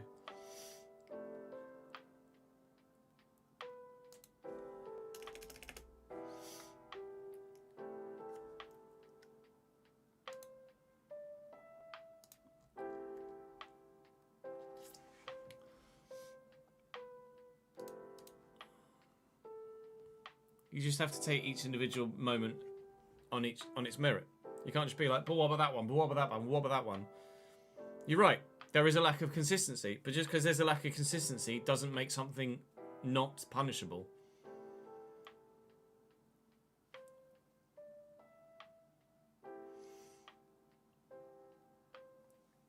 Oh, Matthias Ginter pulls one back.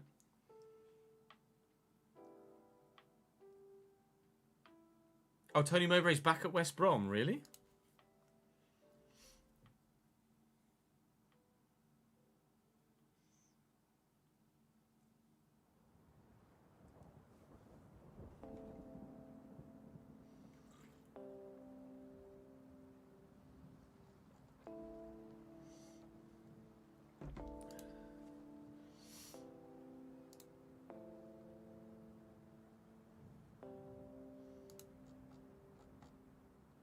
Arsenal, I don't, obviously forgive the phrasing because everyone just says Arsenal fans or Liverpool fans or United fans.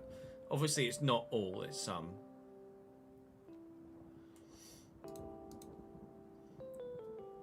But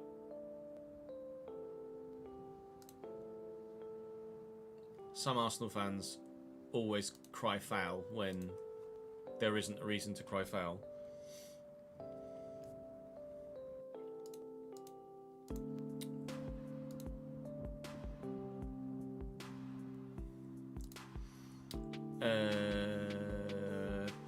I was gonna look at Tony Mowbray.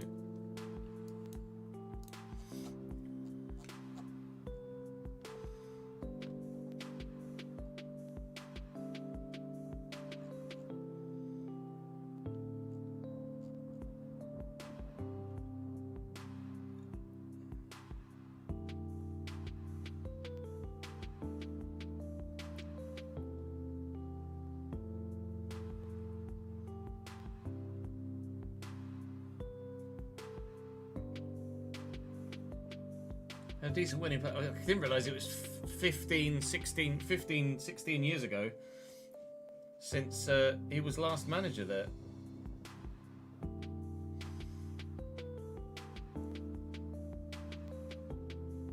What happened to Birmingham?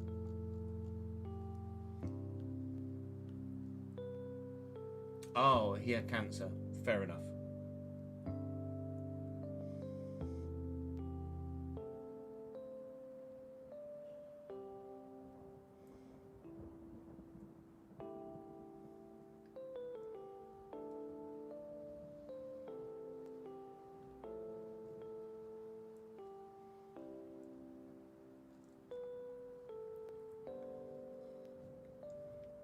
Was it Sunderland where he got sacked and everyone was like, didn't deserve to get sacked?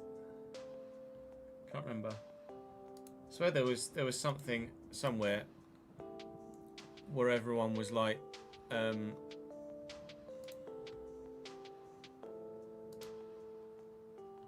Mowbray didn't deserve to get sacked or something like that.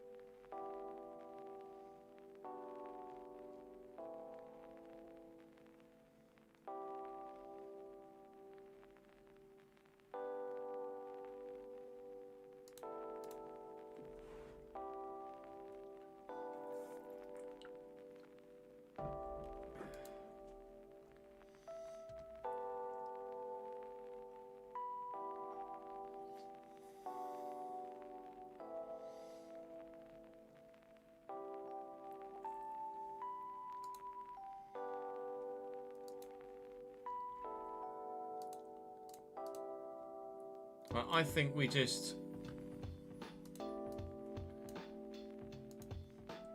pick the first one it lands on rather than have like the when it's for a different league, for a more notable league, when there's more notable teams there, I think then we long it out a bit. But for the Chinese league, I don't know as there's really much suspense there, to be honest. Yeah, Chinese Super League, only just, but Chinese Super League has won it.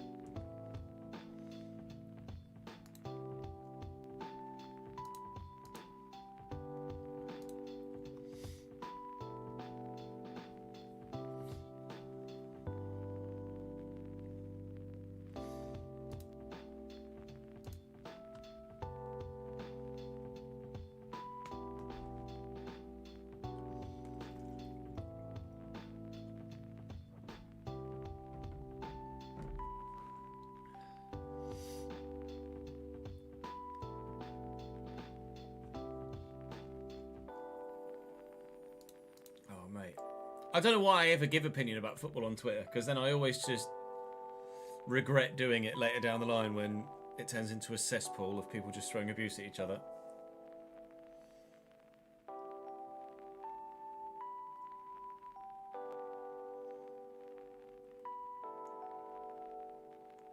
True, it doesn't even need to be necessarily that specific topic, does it? It's just the internet. Don't have an opinion on the internet. The end. End of sentence. Full stop.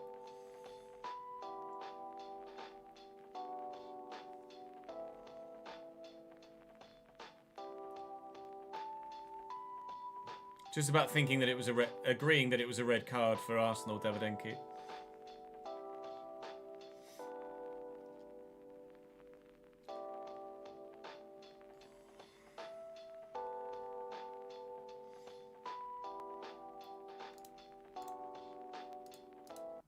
Right.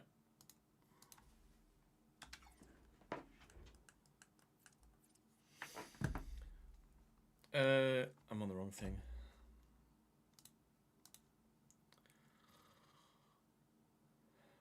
Burton are 4-1 up against Rotherham now. What in the fuck?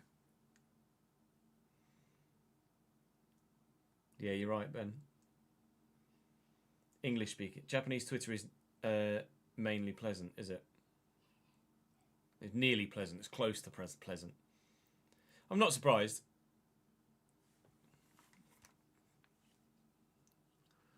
That Japanese Twitter is polite.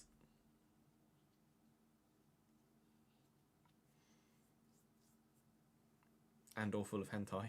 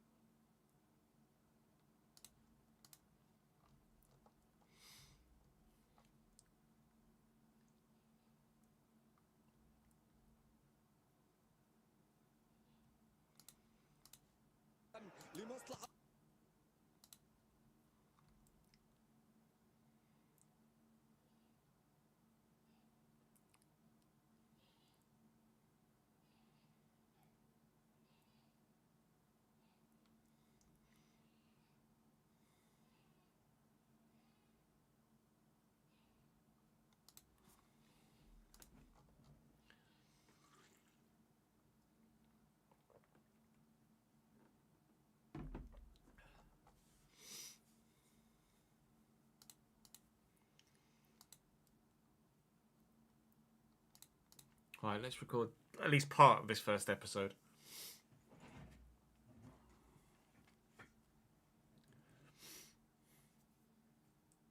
Yeah, we haven't done the footy grid yet. No, you're right.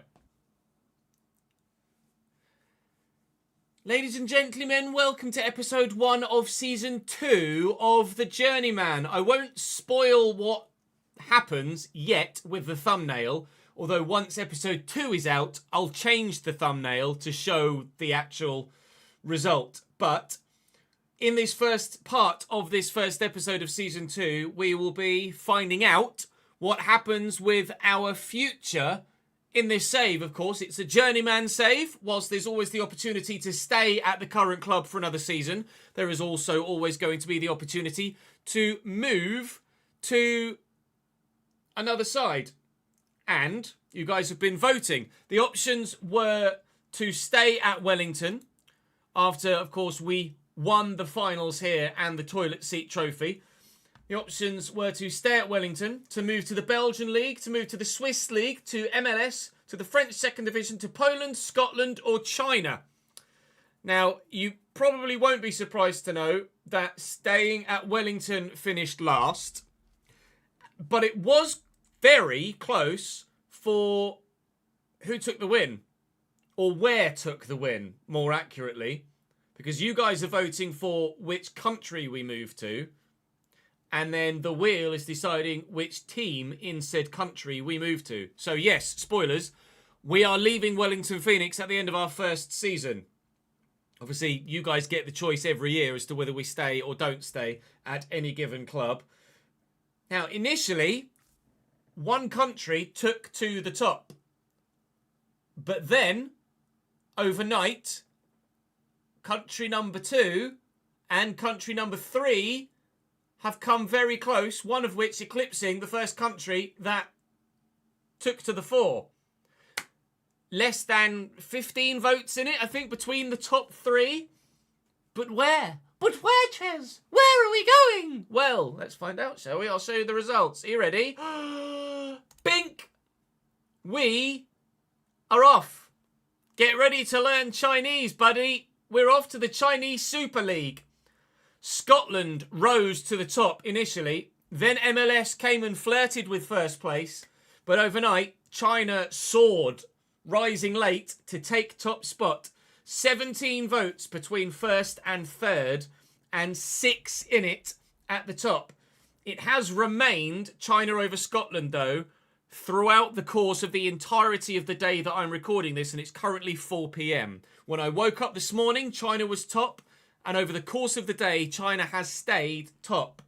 So we are moving to the Chinese Super League for the upcoming season. But where we move depends on the wheel. I'll show you the league table in China as it stands, so you can see the scenario that we might well be moving into. So in China, I believe the season is midway through at this moment in time, and currently Chengdu lead the way.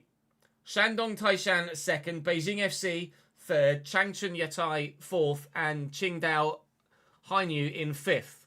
The top 5 aren't on the vote, but one would have presumed that Shanghai Shenhua would have anticipated being higher up the table, and as such, that job might well be available with only 5 wins from the opening 14 games, and every club down from there is on the vote. So from Peng City in 16th up to Shanghai Shenhua in 6th, all of those teams are on the vote.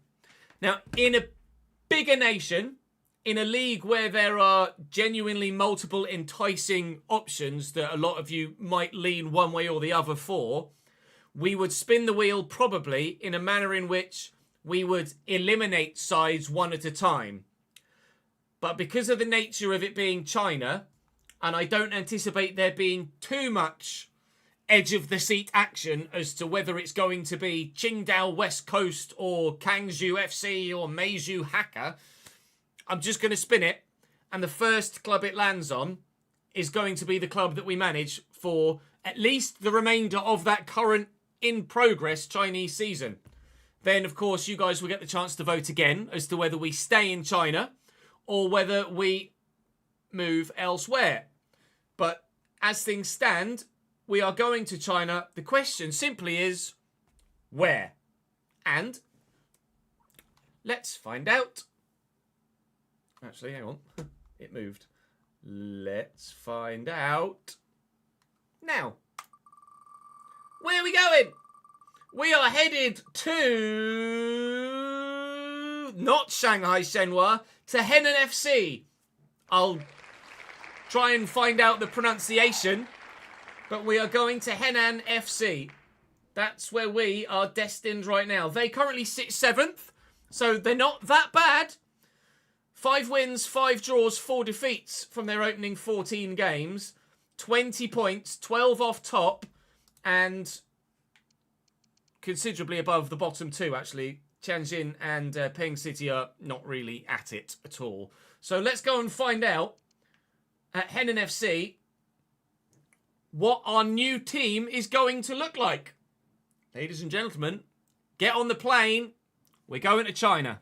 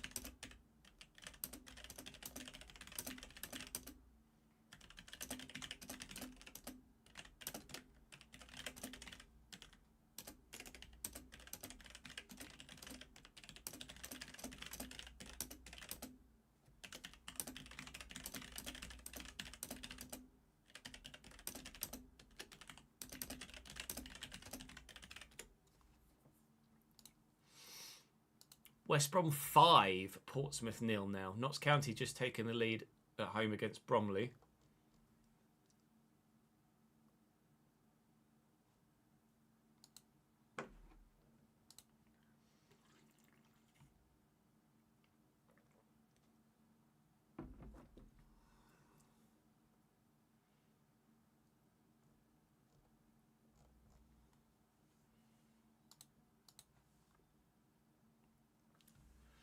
Bournemouth 3, Forest 0.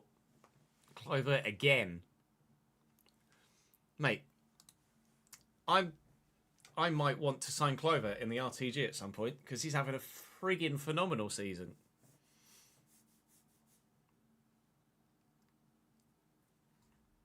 Offside, never mind. 2-0, not a Clover brace. Right, features, teams. Henan FC in China. Create job offer.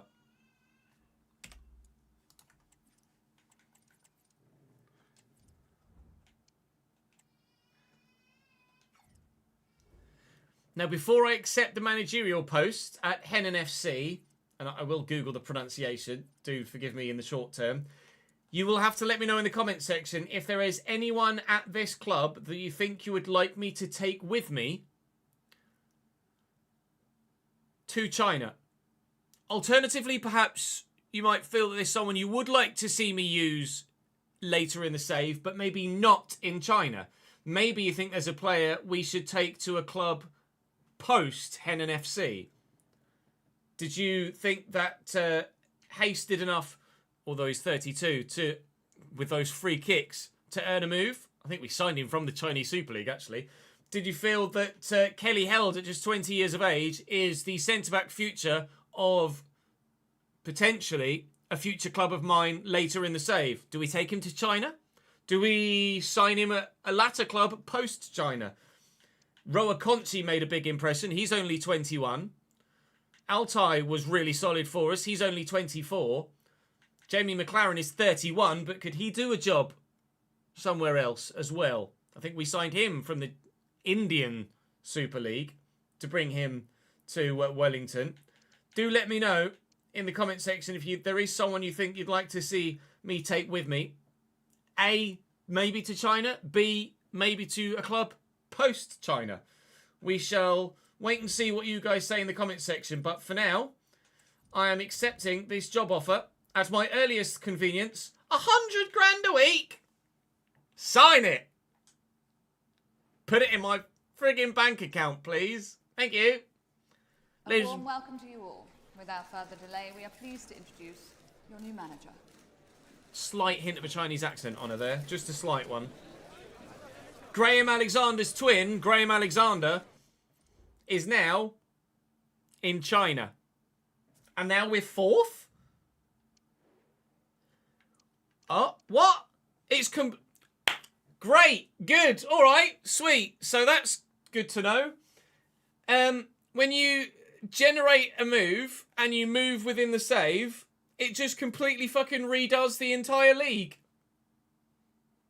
That makes sense. We picked the clubs in particular because the league looked a certain way.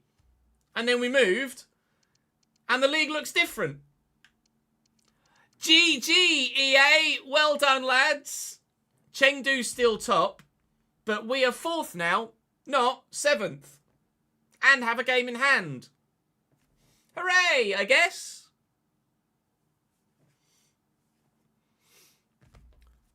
Are we even that surprised, to be honest?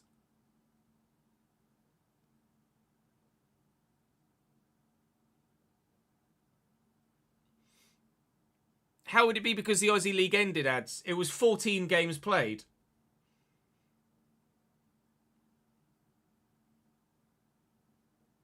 It's just completely regenerated the entire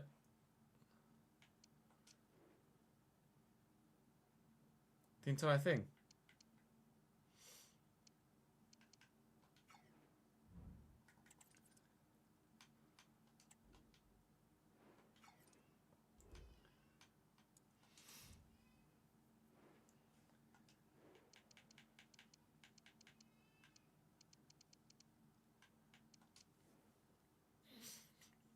Because the Australian A-League is as it was.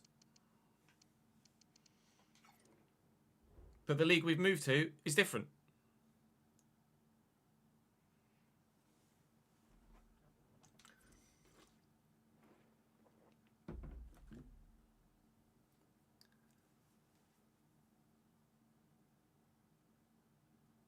Oh, we're sorry to hear that, Jordan. Condolences to you and your family, my man. It sounds like it was perhaps expected, but that doesn't make it any easier, does it? Love, man.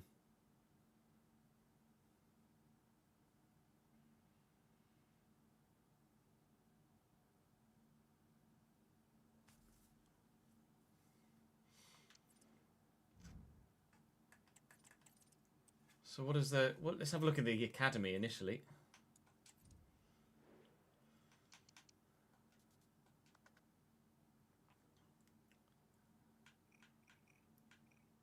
Not really anything there worth calling out. 62 rated goalkeeper, maybe.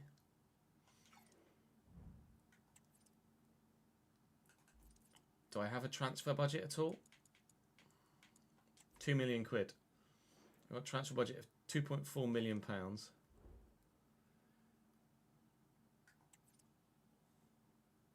Yeah, Utara just scored a third anyway, so Bournemouth have got the 3-0 lead anyway, and it's an Utara brace instead.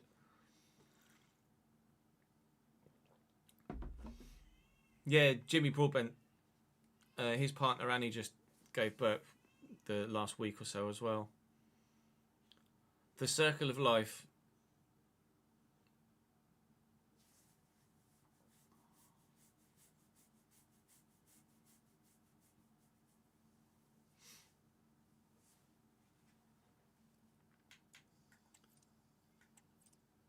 Right, let's have a look at this squad then. They play a 4-4-2. A Shempong? The fuck?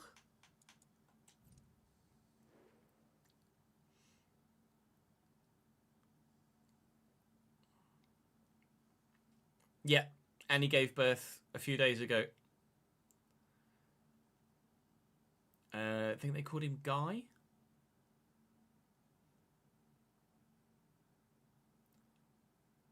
Guy something Broadbent. Forgive me, my memory evades me.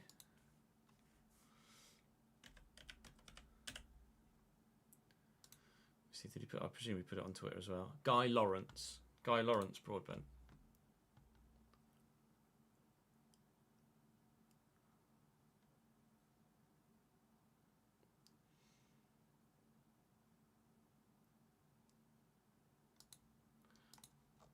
Guy Lawrence.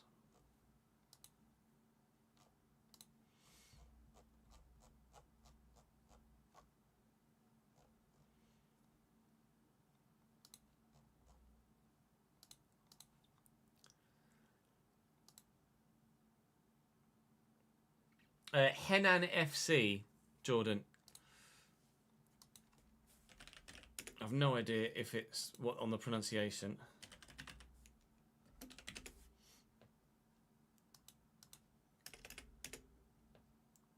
Henan. Oh, that's in Dutch and Swedish.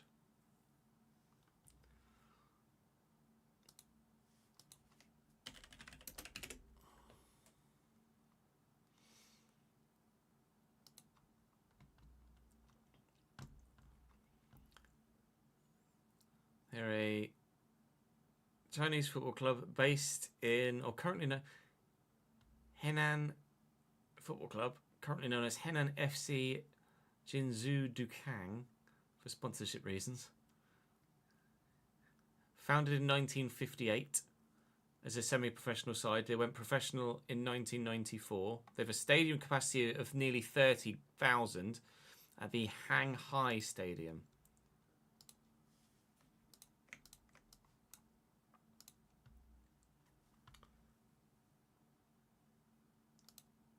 Oh, that's much better.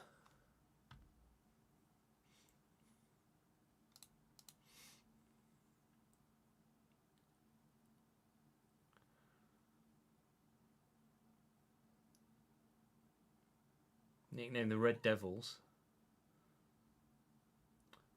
Huh. Owner, Central China Real Estate Limited. Yep, that makes sense.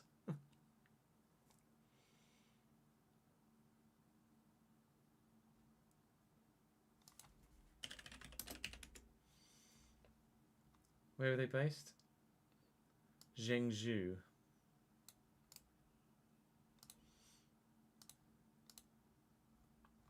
Based in Zhengzhou, which is eastern China. To be fair, most of the big cities are in eastern China, aren't they? China's fucking massive, by the way.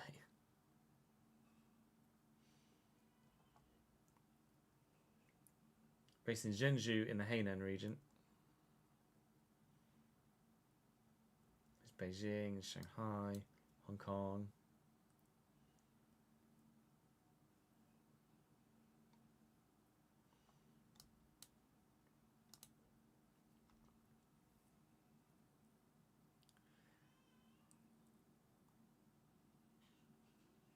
Liverpool 4, Gakpo again.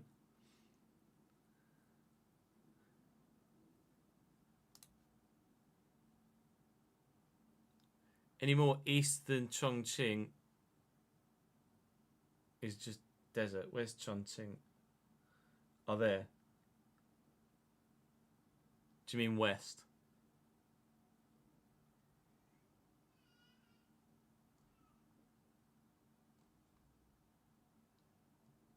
National Forest Park on the east. Oh, that's where Chengdu is. They currently lead. This is all just...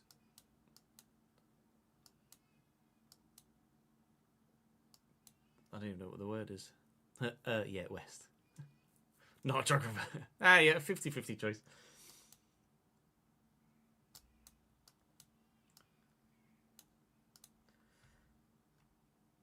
So a little bit of background for you on our new club. Hainan FC, based in Zhengzhou, which is in the Henan region. Obviously Beijing here to the north. Qingdao's there. Shanghai's to the east. It's in, you'd probably say, eastern China, probably. China's frigging massive, by the way. Hong Kong's to the south. Chongqing is there. And our league leaders at the minute, Chengdu, are based there. So, central, eastern China, probably, the phrase there for them. Their ground, actually, is quite big. 30,000 seater, or close as makes no difference, 29,860. So, decent facilities. Decent facilities indeed. All one tier, by the looks of things. Presume they might be some boxes in there. Very high-risey, but I presume it's just because of the population of China, really. So, this is our squad then. We have a not too bad side in the main. 3 goalkeepers, the best of which is a 35-year-old Wang Juming. We do have a young 61-rated youth goalkeeper that we might well call up seeing the rest of this. 31-year-old Zhu Jiman and 24-year-old Wang Jishuai, please do forgive pronunciations, probably aren't going to get a look in, especially Wang at only 55 rated. They play a 4-4-2 by default. We'll have a look through and see what formation best suits the club based on the squad that's available. But at left back, Ding Haifeng is obviously the highest rated at 62. He's 33 though, so it looks like it might well be a slightly aging squad. Bit of pace in him though. Kei Zhao is retiring at the end of the season. He's 58 rated. There is a younger Liu Yijin who is not very good either. So a centre-back, though, there is some more talent. 70 rated. Yago Maidana, Brazilian. 29-year-old, 6'4", monster at centre-back at 70. Obviously going to be one of the highest rated players at the club. He Guan at 32 is 63 rated. Also 32 is Lee Songji, who looks like he's about 45, judging by his player character, but you can't quite see that underneath my face. And then there is a 39-year-old Gu Kao. 39! And then a 52 rated Zhang Jihao. So obviously the go-tos at centre-back are going to be Maidana and one of Song Yi and He Guan. Probably depend on the two just purely on attributes. I think we'll go with, in pure FIFA terms, probably go with the pace over the physicality, I would imagine. Both 6 foot. Then at right back, there is 65 rated Shinar at 25. Looks like it could be pretty decent, to be fair, with the anticipate play style as well. 32-year-old 62 rated Yang Kuo. And then Zhu Haofeng is 26 at 60 rated. Could play on either flank, apparently. With regards to CDM, just the one option in Lu Jiwan, but he's not great.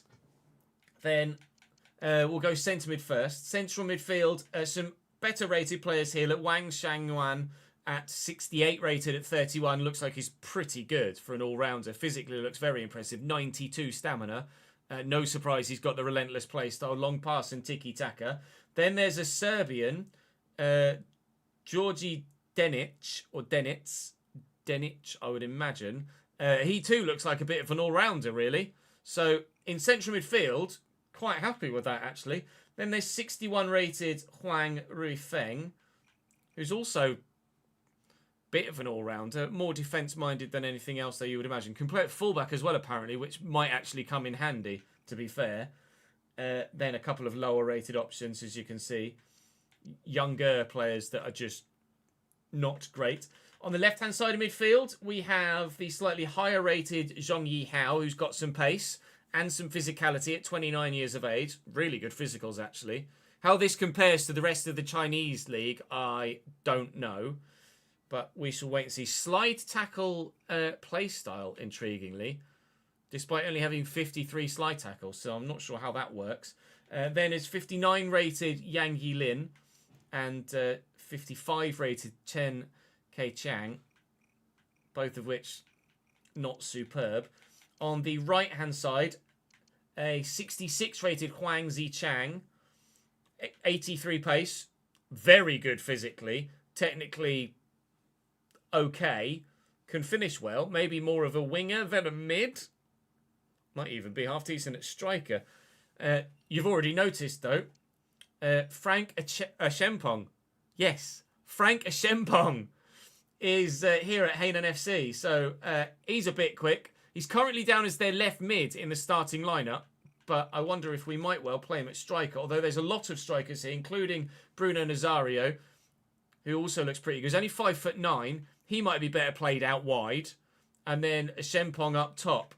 Although 5'8" and 5'9", maybe they're both best played out wide, and we might look to sign a striker. There is Nemanja Čović, or Sovic, I think Sovic maybe, who's a bit of a brute up top, shall we say, a target man at 33 years of age, and then elsewhere not really much else to talk about in a striking sense. So probably Sovic up top, with Nazario and Ashempong on either flank, maybe. Or perhaps Nazario and Ashempong up top, we just play them both as like false nines and don't really... I mean, crosses don't really work at the minute, or headers don't really work in the gameplay as it stands right now anyway. So maybe they both start up top and we use the pace there and use the other guys out wide in Zhong Yihao. And then there was a decent right mid as well, wasn't there? Zhong Yihao and then Huang Zichang can be the wide players. So we'll wait and see what happens with regards to results. We'll play our first game today. And I'll quickly show you, actually, that Youth Academy option in goal, which is Yuan Hu, who's 62 rated, actually. So I am going to promote him to the senior team immediately. And quite frankly, he comes in as our joint highest goalkeeper. So we'll wait and see who we actually start. It's Hu, and then there's Wang Juming. Let's compare the two of them then.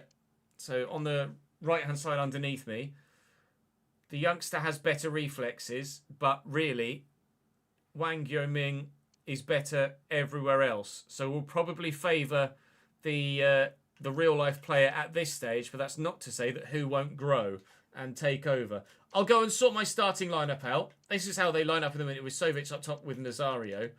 and then a Shempong out left and Zichang on the right. I would be tempted though to do that and then put Zhong out wide left.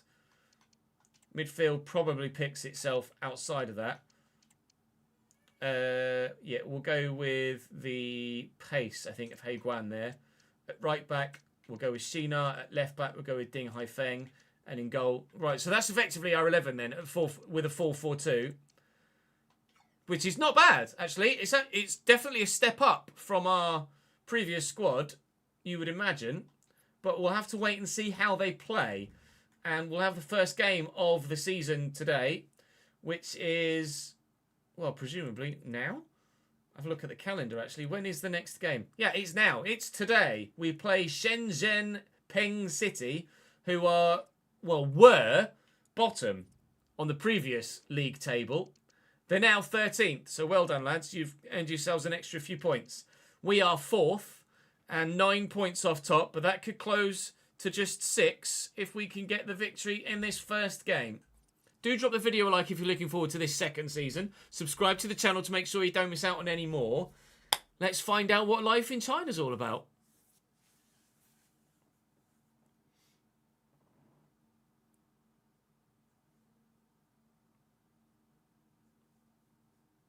It may well be, Jin, in real life. 5 foreign players allowed. Oh, sorry, you were responding to Davidenko. He was like, minimum of 5 Chinese players. So we would have 1, 2, 3, 4 non-Chinese players in the lineup. So that would be a squad that is allowed as per the rules of the league. Lots of 50-odd rated players. I allowed 9 subs though, which is cool.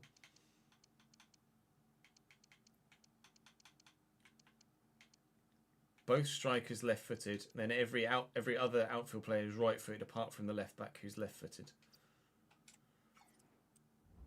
Or do rolls. Room to sign Neymar then? Yeah, maybe.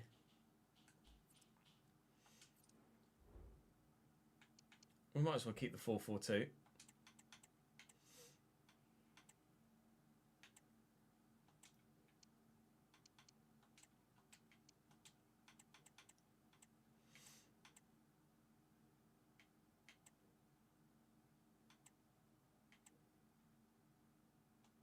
I don't want 2 playmakers. Deep line playmaker, perhaps. Build up. Oh, playmaker plus maybe, nearly. Wide midfielder plus. Stick with that. It's fine by me.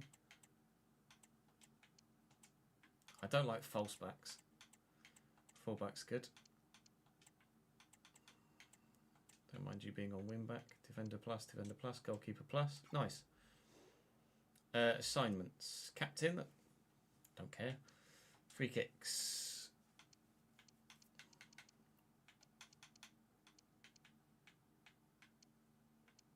So Nazario then. Or maybe Wang. Probably Wang, actually.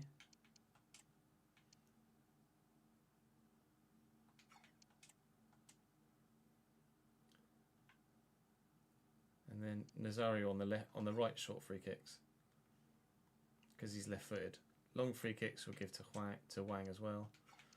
Penos, Shaw, Nazario, left corner Wang, right corner Nazario. Yeah, I'm happy with that. Yeah, with 2 million, we'll have Neymar for 2 to 3 minutes. Oh yeah, what are the expectations of the board? The board would love us to achieve a high finish.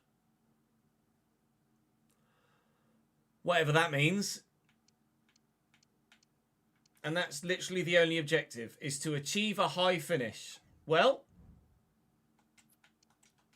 let's go and achieve... I presume 4th counts as a high finish. I'm not sure.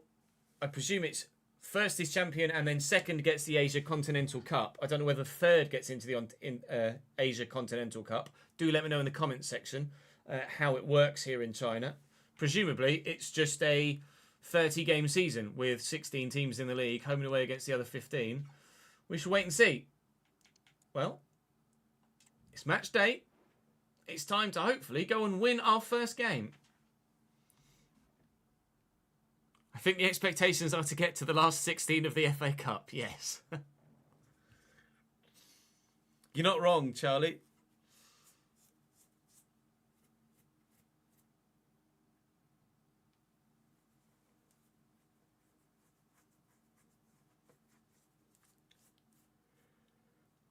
Oh, God. Thank you for the follow, Dateless Money. Welcome to the channel, mate. And Chris, thank you for the subscription to the YouTube channel, mate. I know it came in a while ago. Apologies for not seeing it beforehand.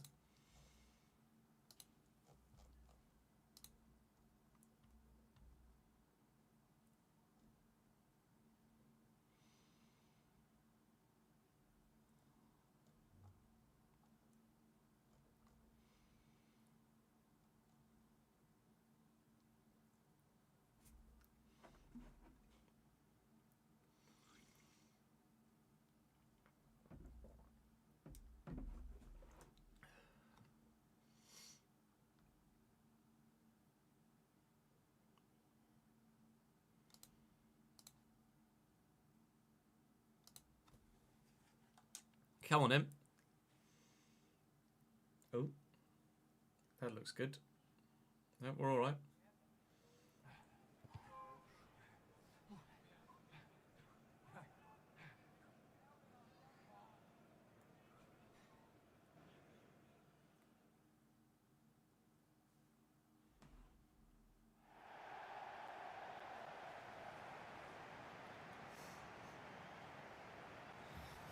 Into Miami would be great, Daniel, yeah. You're not able to get any Chinese job, even if you reload the save, Daniel. If you keep reloading the save, it will offer you different leagues each time. You might be able to just scrape a Chinese offer. Southampton have pulled one back. Mateus Fernandes.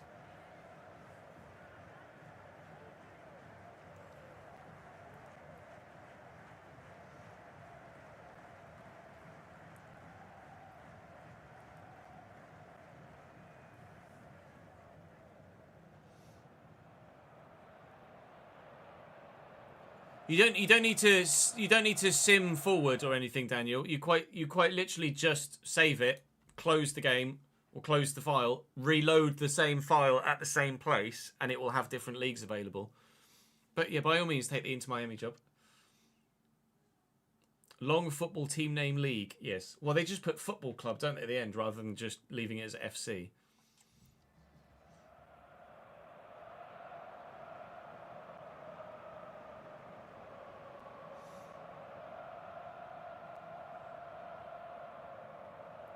Because the Premier League voted against it, or decided against it, Davidenki, which is stupid. Hopefully they're going to bring it in.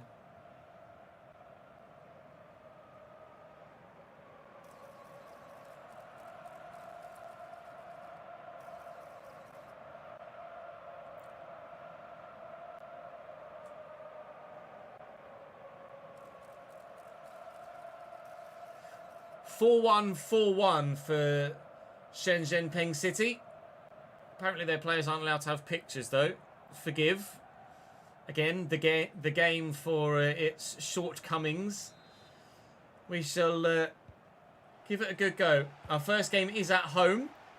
And, well, the stadium, at least in part, resembles the real-life equivalent, doesn't it? Because of the gap between the pitch and the stands. So, I'm here for it. We play in red at home, evidently. Not sure what the away kit looks like. We'll find out in due course. Obviously, we did very well at Wellington. I don't anticipate being that successful every single season at every single club. Because, obviously, not every league that we manage in is going to be as evenly spread competitively as perhaps this league and the A-League are.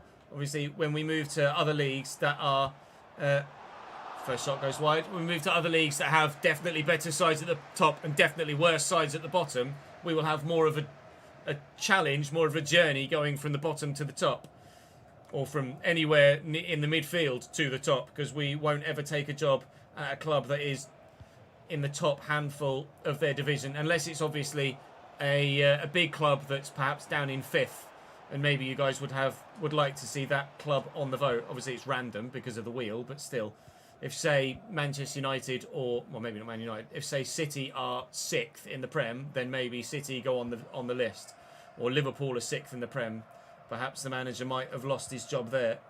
Wait and see what happens. But for now, we're in China. It's going to be a while before we're at that sort of level. A Shenpong hopefully can rip defences apart here in the Chinese Super League. But for now, we stay 0-0.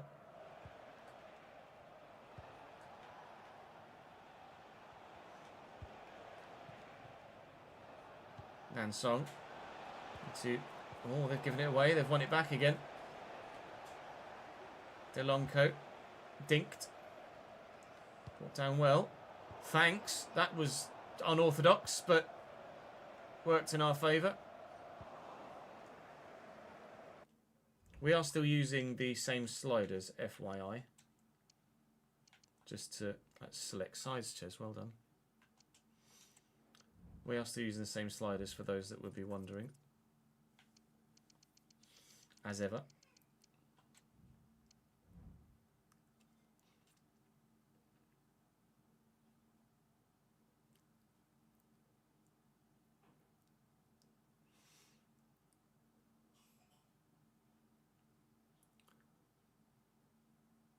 Oh, Wall's got a red card as well. Lol.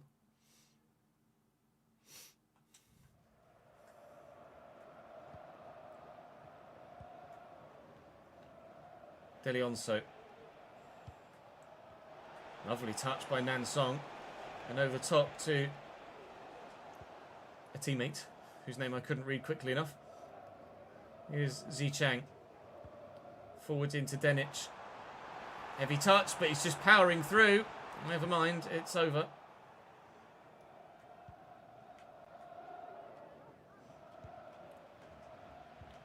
Awkward first touch by their striker.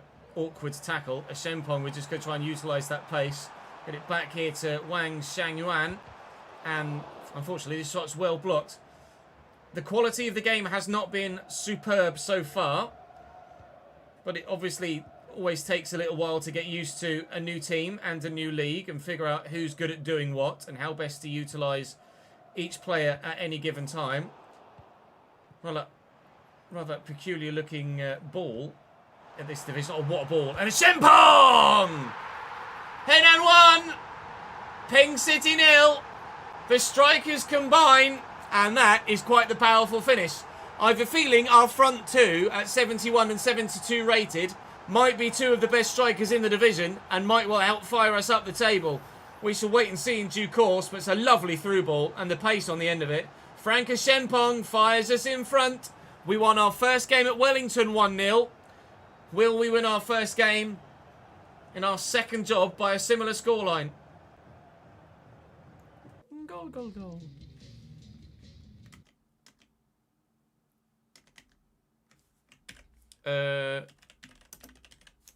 Frank Shenpong. Where did he... I'm sure Frank Shenpong played in England. Did he play in England? Oh, no, it was Anderlecht. It was Anderlecht for ages. I knew I recognised the name.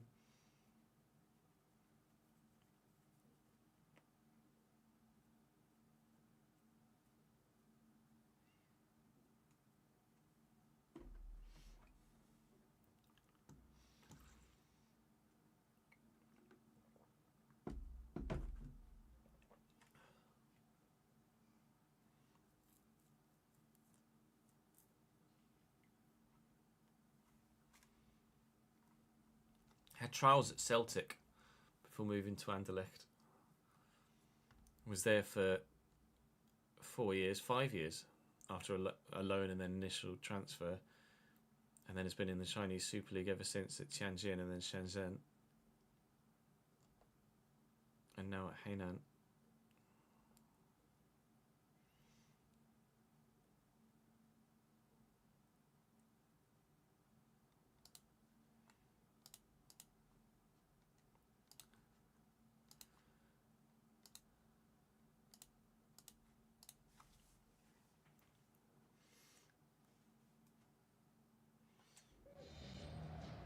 Yeah, the fact that Bournemouth are just completely dismantling Forest is outrageous.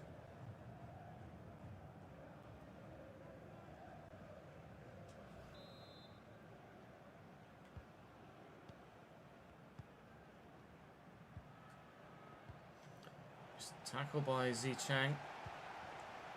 Shengwan. Look out wide for Yi Hao. Into a Sempong. Zhubei to De Leon Su. Pandy. Nansong. Oh, the defence. Maidana seems rather disinterested in that, and that caught me out there. I thought for a minute they were going to cut us apart a little bit. Zhong. Great ball. Sempong's touch is superb. Can he return the favour to his teammate? Yes, he can. 2-0. This front two. End of sentence. This front two. 2-0. Jacob Greaves pulls one back for Ipswich at Anfield.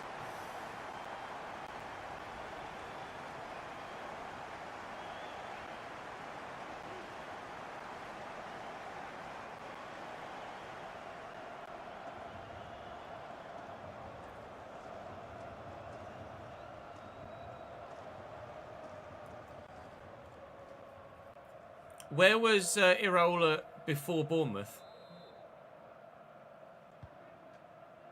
Pardon me.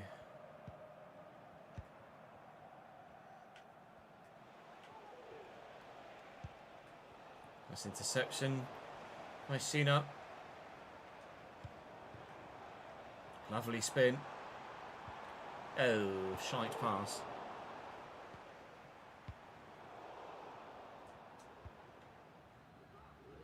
Oh, Vallecano, was it?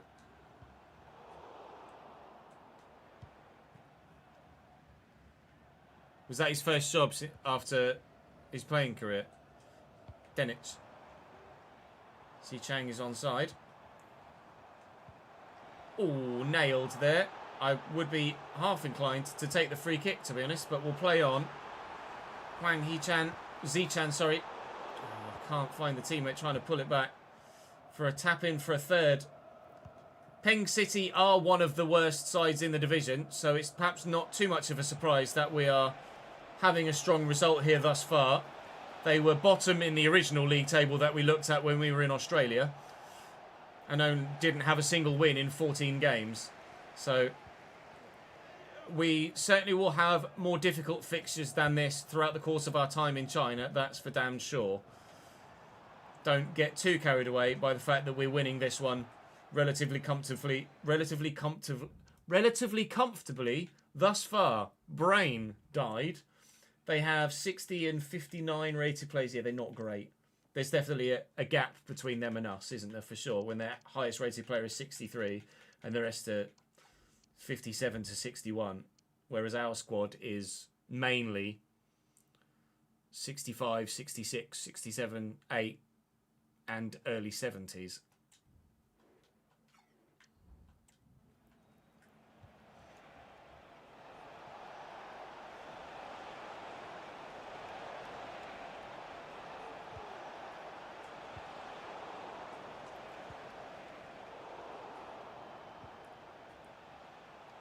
Wei Jun. De Leon Sao. Good save by Wang. Ball over the top. That's their first chance. That was not badly struck. Relatively comfortably saved. 62 rated goalkeeper is probably going to cause us issues in either Simmers or latter played games. Certainly. Still, this front two look to combine. Good save, though, by their goalkeeper this time, Peng Peng. Was it Peng Peng?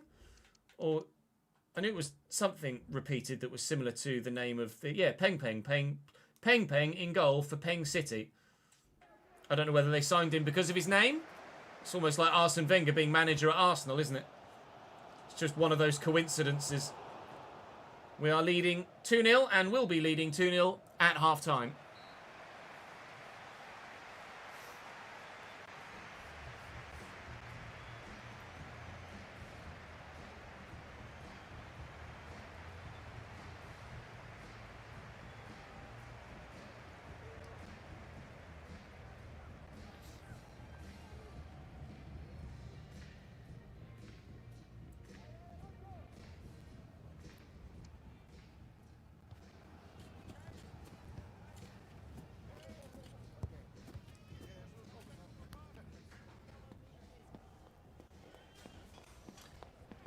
Mr. Beng. Owner, president, goalkeeper, yeah. Huh. Who knows, Gus? Who knows? More likely Ipswich. Done Southampton quite recently, didn't we, on 23? Or was it 22? Might have been 22. No, 23. Nansong in down the wing. Ball floated into the middle. Volleyed first time into the face of the defender and then the back of the net. Well, whatever the manager said at half-time has worked. And Shenzhen Peng City have a goal back here in the Chinese Super League. Brilliant first effort. Defender still reeling as the ball falls to the striker. Not sure about the goalkeeping. Signing a goalkeeper might well be the first port of call for us here at Hainan FC. But regardless, we still have our lead. And we have to still be confident, given the way that we played in the first half, that we can get the result here. And that is just a minor setback in ultimately a victorious first day in charge. Quite literally, first day in charge.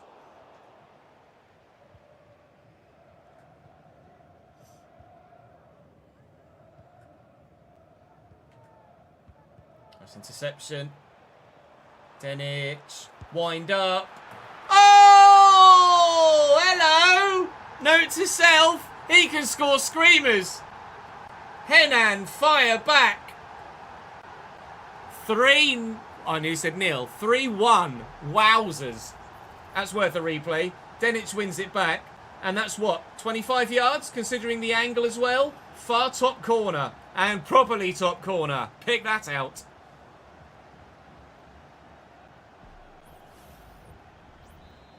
Yeah, it doesn't matter, Cat. It's not that deep.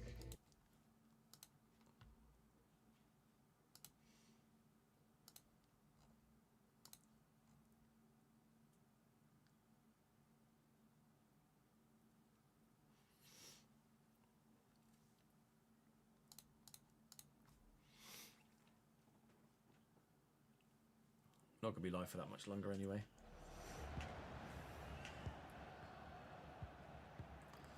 Let's tackle by Shimpong. Sina. Denich. Nice ball. See the run. Do we use it? No. Nazario. Wang. Steady. Zhong. Delivers a decent ball. Not a great header on target though. Or on goal. Definitely wasn't on target. Or if there was a bit more space, I might try to do it again with Denich there. Can we roll the defender? And maybe... No, there's not enough room. There's definitely another goal or two in this though, isn't there, for us? Shempong might be able to get it now with that extra pace. Oh, good save. Is it going to fall kindly? It's not. Still just 3-1.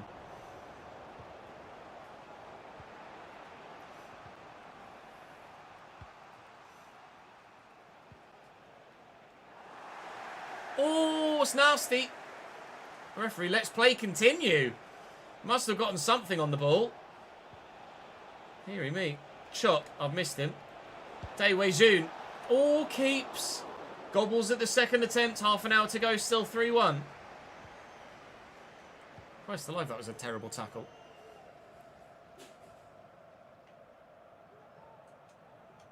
Drill it out wide. Touch is decent. Ball inside. Lift it. Nazario. Oh, can't quite get there. Won that back though. Denich. Go for a switch. Ping. Has he touched? Not bad. Ding Hai Feng. Zhong Yi Hao. See the man at the back post. Can't find him though. Oh wow, it's ball backs against the wall for them. Denich. Wang. Through the gap. Wang through the gap. Still going. Never mind. Oh. No, it's alright.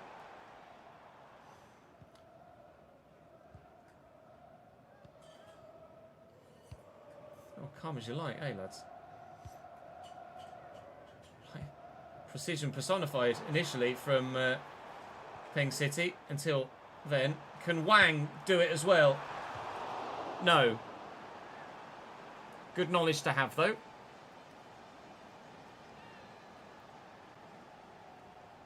Oh, dear.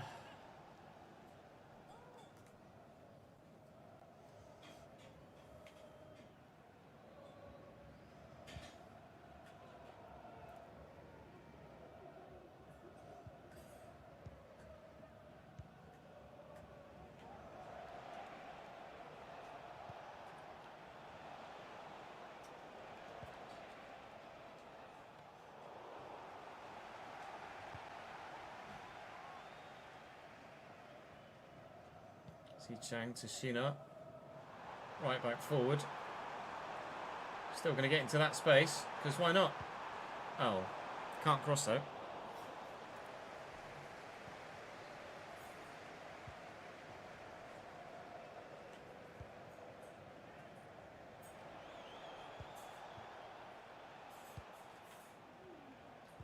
Nice challenge, well done. Lay that in front of Wang. See the run. It's great movement. It's good defending too, to be fair. Good header by Denic. Oh, I'm so tempted. Now he's done it once. I just want to keep doing it. Denic. Well held by Peng Peng.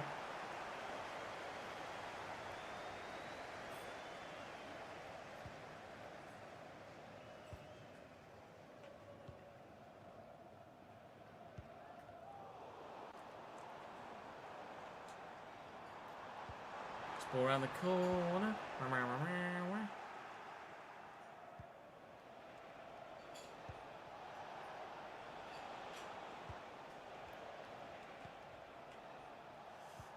Die. Leon So.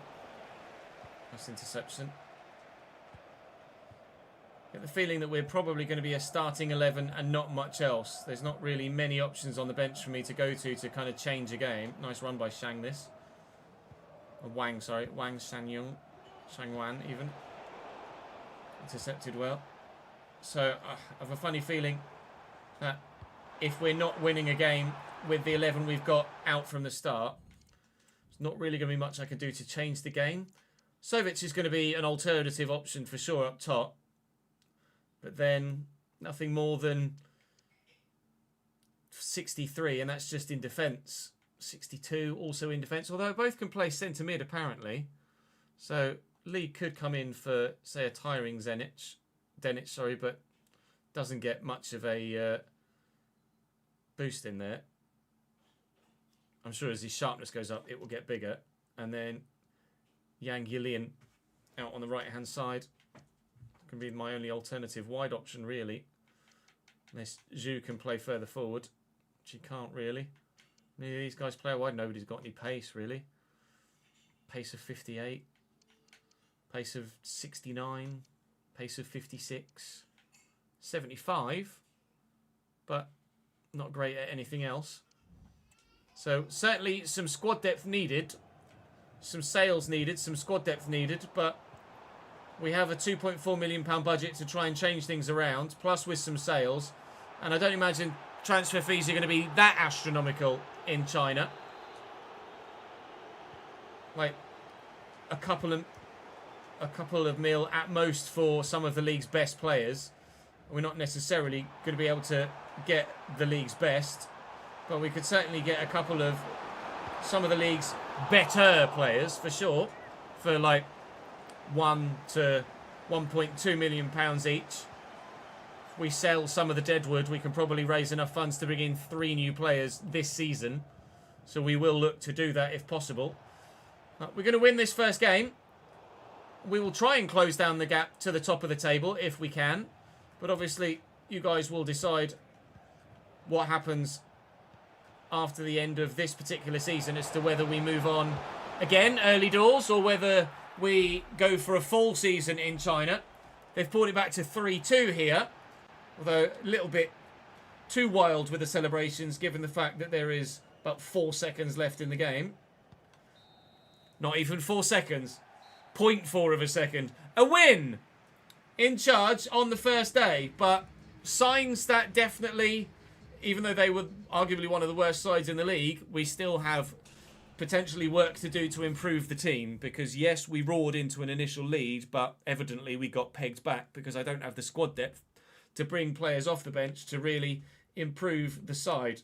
But hopefully we can improve the team as best as possible as we progress through. Got scouts looking at other players. See, look, 67 rated centre mid, 1.1 million. He's a free agent, to be fair. We could look through the free agents. We will probably look for more realistic free agents, but I'm not necessarily all about realism in this save because obviously that one's the realistic one. But we'll lean towards more local signings. Like if Tamas played in the region previously before he got released, then maybe we could look for him. Although centre mid seems to be an area initially with the starting 11 that we don't need to worry too much about. Tamas Nikitsa previously played for a Hungarian side. Whether he'd move from Hungary to China as a free agent, I don't know.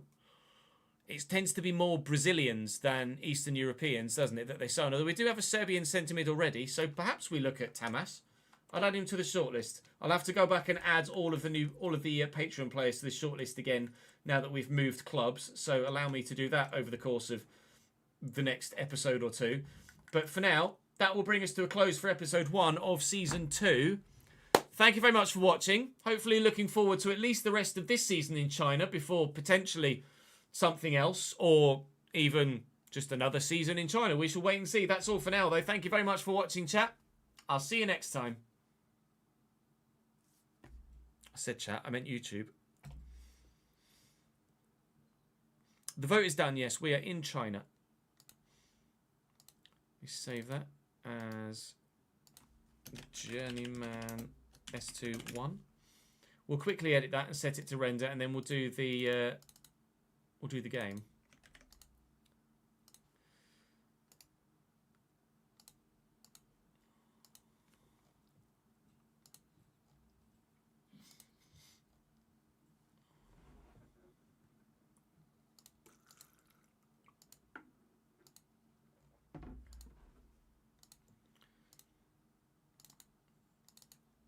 I can't remember what it's called. I can never remember what it's called.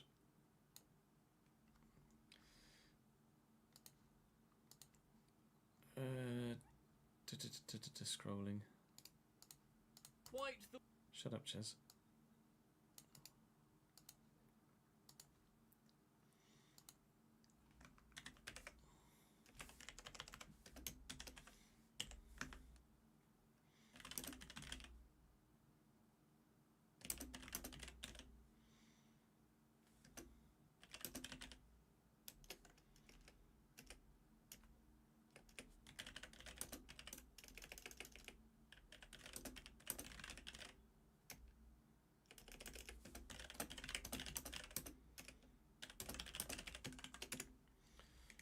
Call it new season, but what did you vote for or something like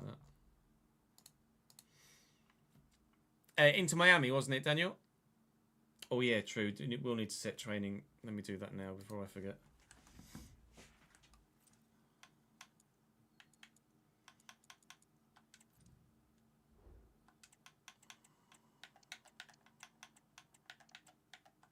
God, the menus are so fucking delayed. He didn't join Into Miami in the end, Daniel. Oh, Columbus Crew, nice. Cheeky little bit of black and yellow.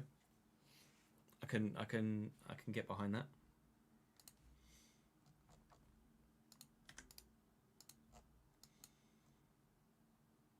Is where? And let's find out. Actually, hang on. It moved. Let's find out now. Where are we going? We are headed to...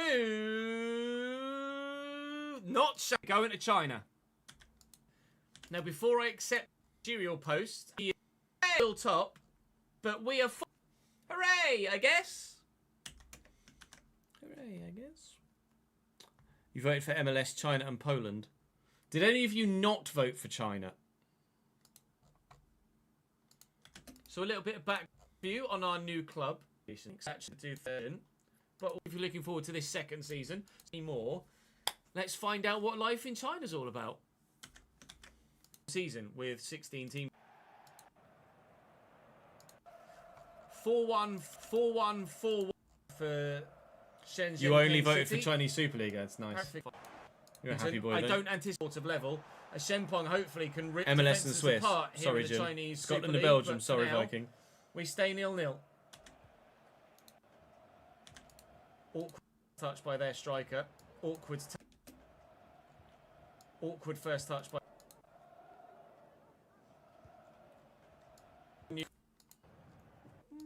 In our second job by a similar scoreline.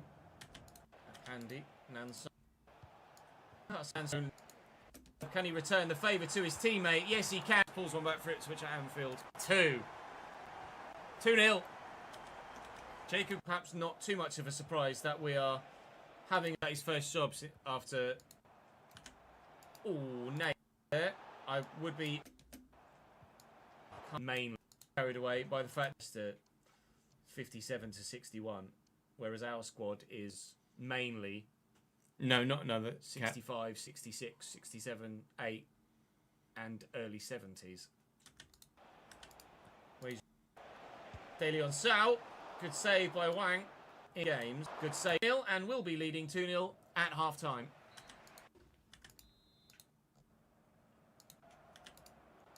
Might have been 22. No, 23. Nansong in down the wing.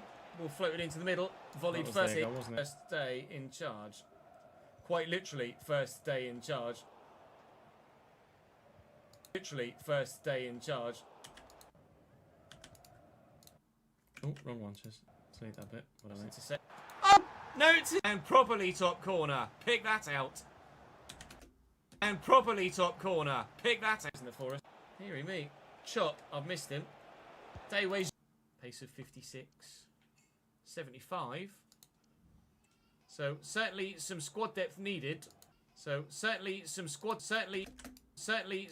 depth needed.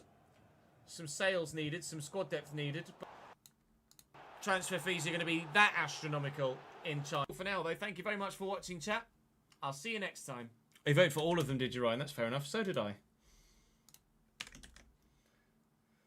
I appreciate those of you that don't really care where we go voting for all of them, just so the vote gets more traction and it looks more enticing for other people to vote. But like, oh look, there's like 1,000 votes on that rather than 350 votes.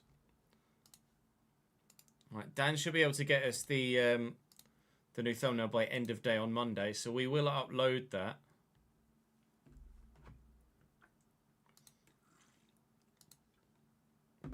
With the previous thumbnail with like no giveaway as to where we've moved, and then once we've released a couple of episodes of season 2, I'll then change the thumbnail on the first episode once it's like lost its initial traction, so to speak.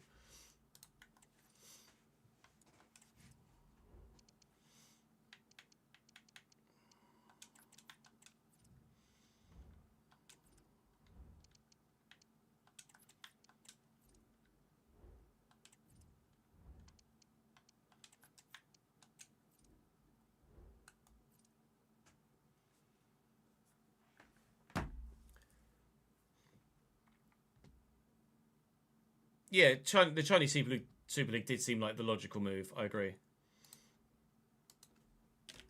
Immaculate footy. Let's see what today's is, shall we? Oh, Christ.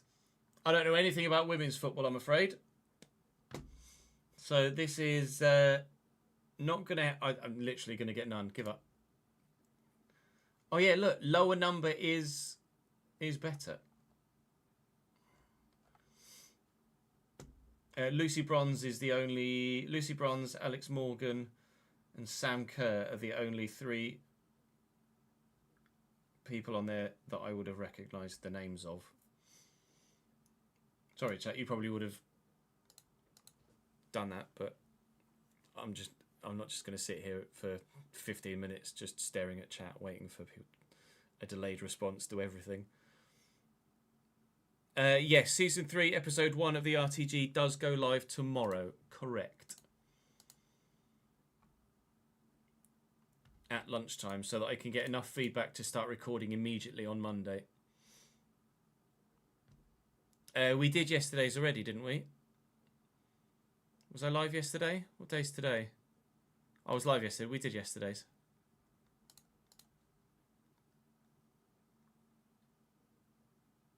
I'm sure we did yesterday's.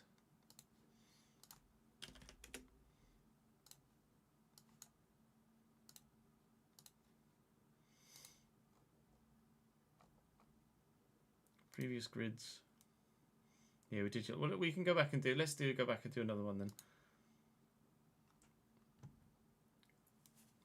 Benfica and Liverpool. Darwin Nunez. But Darwin Nunez could go there as well.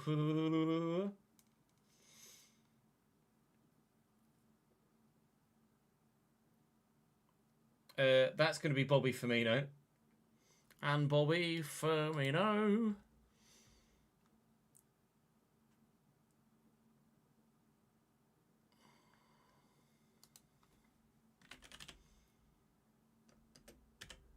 Angel Di Maria.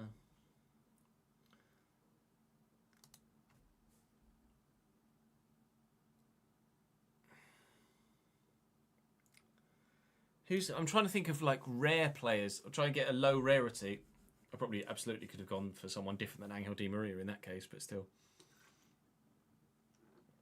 South American that played for... Oh, I tell you what, Nico Gaitan might be a great one for that.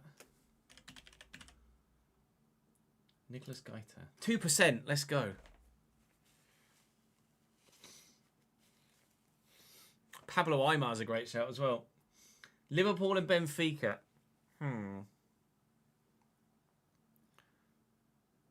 Nunez is the only player off the top of my head I can think that has played for both.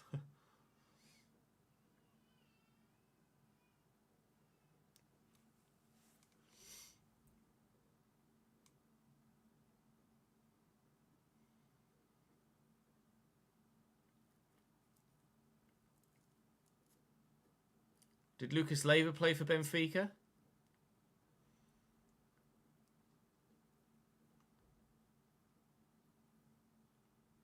Lucas Leiva, maybe?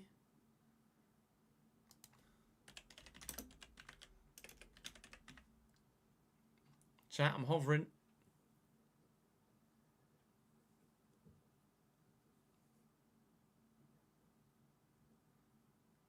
Darwin's definitely the main one.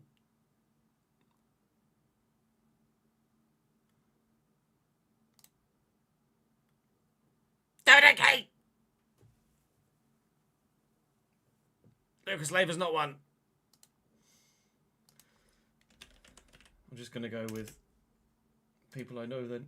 83% Bobby Firmino. Yeah, no surprise. South Americans that played for Hoffenheim. Oh, he's probably going to still be quite high. But Joel Linton, 37%, yeah. Hoffenheim and La Liga.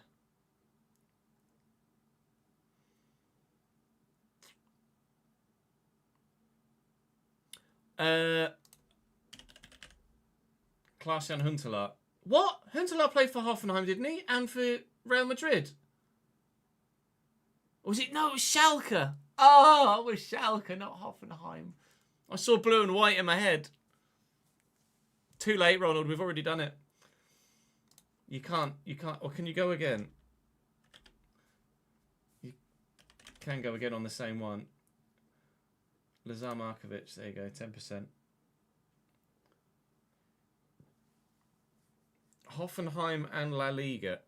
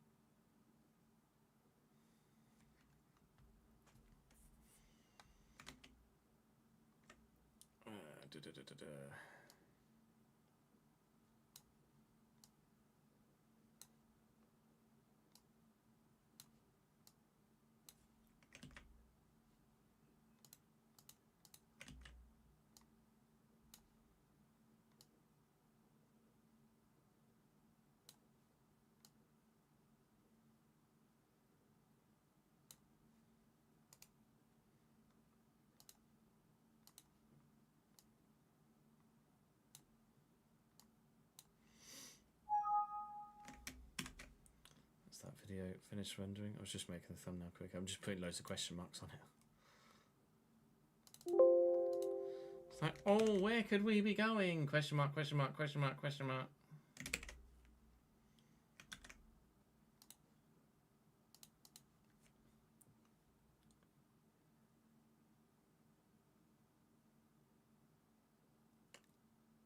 Hulk was Porto in La Liga, was he? Where did Hulk play in La Liga?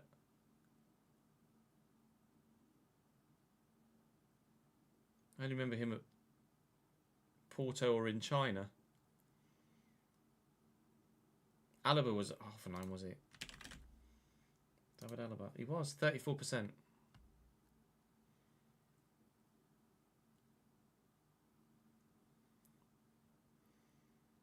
Let's try. Wow, I'll throw Hulk in there.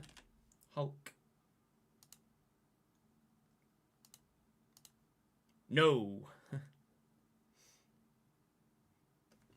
unless I clicked on the wrong Hulk.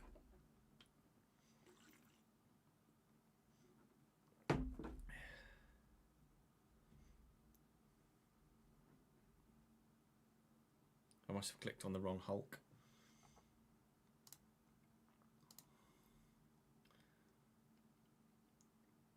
Oh, that's obvious.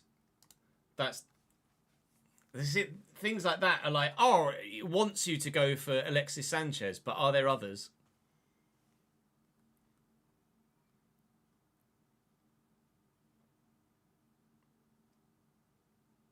Alexis played at... I'm sure Alexis played at Barcelona, right? Yeah.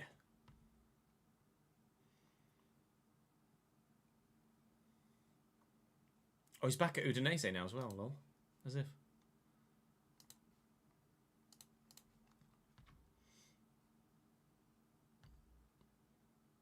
That's also going to be Alexis Sanchez.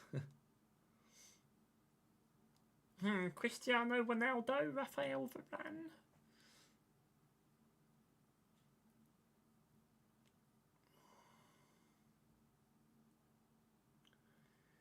Beep, beep, beep, beep, beep.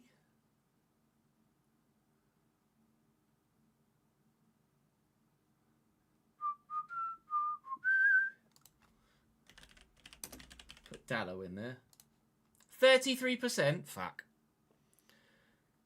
I can't believe that's 33%. I thought loads of people would just be like, Ronaldo, Ronaldo, Ronaldo. De La Feu is a great shout. Joe De La Feu. 35%? Oh, mate. Should have gone with Alexis Sanchez. I bet Alexis was less than that.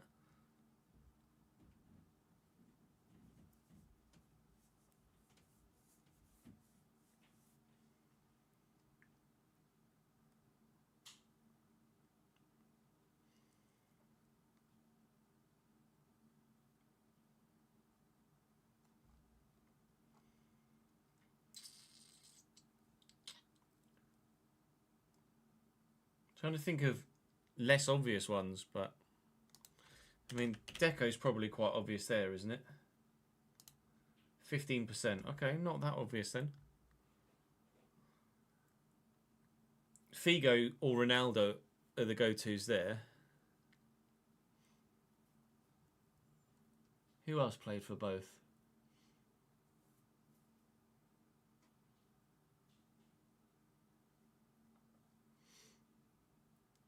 Igalo's a great shout. 13%. GG's. Nice one.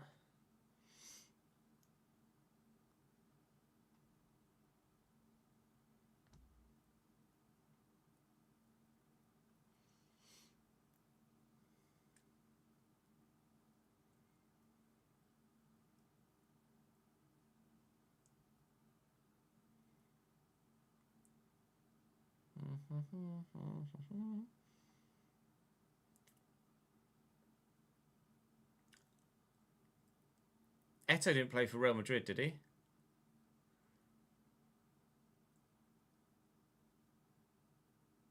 Beckham will be lower than Ronaldo, but surely there's more. Eto'o played for Real Madrid, did he?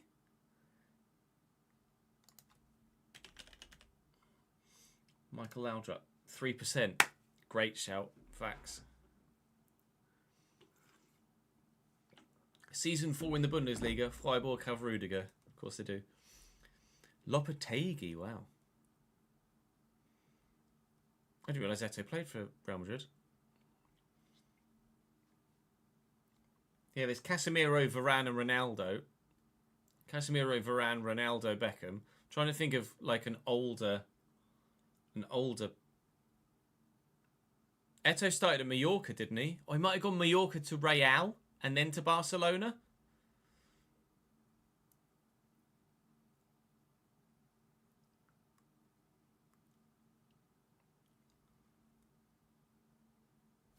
Varane, Beckham, Ronaldo,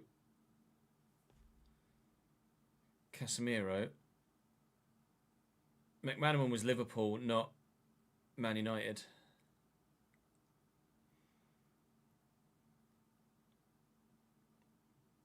Oh, Madrid to Mallorca on loan. I thought Mallorca was previous. Sorry, my bad.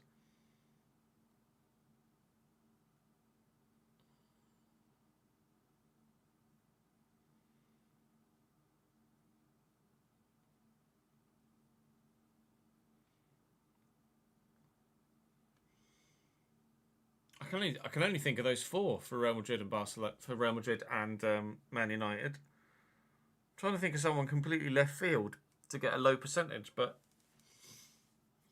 I'm struggles. Van Nistelrooy is probably a great.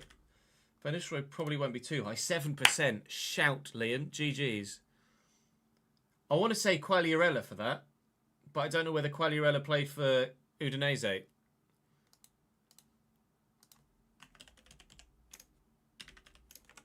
Did Quagliarella play for Udinese at all ever? He did. Haha.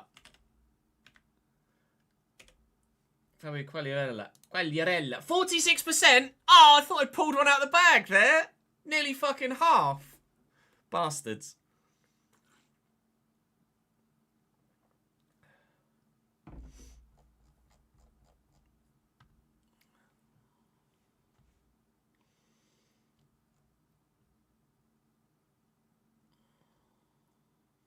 Fuck my life.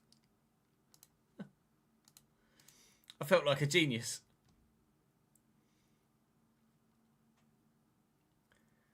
Sampdoria and Portuguese. Sampdoria and Real Madrid. Eto's played for Sampdoria and Real Madrid? Really? 10% Sammy Eto'o. Daniel's pulled that out of the bag. Portuguese and Sampdoria. Sampdoria I know nothing about. Sampdoria and Bari were like two of the big sides in Italy in like the 80s, weren't they? Or the 90s. Didn't David Platt play for Bari back in the day? Google is best. Yeah, I'm trying.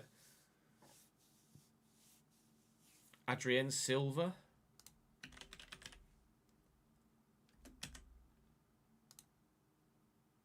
182. It's not bad. 20% for Adrien Silva.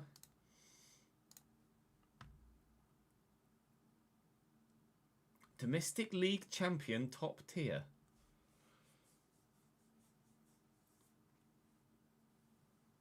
That's an intriguing one.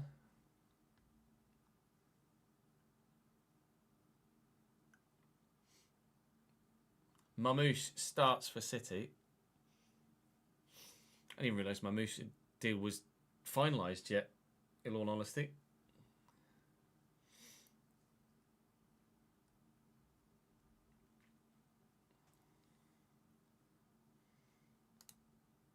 When paired with the club, must have appeared as a top-tier domestic league champion for that club. When paired with the league, must have won the title in that league. So must have won the title in that league and must have won the title with Atleti. Chelsea 1-0 up already. Noni Madueke inside 3 minutes, just past the 2 minutes. Top tier domestic champion at Atleti. And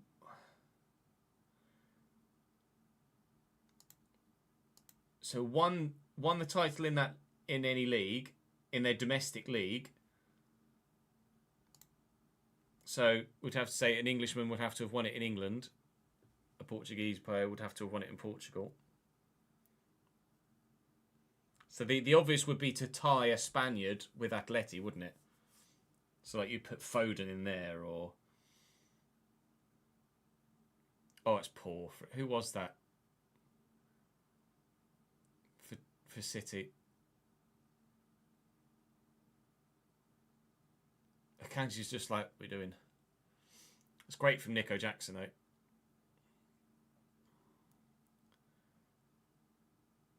Yeah, Depay's an obvious one there.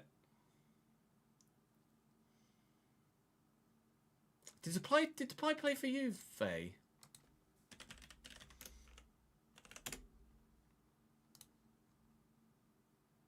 No. Don't know why my brain told me Depay might have played for Juve for a bit. To be fair, that might have been from a FIFA save.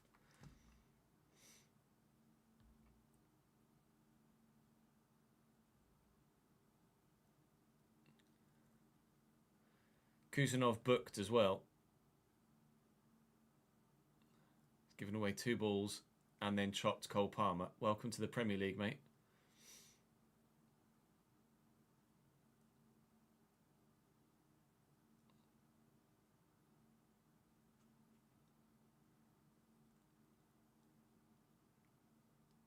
Morata's a good shout.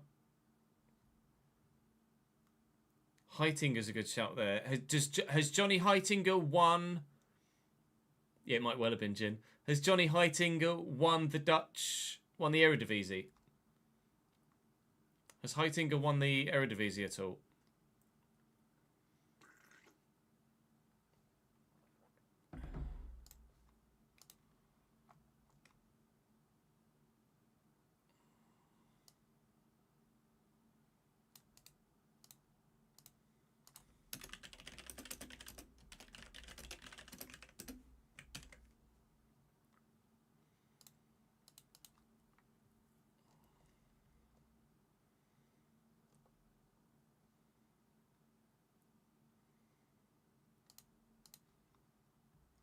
With Ajax multiple times, okay.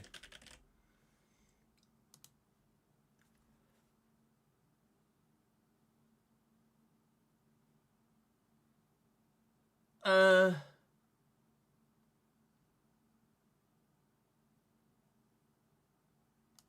did I just put it in the wrong? So they have to have won. So how does that work then? When paired with the club, must have appeared for as a top tier domestic league champion for that club. Compared with the league, so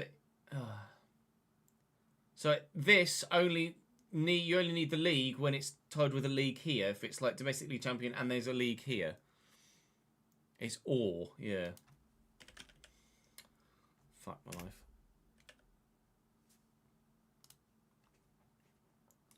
Well done, Chaz. So they just must have won the league with Atleti. 11% for Godin, I'll take it.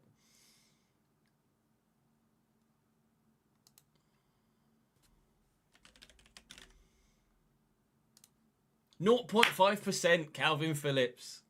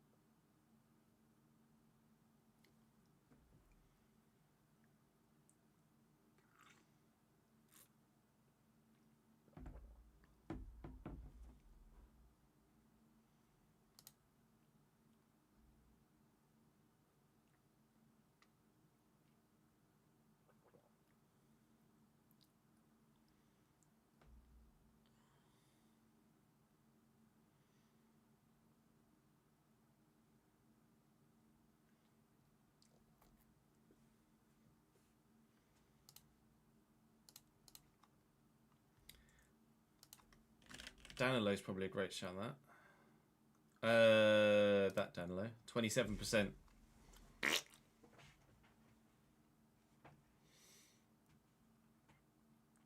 That would be like Doniel Marlon or something, would be the obvious one there, won't it? Piszczek is a great shout.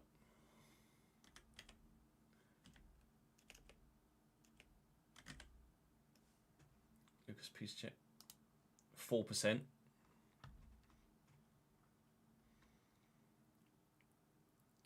My brain was thinking Subotic for that. Nevan Subotic.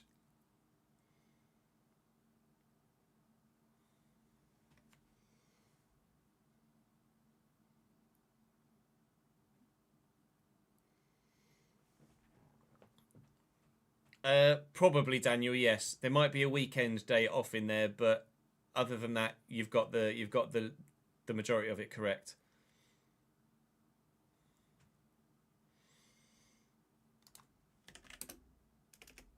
De Jong could be a good one. Nigel De Jong, 18%. It's quite high actually. I bet Nathan Ake might have got lower. No, it might not have done because Ake's a current player, isn't he?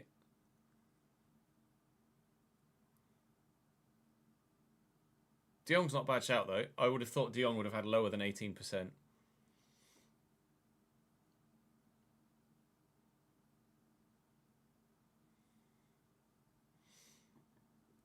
Pardon me.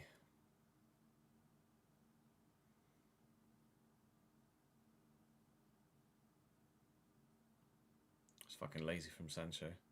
Rekic would have been a brilliant shout, Ronald. Actually, did Rekic play for Dortmund? I know he went to Germany.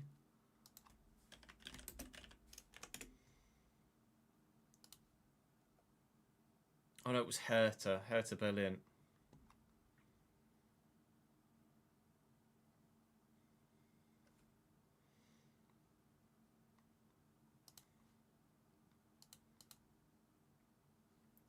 Martson might be a shout, actually.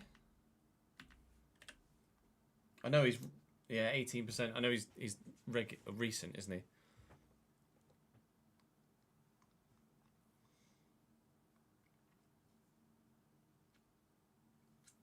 Morata's going to be the obvious one there, isn't he?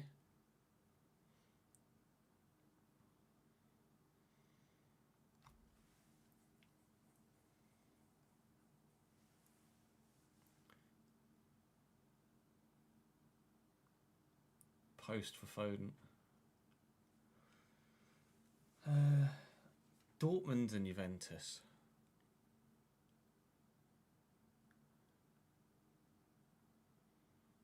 No worries, Daniel. Catch you later, dude. Dortmund and Juve.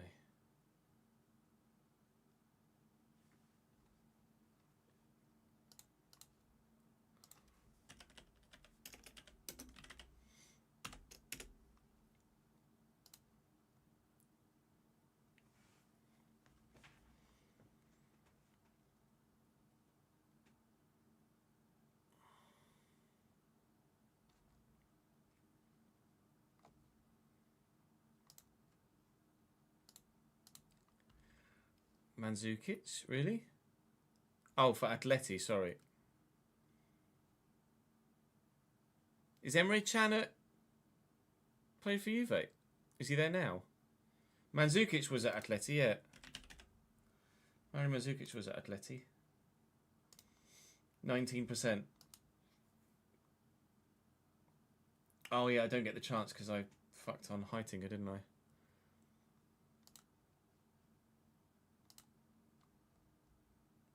Oh, 10.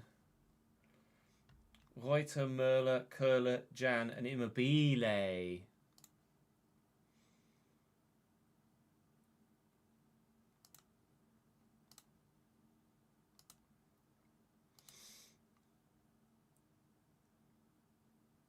Yeah, I don't know anything about those cells.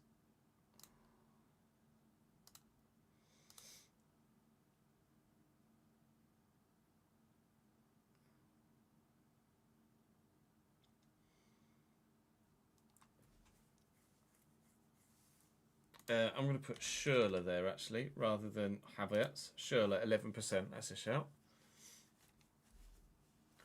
Lille and Chelsea, Joe Cole. 8%. Let's go. Heung-min Son's going to be the obvious one for that, though, isn't it?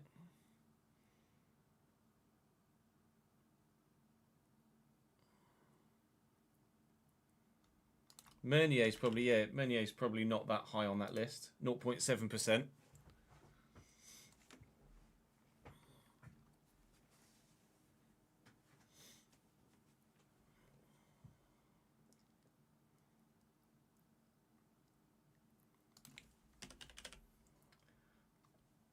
Adrien Mutu, 0.4%.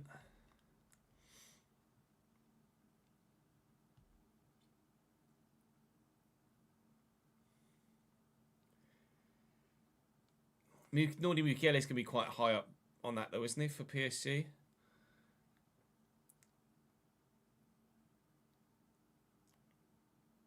Diaby. Has Moussa Diaby just gone to PSG, is he, from Villa?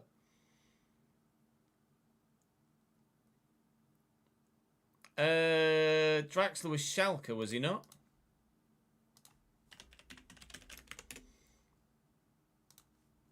Draxler. Schalke, Wolfsburg, PSG.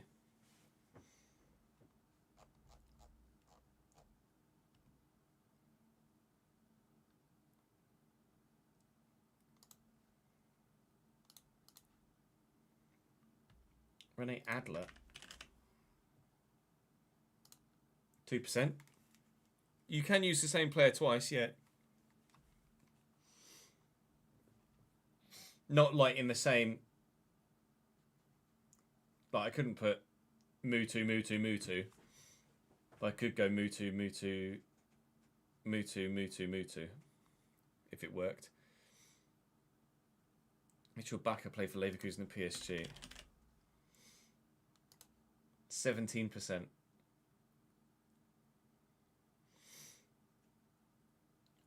That's Meunier as well, is it? Or I can't use Meunier because I've already used him for a PSG one there.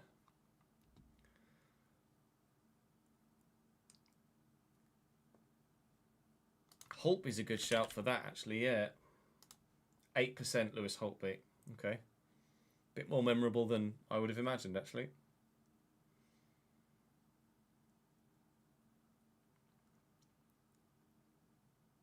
Always remember the Romanians. PSG and Lille. Hamburg and Lille. PSG and Lille must be a bit more obvious. Or a bit more... There must be more options. Hamburg and Lille. I don't think I could name you anyone that's played for Hamburg and Lille.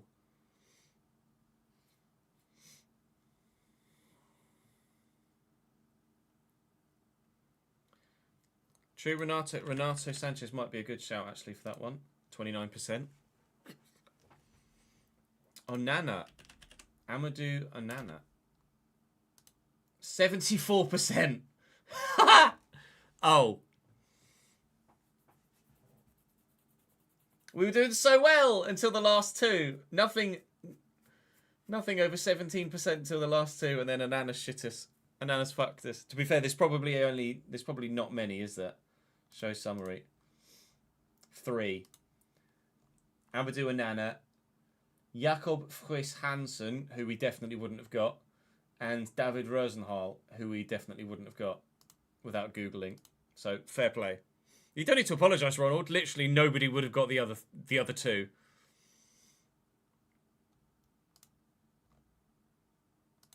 There were 23 in there. Idrissa Gana Gueye, Yohan Cabaye, Diaby, Mukiele, Bakker.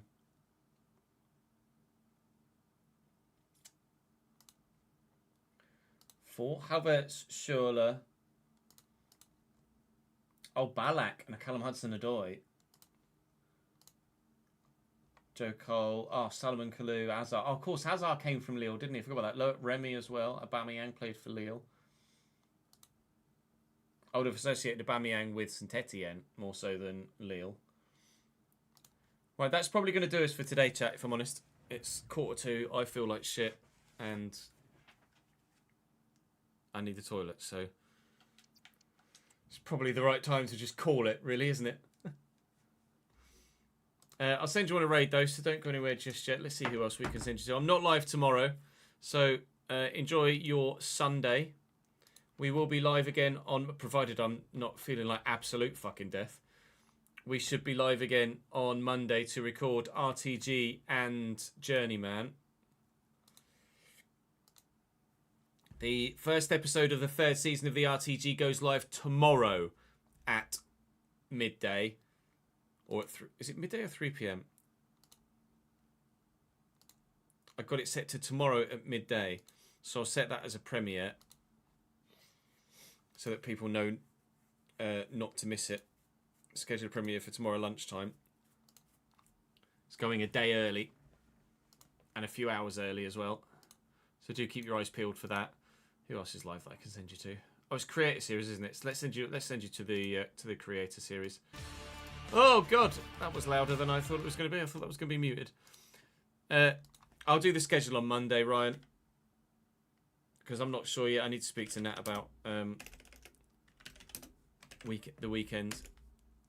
I shall smash that like button as soon as it's live. I appreciate it. I try not to be all generic like that. Be like, smash the like button. Right, go and join Creator Series. That will start. The race will start, or the drivers on track will start in 10 minutes' time. They're just doing the build-up now. Enjoy your Sunday. Up the yellows. We got 3 points in the end.